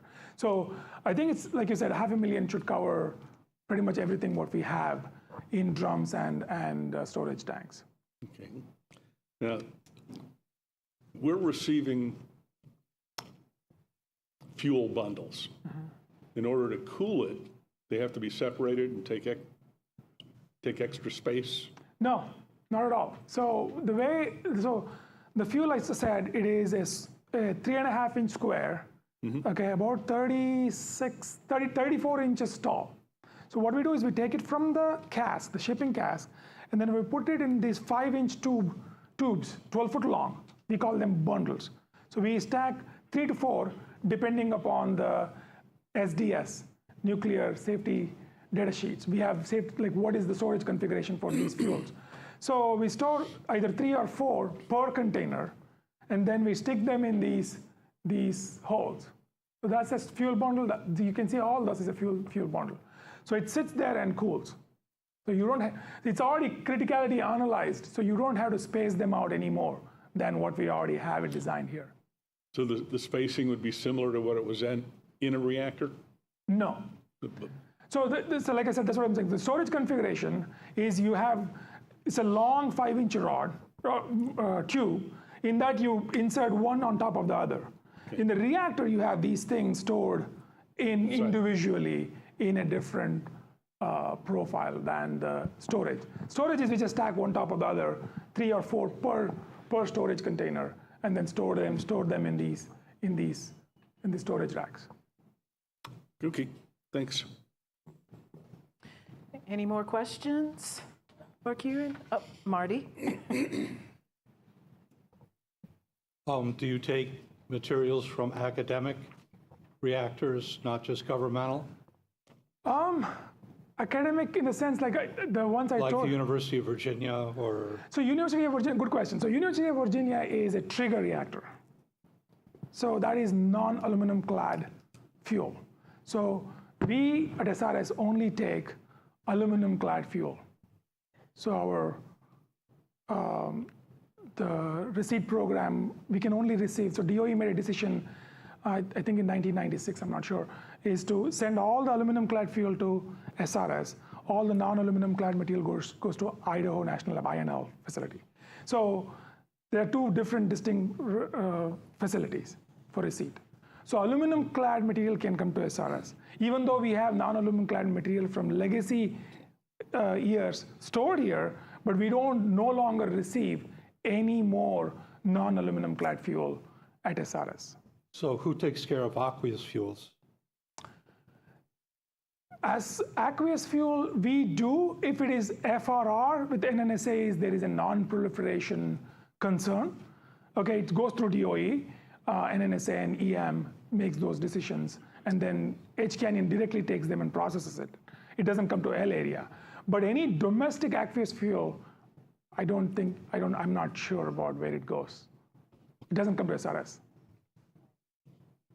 Oh, and thermal cooling as opposed to radioactive cooling. In your pool, do you cool it for the temperature? We do. The thing is, if the initial thermal cooling, every cask that transfers spent fuel has a rating for the cooling requirements for the decay heat coming from the fuel. So the total heat that produced by the assemblies together, right? So we do all the analysis before it can be put on the cask and brought to SRS. So when it sits in the pool, so we have done calculations with water, without water, what is the consequence of accident scenarios. We have done all the accident analysis to prove that with the spacing which we have, the water, even though we lose all the water in the basin, we still are thermally okay. We have done all those models to make sure that it is safe storage with or without water. So to answer your question, it is cooling with the water being there, but it is still safe without the water being there. Okay, thank you. Anyone else? No? Thank you so much, Kieran. Thank you so much. Thank you. Next up, we have our H Canyon update. And you've seen him before, but he just couldn't stay away. So this is Jeff Bentley. Familiar. So she said, I'm here to give you an update on H Canyon and the missions. It was going to be just an update, but then I realized that, yeah, and looking around, there's a lot of new faces. I recognize a few of you from last year when I was last presented, but a lot of new faces. So I threw in a little bit of the history here for H Canyon as well. So we'll go through that a little bit quickly because you've just gotten a lot of other background information from Brandon on K and then Kieran on L. But just a quick overview on our nuclear materials organization. We've got 3 main facilities that we deal with, right? Brandon talked about the K area and where we store surplus plutonium and then process for disposition. Kieran just went through L, so I won't belabor that point. And then we've got H Canyon. That's our processing facility, a one of a kind. It's the only one in the U.S. that's still operational for reprocessing spent nuclear fuel. We don't recover much anymore, but we're going to get into what we do with H Canyon. This is what it looks like from a cross-section view of that big, long concrete structure. There's basically what I would say 3 sections. What we call it a hot canyon, the warm canyon, and then the center section. Center section is where you'll actually find people. Okay. Nobody's been in a hot canyon, warm canyon since we went hot. So if you think about it, the facility was built back in the 1950s, and James Serrell can correct me, but we went operational around 53, 4? Okay, I was 1 year off. 54, so do the math. It's 70 years old. These are some pictures of inside the canyon. I'm not sure hot or warm side on this. I can't tell from the direction that the photo's taken. That's the warm. Okay, but what my point of putting these pictures in wasn't to say, hey, hot or warm. It was to show you the different vessels, piping, and all that kind of stuff that's inside the canyon, and to give you some idea, if nobody goes in there, how do we make changes? Well, we do it all remotely. We've got 2 big cranes here, one on the hot side, one on the warm side, and we have operators that manipulate those cranes, and they're able to actually come in and we have specially fit connections. Those are the Hanford connectors that they call, but they're able to take things apart, reroute all remotely. That's I'd have him, that looks, I think, is that the hot crane, James? I was looking at all the hooks on it. I was figuring it was probably more likely to hot, but that's one of the cranes. And then we have what I put up here more as an afterthought, HB line, and I put it up here just because it's another facility technically, but it's attached to H Canyon. It's in a layup state. We're not going to be talking about it today. We don't have any missions in it right now. There's no missions out in the future that are planned, so we'll skip it. Go back a little bit, like I said, so we said it went hot in 54. It originally started, my understanding, as a plutonium recovery, just like F Canyon was, but we transitioned over to a uranium recovery processing in 1959. That's not to say that we haven't done other missions. In fact, we've done a lot of missions in H Canyon, and we've done a lot of missions still dealing with plutonium. I listed up here several of the different ones and their years going back. You can see all the way back to 61 as the first one I put up here, but all the way down to today. We're actually doing a plutonium mission today, and that's the fast critical assembly, albeit we're not recovering plutonium, but we are processing plutonium through H Canyon. And we'll get into more details on FCA as I go deeper in the presentation. We've done a lot of other things over here in H Canyon. As Kieran just went through, we started domestic and foreign reactor fuel processing in 65, and he's still taking those fuels today. We used to blend down the uranium we used to recover. We used to blend it down, just meaning that we lower the amount of uranium-235 that's in the material down to a certain level, and we would ship it over to Tennessee Valley Authority, and they would use it in their fuel processing. That stopped in 2012. More recently, we processed some materials from Canada, target residue material. That was a direct to H Canyon campaign, never went through L Basin. And our current mission is the accelerated basin de-inventory, which is what I came here to update you on. We officially could say we started that mission in 2022. I say that because that was the year we got the formal approval and published in the Federal Register the amended record of decision for going forth on that mission. Here's a picture of what H Canyon used to do before ABD. It was, as I said, it was a recovery processing facility. We would bring in fuel, throw it in a dissolver. It would go through several different processes to try and extract the uranium and purify that stream. And then eventually, once we got that purified stream out, we would blend it down and ship off that material to the customer that needed it. We don't do that anymore. Now under ABD, we bring in the fuel from L area. We put it in the dissolver and dissolve it. And then we just simply neutralize it and add any other things that we may need to add to meet the waste acceptance criteria of our liquid waste system. And we discard it to their tank farms so that they can then process that material and vitrify it into glass with the rest of their high-level waste. Okay, the idea here is we are trying to get as much material out of L Basin and process through before the liquid waste system goes away. So we started that a couple years ago. I'll tell you how things are going here in a second. A couple of pictures there. I think this might build on Kieran's stuff. So there's an example of some foreign fuel that we've received, somebody told me they were able to actually read those, the lettering on there. They said it was some sort of German fuel. So it's from a foreign research reactor. And then this is a picture of the HYFER cores. So it gives you an idea how different the HYFER cores are from the other types of fuel that we get in. ABD. So going into this year, we had some milestones. For environmental management, our milestone was to process dissolve 6 batches of fuel. We actually processed 7 through H Canyon this year. However, we have not been able to discard any of our fuel that we've dissolved this fiscal year. The last time we were able to discard was in 2023. We had discarded a total of 394 kilograms of fissile material to the tank farm.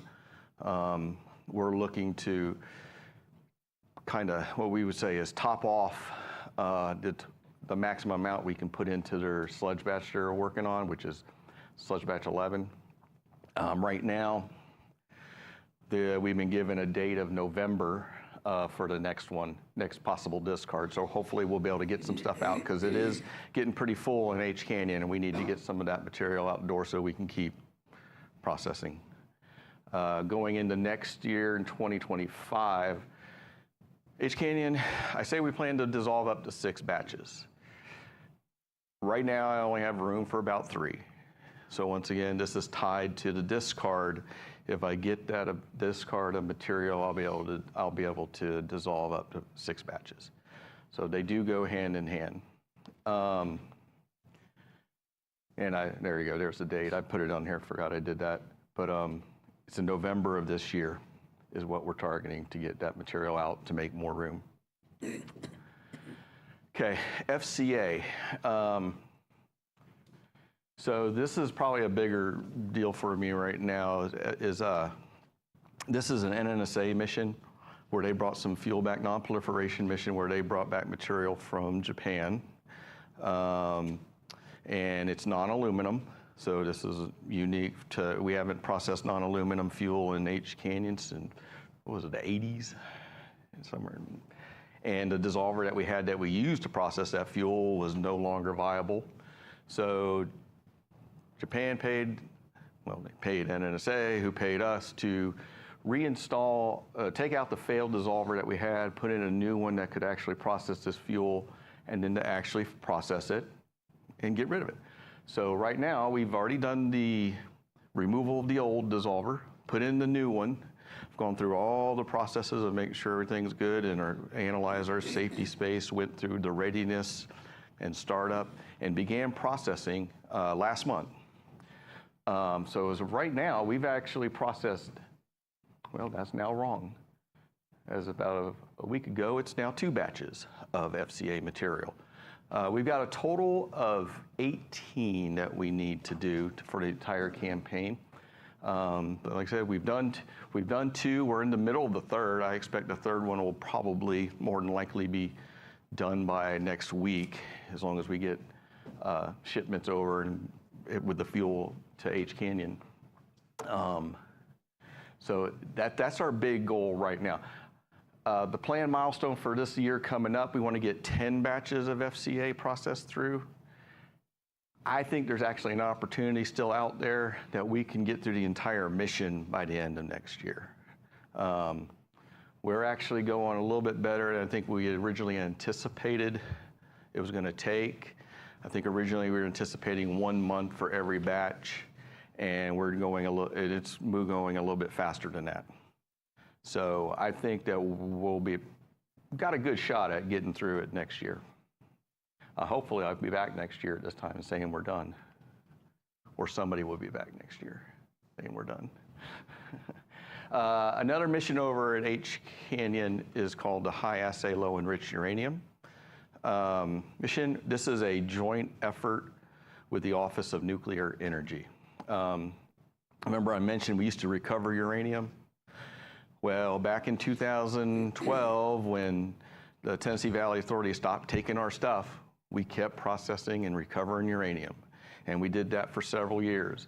So we have a big old tank outside of H Canyon. It's in our outside facilities, so it's not inside the big concrete structure, but it's out here, these tanks. This is we lovingly refer to as A-line. It's where we will down blend the material, put it in shipping containers to transport and send on its way. But we've got enough material back there right now to make at least 2.5 metric tons of high assay, low enriched uranium. What that means is it's going to have a U-235 enrichment of 19.75. They're going to use it in the new advanced reactors that are being developed. This helps Office of Nuclear Energy with that program and get things initial supply for the field that they're going to need. It's a win-win. It helps them out and it helps us out, because if they don't take it, we obviously have to do something with it. With no other customers, we would have to eventually dispose of it or something, maybe discard it under the ABD mission to the tank farm or something. But this way we both win. We get rid of it and they get something that they need. Thus far, we're performing a lot of repairs in the facility, developing procedures. We've done some of the training development as well, and going through the process of certifying these transport containers. These transport containers you see here are the actual containers that we used when we transported low enriched uranium to TVA. So we're going through the process of certifying that they can transport HALEU, because it's a much higher enrichment. So it has to be recertified to handle that material. Right now, we're driven by the readiness of the facility that this material is going to go to. So that's out on the private side, and right now, they're not going to be ready to accept material until 2028. So we're working our things. We'll be ready. We're going to get it all set up and ready to go. And then around 2027, we'll probably try to time it about 6 months before they're going to be ready.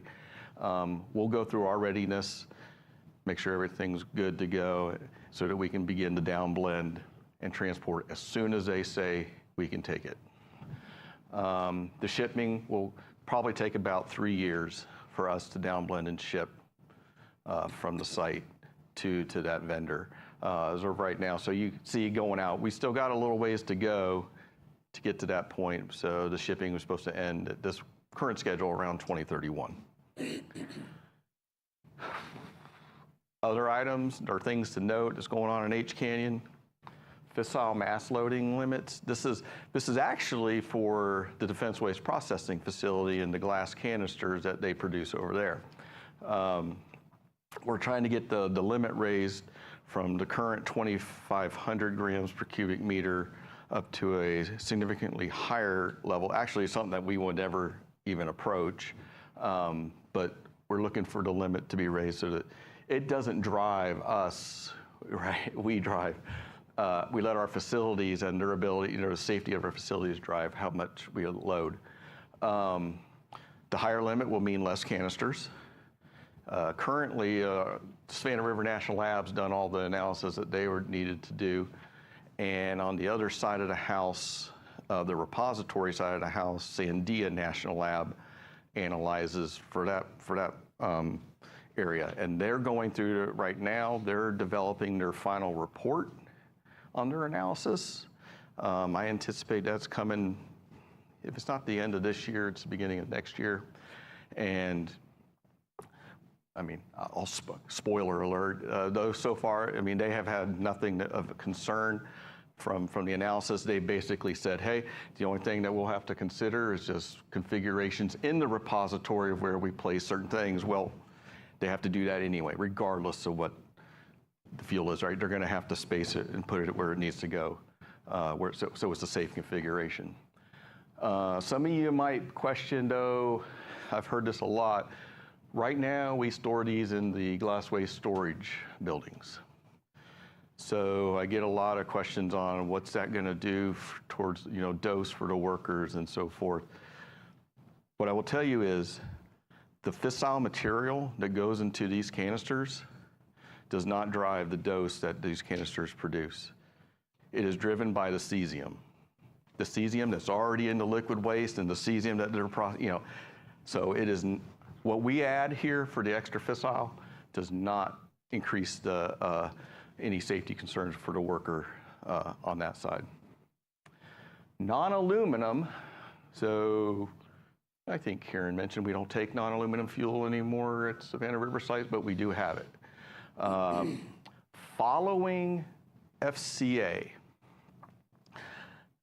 which I said before was also non-aluminum, that dissolver becomes part of the EM, and we can use it to process EM fuel, i.e. non-aluminum, because it's the only thing that we got that can process the non-aluminum. So as soon as FCA is done, we'll be able to transition into processing the non-aluminum cement fuel we have in L Basin. So we're working that right now as well. We gotta,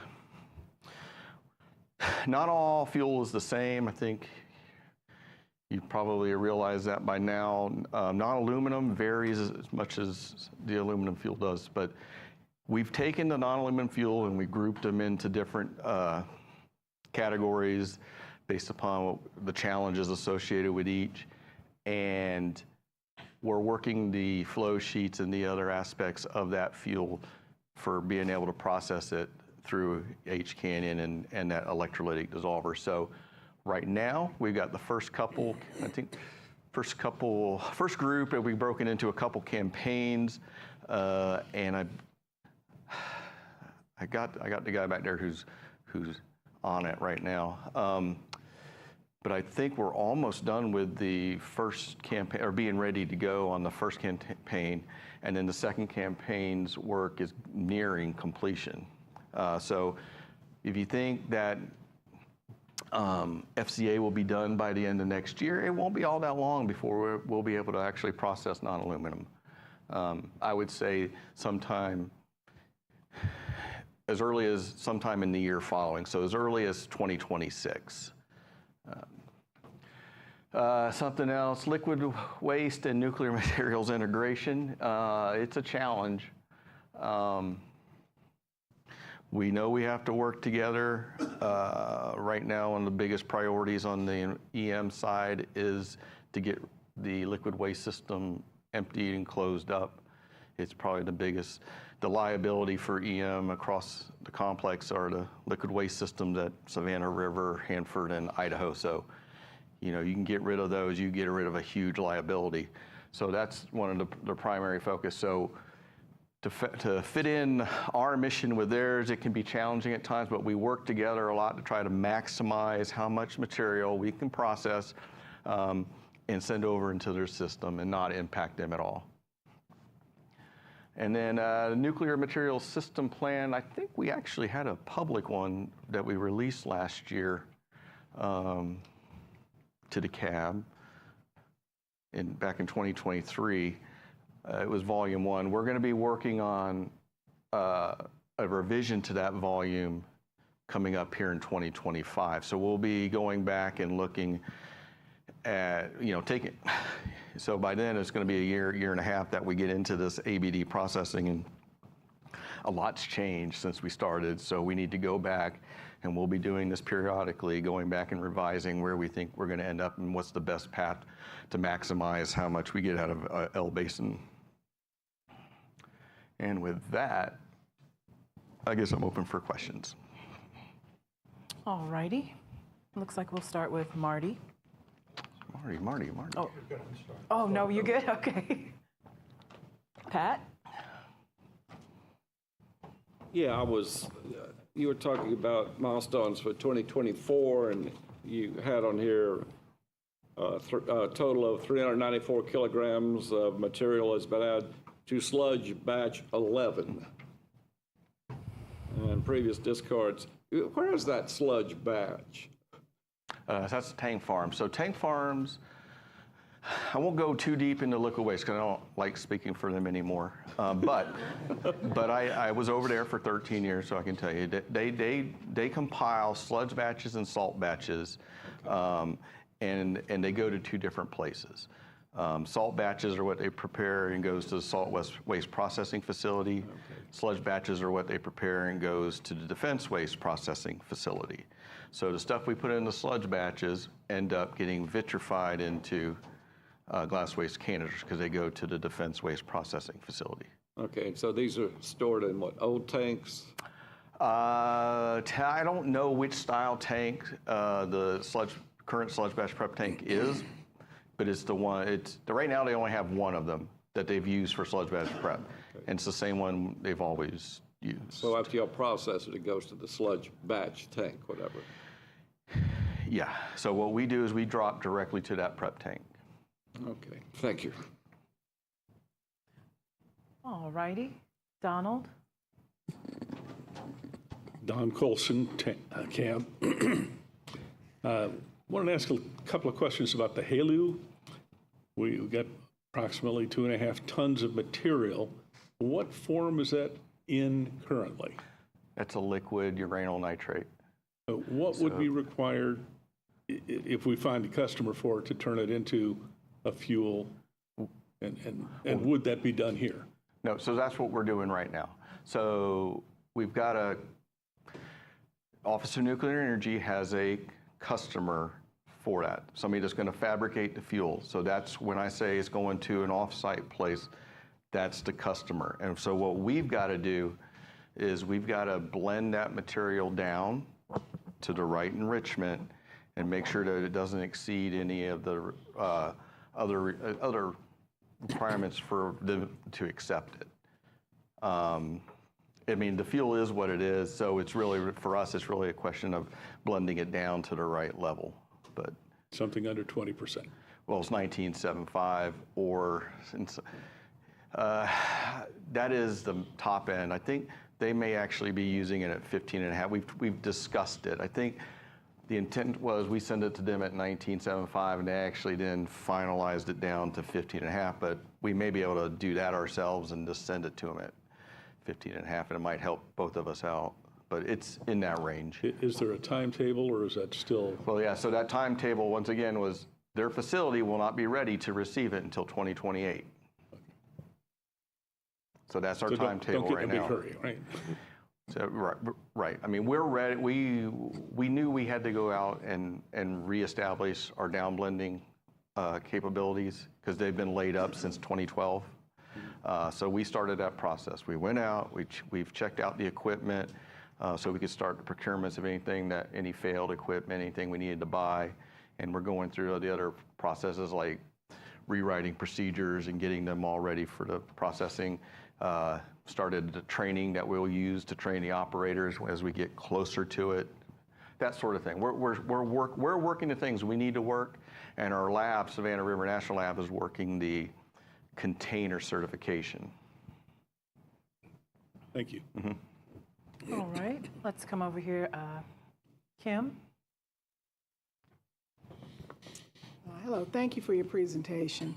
Kim Ray, CAP. I just want to make sure I'm understanding this correctly. You said that HCANE dissolved 7 batches of aluminum SNF, and that no discards of dissolved fuel to H-Tank farm have been made this year. But some fissile material was added to sludge batch 11, correct? Yes. Okay.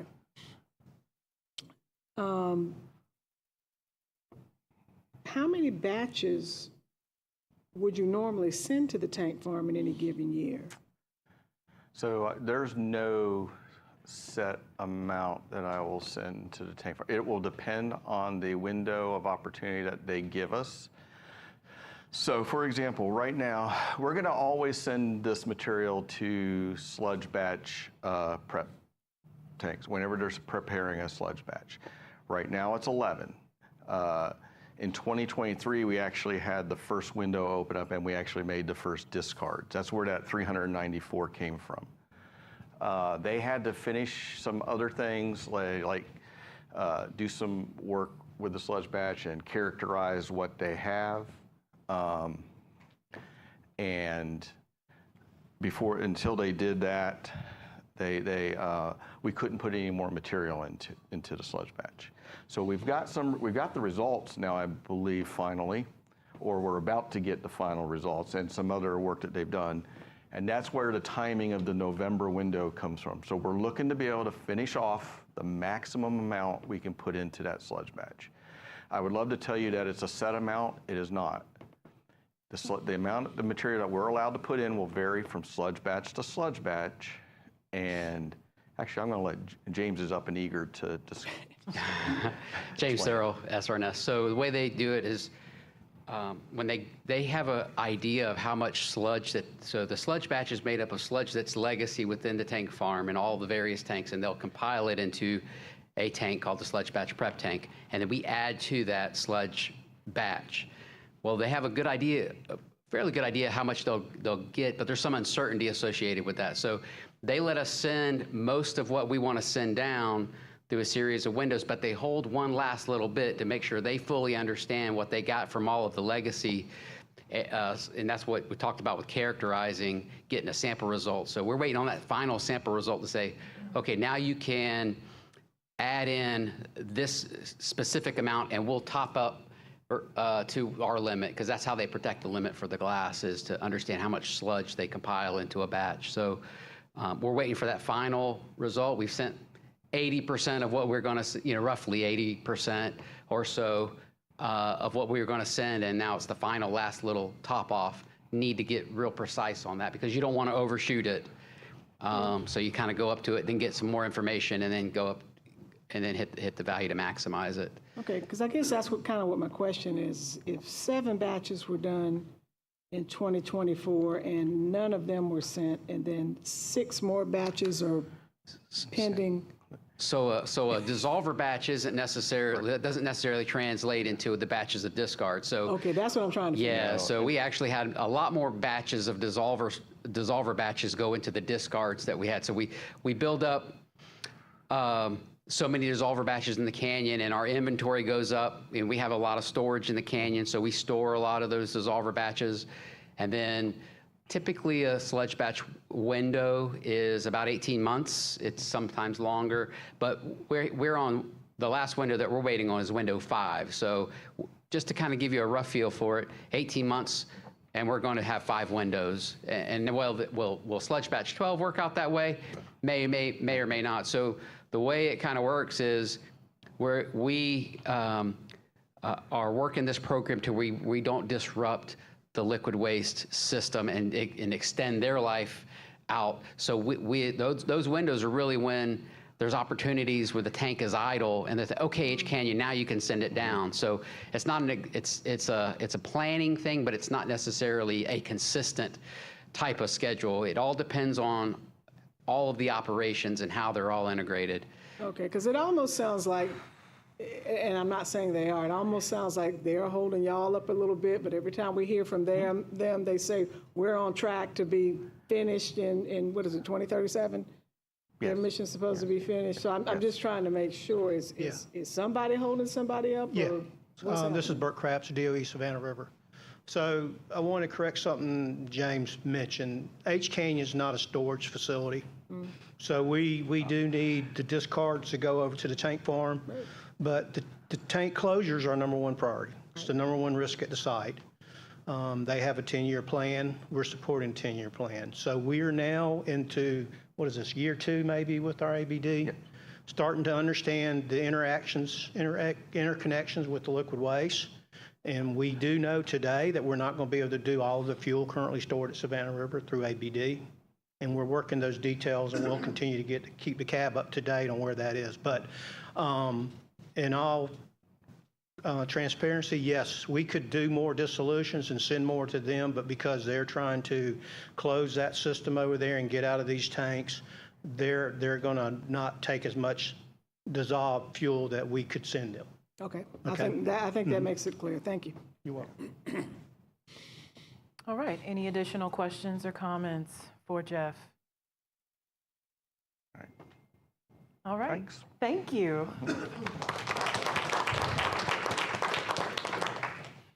All right. We've now come to our public comments portion here on the agenda. So I would like to open it up to the public for any comments at the microphone here.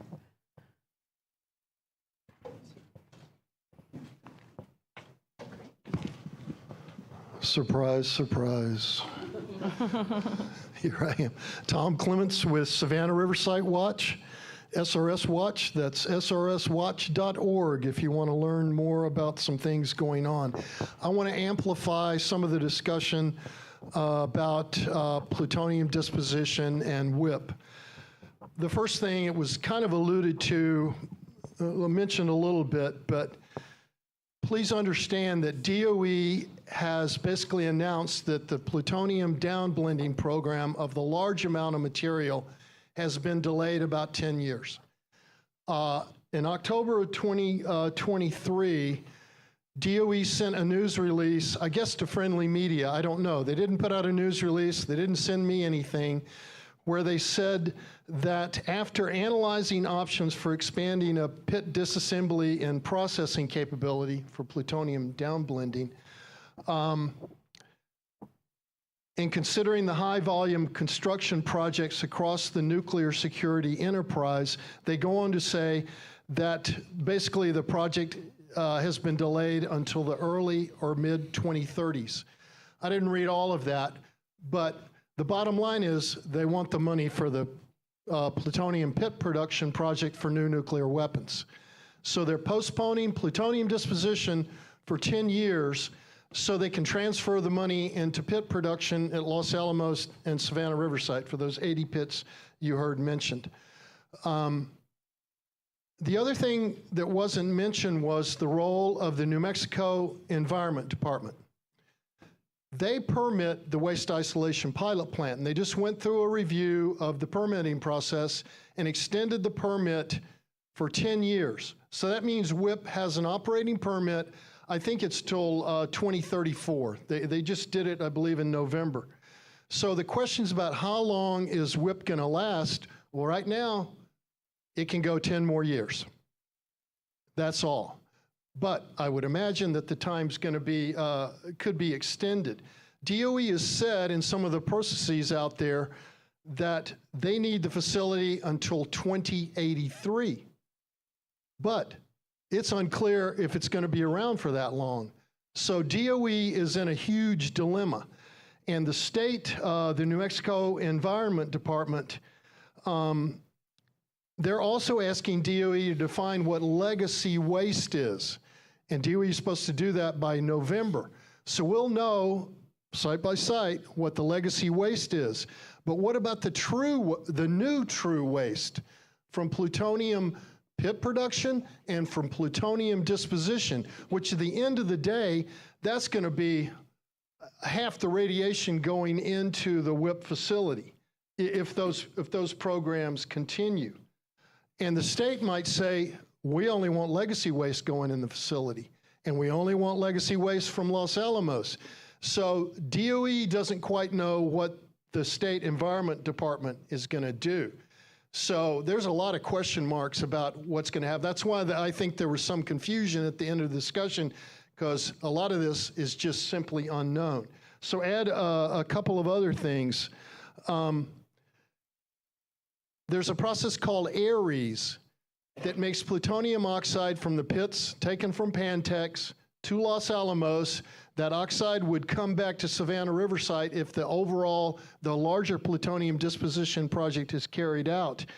And Congress mandated that DOE tell them options for moving ARES, possibly to Savannah River Site, which means that the pits or the pieces of the pits would come here to be converted into plutonium oxide, and then the downblending would occur of that material, which would also be here.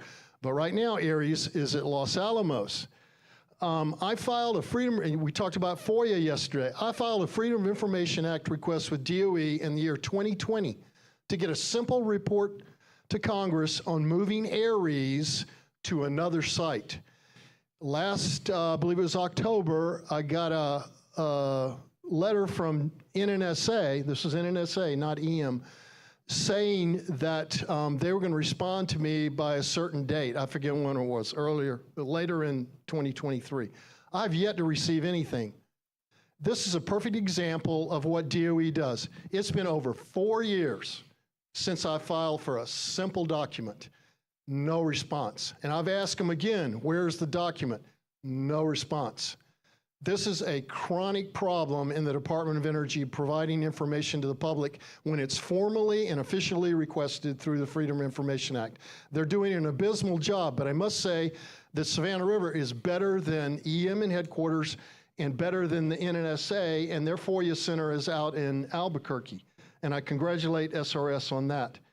So 2 final things, and thank you for bearing with me. So the WIP site was basically going to be a cleanup site for a legacy transuranic waste from all the sites. And what is it becoming?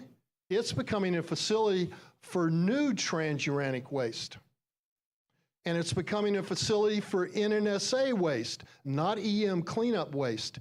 Now, you know, I have some thoughts about it, but my opinion about it is not like some of the people in New Mexico who were promised that there would be a second transuranic waste storage facility, and that has not happened, and DOE is stiff-arming the state in telling them if they're going to pursue that or not. The license, I think it's in the license, they're going to have to tell DOE about the location of that second facility, which was promised to the people of New Mexico. So you can see why there's a lot of confusion about this.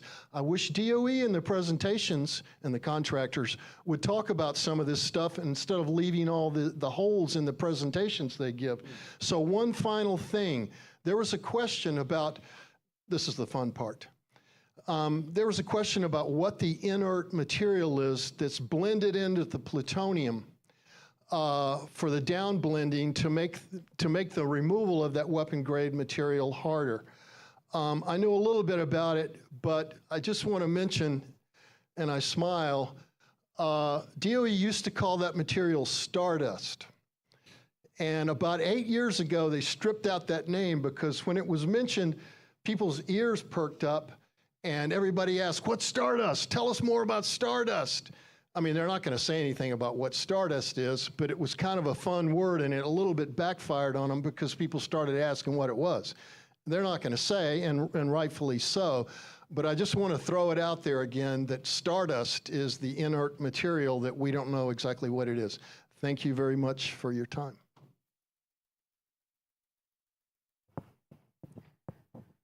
Thank you, Mr. Clemens.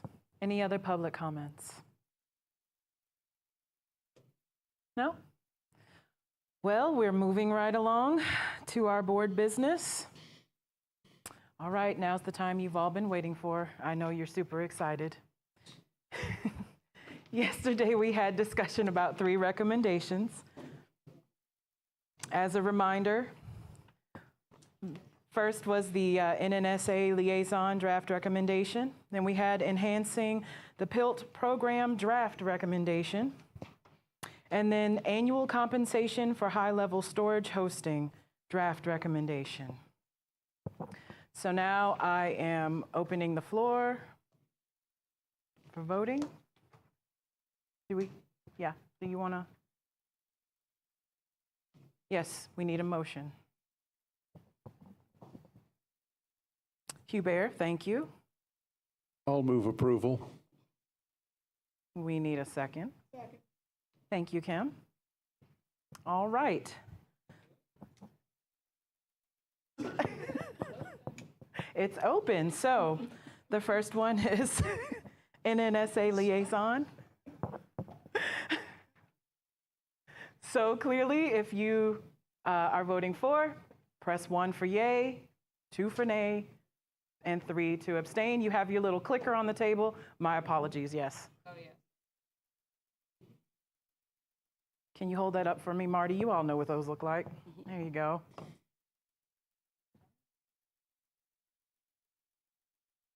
Should be 11, 12.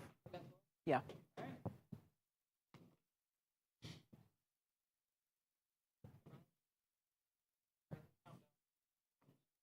Oh, okay, so you'll vote in 2 and 1 and now.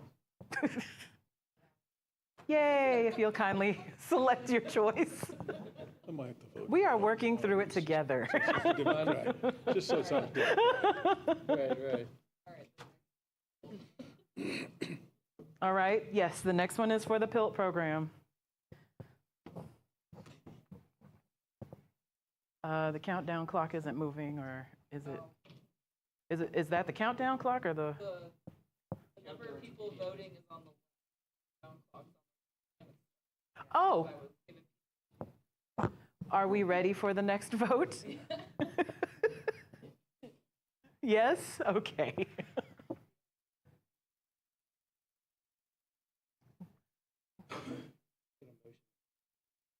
A motion to vote on the. So moved. Thank you. Second. Second, thank you, Candace.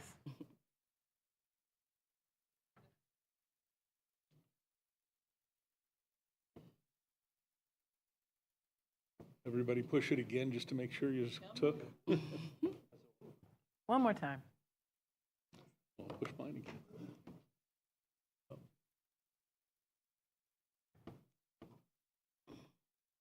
There.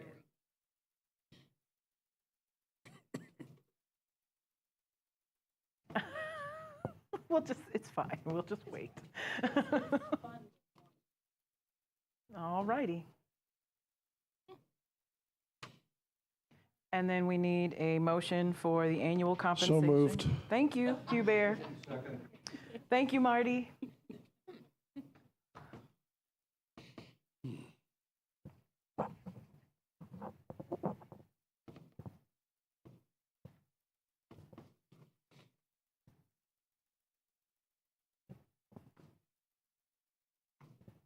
Ooh, one more. Oh. Oh, I hit that one. Oh.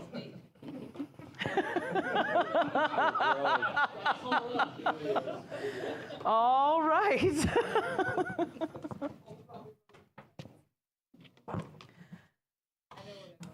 Well, all of the draft recommendations have been approved. Yeah. All right, the hard part's done. Any other board business?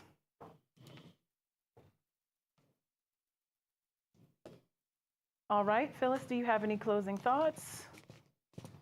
Thank you.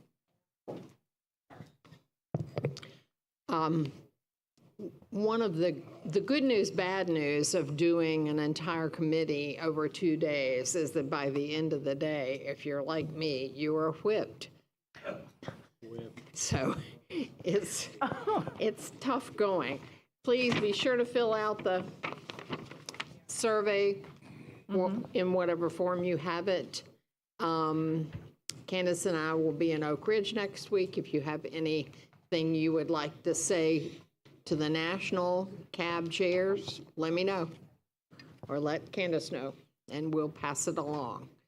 Otherwise, committee meetings are, what's the next date? The next date. Does anybody know? It's right there. Oh, thank you. That's what happens when you don't look.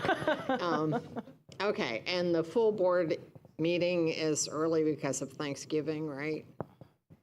So that will be the 18th and the 19th, and we're at the Hub in Augusta again for that one. I'm sorry. Is that a tour for us? Yes. Okay. So. Details to follow? Yes, details to follow. So what we Good. would like to do is, we're offering a tour to the board of the site. It's more in-depth. You'll be able to actually get off the bus. Right. And take a look at certain facilities. Let me say certain facilities. But more information will be sent out to you about that. And so please mark that date on your calendars. And if you are available, we would love for you to come to the site and take that in-depth tour. I also would like to take a moment just to say thank you to the support staff We have our AV folks over there, and we have Heather and Audrey and everybody who is a part of this process to make these meetings happen. We certainly appreciate the board and all of your input and your time, and we never want you to feel like you are unappreciated. So I want to thank the support staff and thank you, board members, for today. And Phyllis? Also, don't forget to sign your, and give it to Heather. Or me, that's fine. I can Okay, take them as or well. Juanita. All right. Any other business? No. Meeting adjourned. Thank you. Have a great afternoon, everyone. All right. Thank you.